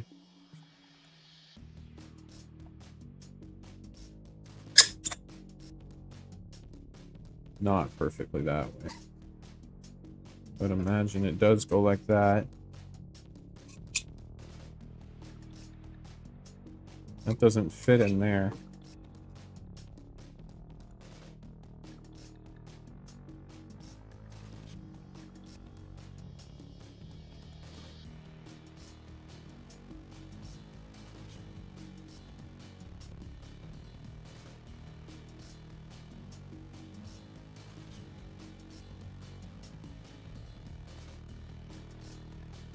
Those line up perfectly, those holes. So I'd imagine it goes like this somehow.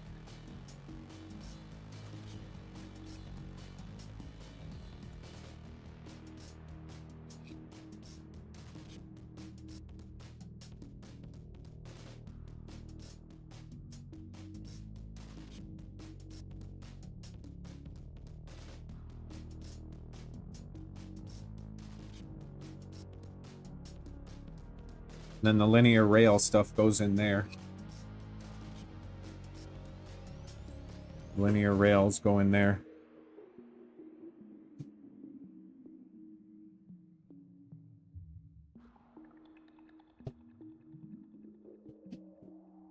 Oh, I already bolted it down.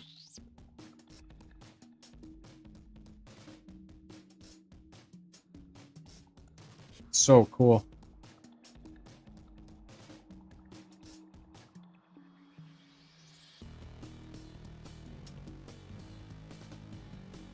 Yeah, it seems like it fits.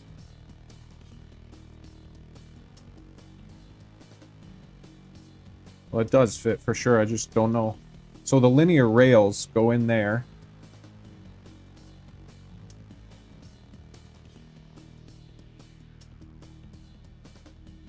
And this is supposed to fit. Or sorry, the linear rails bolt on here.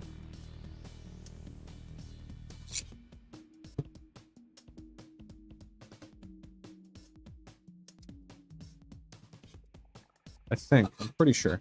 Pretty sure the linear rails bolt on there.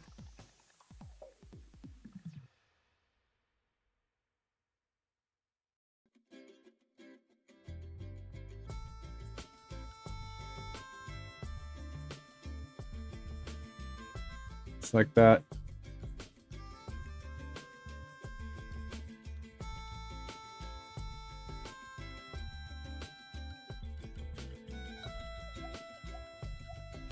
Yeah, just like that.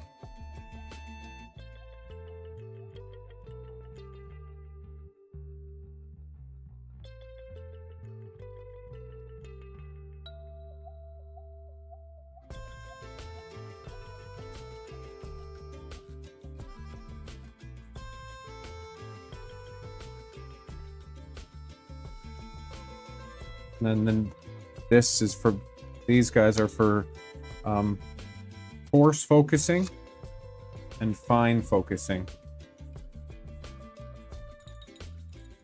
So this will be there. And then this will be here.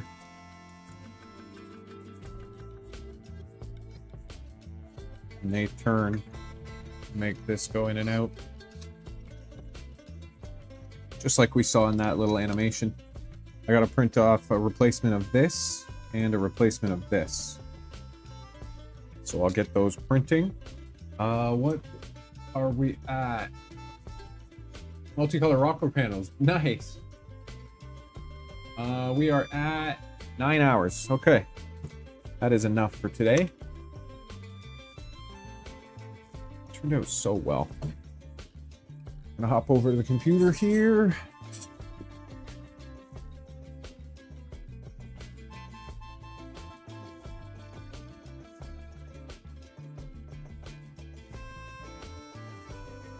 Okay. Another great day.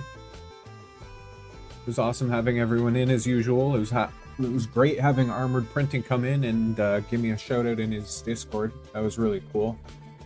I appreciated everyone for hanging out as usual. Thank you very much. If you haven't, hit that thumbs up, hit the subscribe. Anyone that's lurking, I appreciate you as well. I have a lot of things I want to do tomorrow as far as chores and stuff, getting ready for Monday. So I'll try and stream for a bit, but we'll have to wait and see until tomorrow. It looks, I didn't even notice, but it looks like Moose is off to the races. So that Z offset helped, which is great. I appreciate that. Thank you, Mike. Yeah. Have a great night. I will see you guys likely tomorrow. I'll hit you up in the Discord. Again, I appreciate you. See ya.